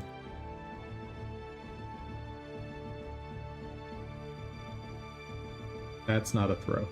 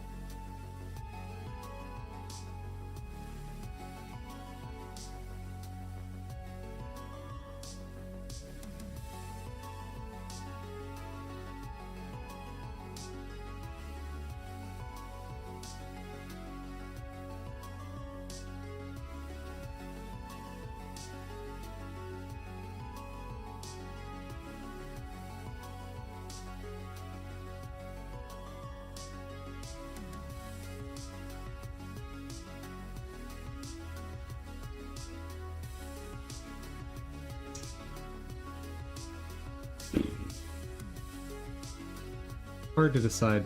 And yeah, I've been here for like the past 10 minutes getting no progress on just trying to think about this, so I should end stream. That's what I should do. Because I'm clearly burnt for the day. A lot of planning happened.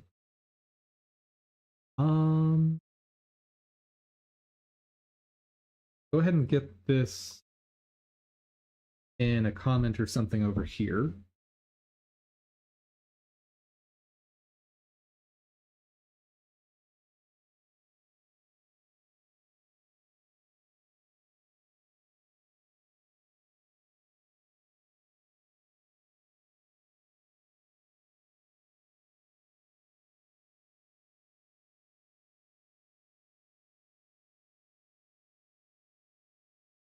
Why?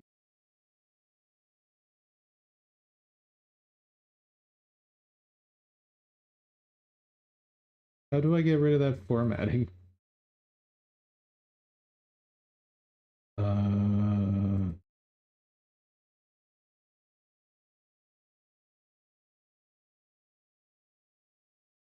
don't want that formatting. Hey. What? What?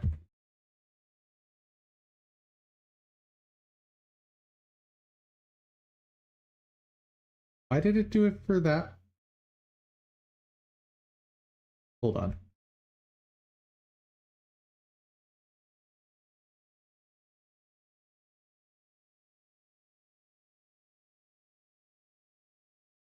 There we go.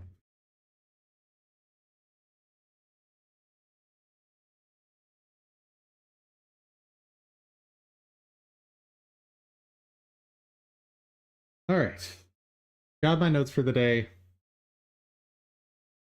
My mind is blank.